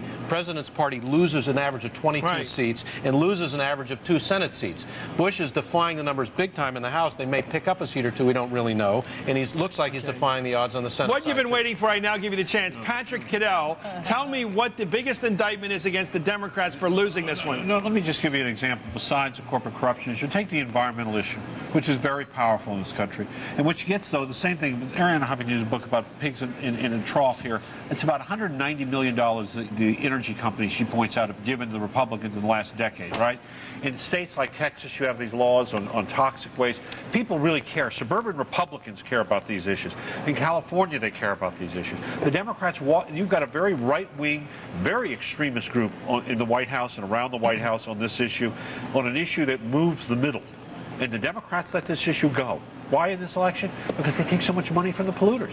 You cannot get in bed with the people and give up your issues for money alone. Won't do it, because they'll get more money, and they believe in what they're doing, and that's the price we're paying here. But the problem is, Pat, you're wrong about the Democrats in the Senate because they defeated the Alaska. I'm talking about the campaign. The whole question of going into the Alaska wilderness, they defeated it. So I'm talking about the wilderness. I'm talking about is a camp. You asked me about campaign issues. Campaign issues extend nationally and locally, not just one place. Okay. And you never heard it. And every one of those groups spent millions of dollars to try to take the Democrats out, and some of them succeeded. Okay, let's go. Let's go to Jack Chestnut, who's in Denver, Colorado, in the headquarters of Wayne Howard, apparently the re-elected senator from that state on the Republican ticket. Jack. Well, there was definitely a buzz that went through the room when we projected not too long ago that Wayne Allard had won re-election, and just within the last minute, the Associated Press has also reported that Senator Wayne Allard, Republican from Colorado, has been re-elected to the U.S. Senate. There's a lot of anticipation here, but I can tell you I just also got off the phone with the campaign officials for Tom Strickland, the Democratic challenger. They say without any hesitation they're not ready to throw in the towel yet. They say that there are a number of precincts in some of the big city counties which have not reported in yet, and they're standing by waiting to hear more of the unofficial vote to come in. So at the moment, nobody's claiming victory and nobody's conceding defeat in this race. Jack, this is the second time that Tom Strickland is going against Senator Howard. Isn't it easier to figure out how the votes are going to go throughout the evening if you've done it twice? Well, you'd think so. The folks with the Allard campaign felt very confident earlier in the evening, and they say that this is, again, what caused this big vote. They had a big voter turnout in the primarily Republican counties in the state, agricultural areas in the northeastern part of the state, and down in Colorado Springs, where Allard has a great deal of support. And they say that's what's doing it. Now, the Strickland folks, they're not ready to say it's over yet. In fact, they're predicting that this count will go on into the early morning hours. Okay, thanks a lot, Jack Chestnut, who's with the Howard campaign. It looks like the winning campaign in Colorado. I'm going to get back and start with you. I want to go back to Donna and talk about the Democratic Party coming out of this. And I'm not going to come at you. I'm going to give you all the time you want. The Democratic Party came into this race with high ambitions to knock off the president's brother in Florida. That was the declared purpose of Terry McAuliffe, the chairman of your party. Now, you're not going to do that tonight. You came in with the other ambition of taking over the House of Representatives, although you were not so much optimistic as hopeful about that race. We haven't gotten those returns tonight, but it seems like that's unlikely to happen. You came in with the idea you would clearly keep the United States Senate in your control. Failure on all three counts. Who's going to pay the price? Terry McAuliffe? Tom Daschle? The knives will be out. Let's not kid ourselves. Oh, no Who's going to question. get hit?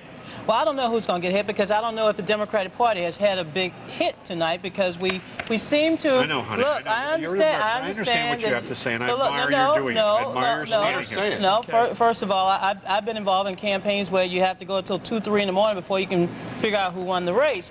Look, Democrats are doing quite well at the state level. I still believe that at the congressional level, based on what I'm receiving right now, we're doing quite well. Just confirming information, NBC News is now projecting that Tim Hutchinson will lose that race in Arkansas, which means, as Howard has been saying all night, it's dead even right now. One vote separates the dead even in terms of the impacts tonight, in terms of losses by the two parties. It's now clear that there's one seat the Republicans have to win in these 3 tight races in the Midwest to take over the U.S. Senate. Back with more Hardball and its coverage of 2002 election.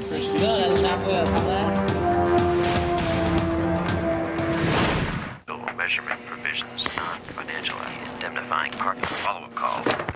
Where can you find an upgrade for the conference call? Place where?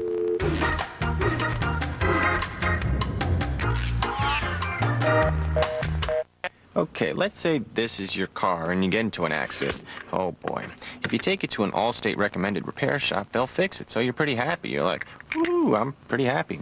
Even better, Allstate guarantees the workmanship for as long as you own the car, which means if even the smallest thing goes wrong, you don't have to pay for it. So you're still happy. You're like, woo, I'm still happy. So there you go, the Allstate Lifetime Repair Guarantee. Call for yourself and find out how the right hands make all the difference.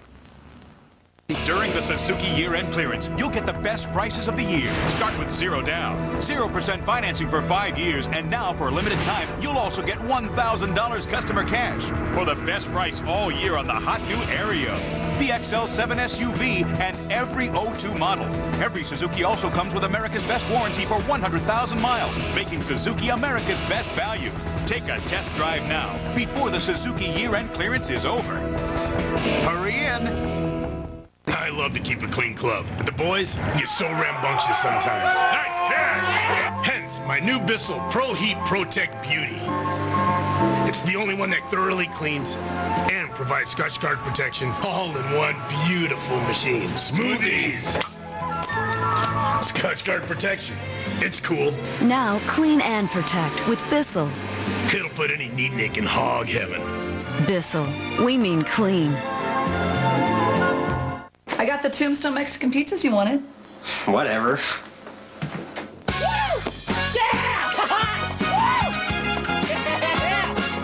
Tombstone Mexican-style pizzas. Some moms just get it. What do you want on your tombstone? A chance at world glory.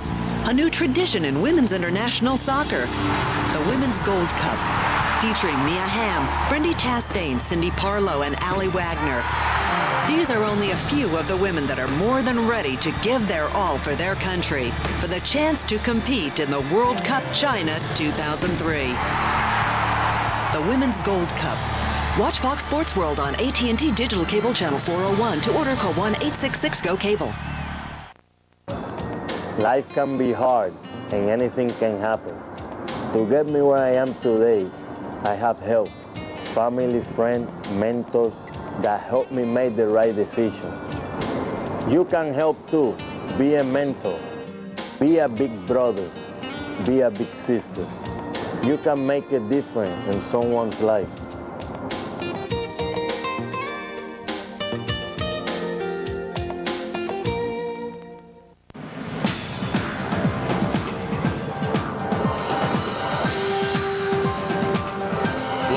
MSNBC World Headquarters, Hardball's Decision 2002.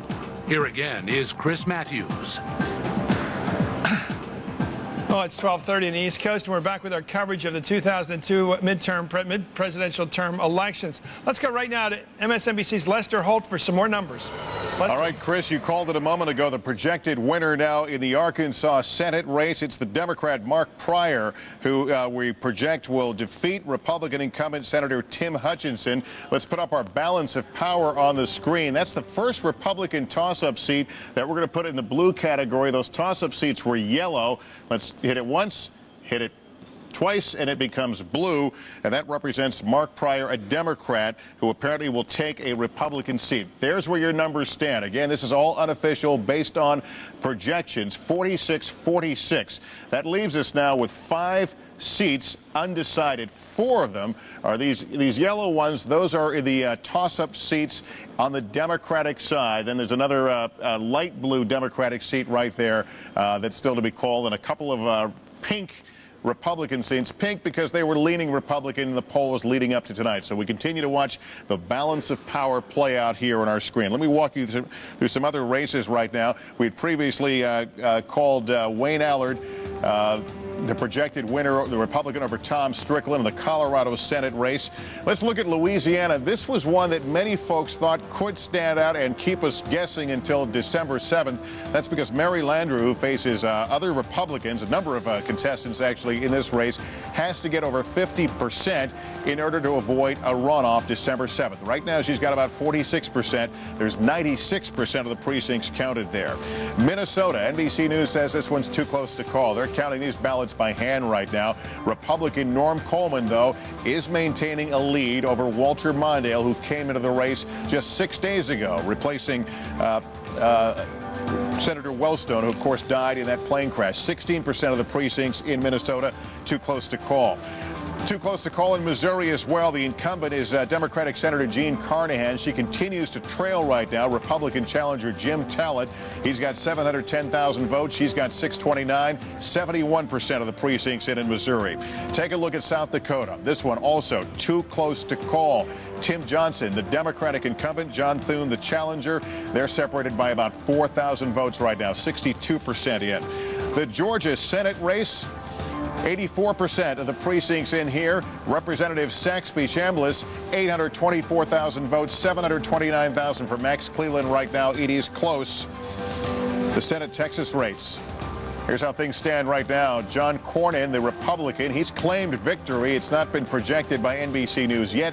He's got 56%, about 1.5 million votes to 1.1 for Democrat Ron Kirk, who says he's not ready to cash in just yet. They're watching the numbers in Texas. Here's what it looks like in Michigan. More than half the precincts in. This is the governor's race, I should point. And NBC News projects that Jennifer Granholm wins the Michigan governor's seat. The Democrat, 54% again of the precincts in. In the Iowa governor's race, NBC News projecting that the Democrat, Governor Tom Vilsack, will win re-election. Right now, the raw numbers show him up 53-44, 83% of the precincts in. South Dakota governor race, NBC News projecting that Republican Mike Rounds will win the governor's seat, 62% of the precincts in South Dakota. Chris, send it back to you. Okay, thanks, Lester. Let's go right now to St. Louis, Missouri, where Jean Carnahan, the incumbent Democratic senator, is about to speak. Here she is, Jean Carnahan. But I know many of you have been here for hours all evening. And if you wanted to go home and watch it on the TV, you can. If you want to stay with me and wait it out, you can do that too. We just don't have all those totals in yet. We still don't have everything from St. Louis City, where we know we will do very well.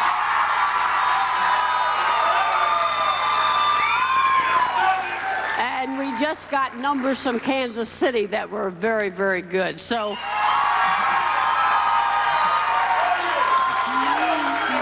but we know this is going to be a thin and razor-thin margin.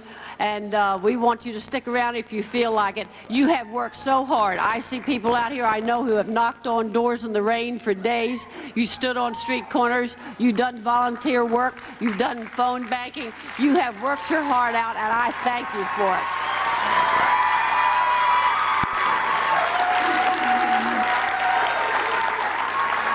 It is so heartwarming to see these wonderful faces out here who have been with me every step of the way.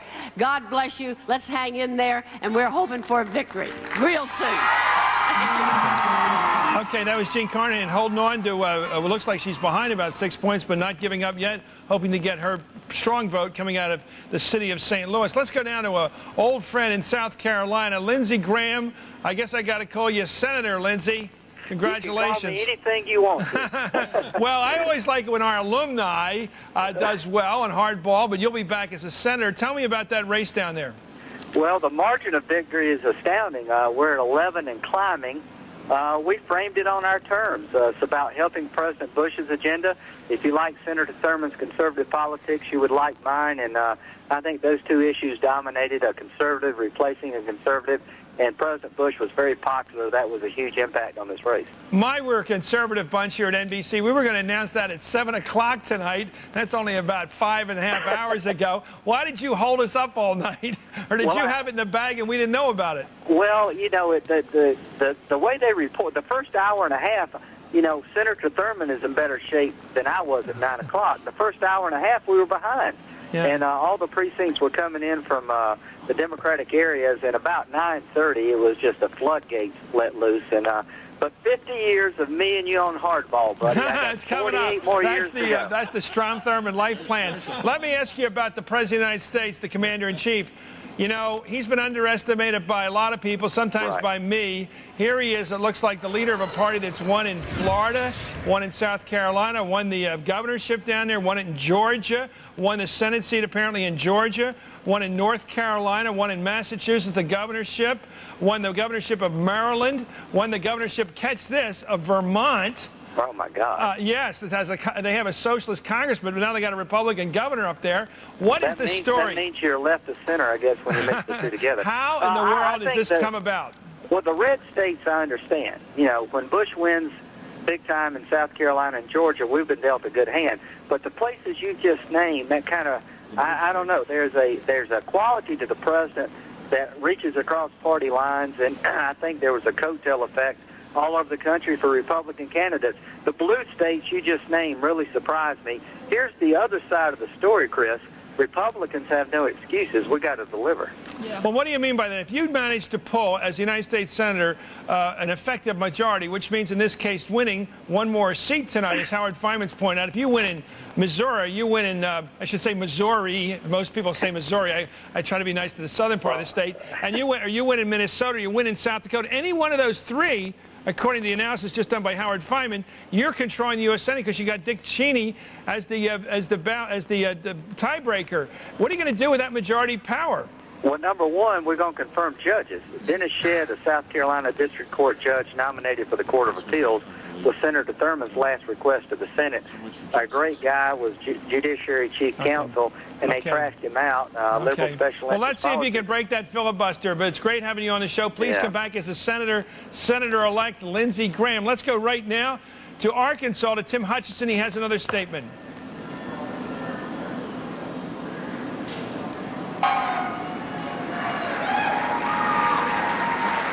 Thank you.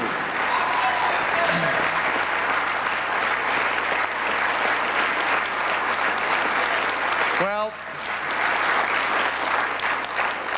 you are hearty souls to still be here at 20 till midnight, and thank you for staying. I placed a call.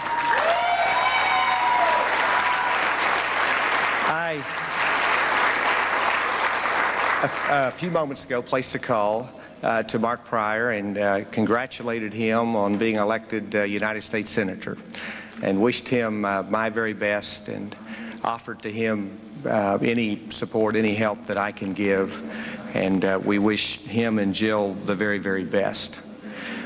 Ever since, y'all gonna stand up the whole time, because I got a few things I got to say. I mean, it has been 18 years.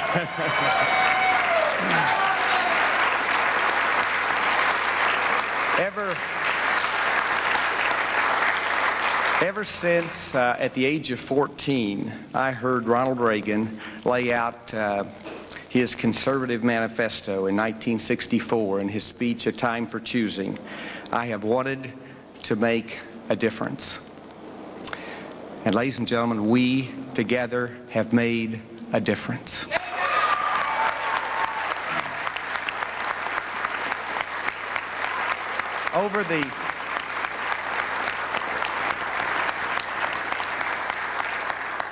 Over the 18 years that I've been privileged to serve in public office, we have witnessed conceding in the Arkansas race, and go right now to Minnesota to former Vice President Fritz Mondale.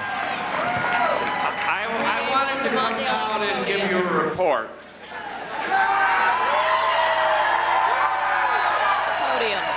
No more more than 8% of the votes have been counted in the Senate race, and some of the best-looking precincts you ever saw in your life have yet to report.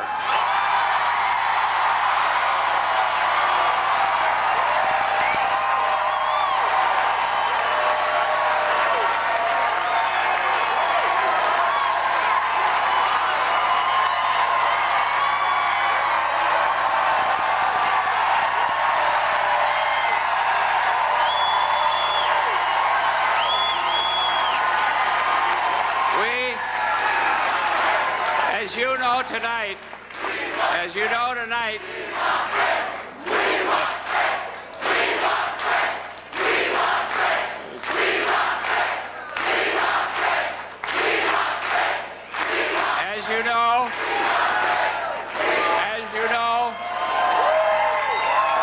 today in Minnesota, we may have broken all records in voter participation.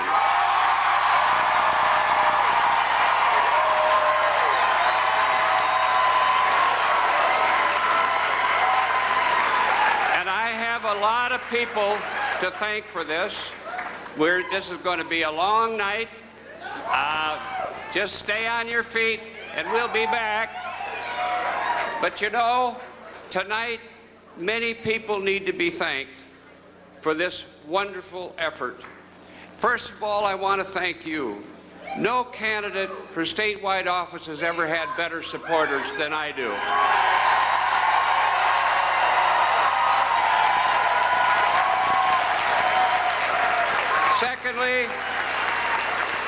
Secondly, I want to thank Jeff Blodgett.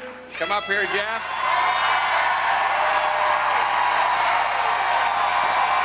Chairman of the Wellstone campaign and one of the best persons I've ever worked with. And I want to thank all the supporters of Paul and Sheila Wellstone who have really, really been there every day in this campaign.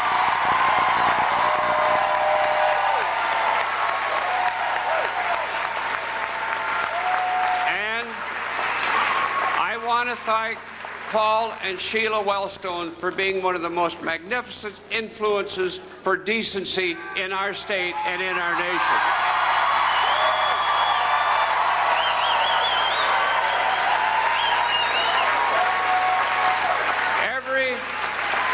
Every audience I spoke to, I could see Paul there. And now I want to also thank my family. I've got a wonderful family. My wife, get up here. My wife, Joan.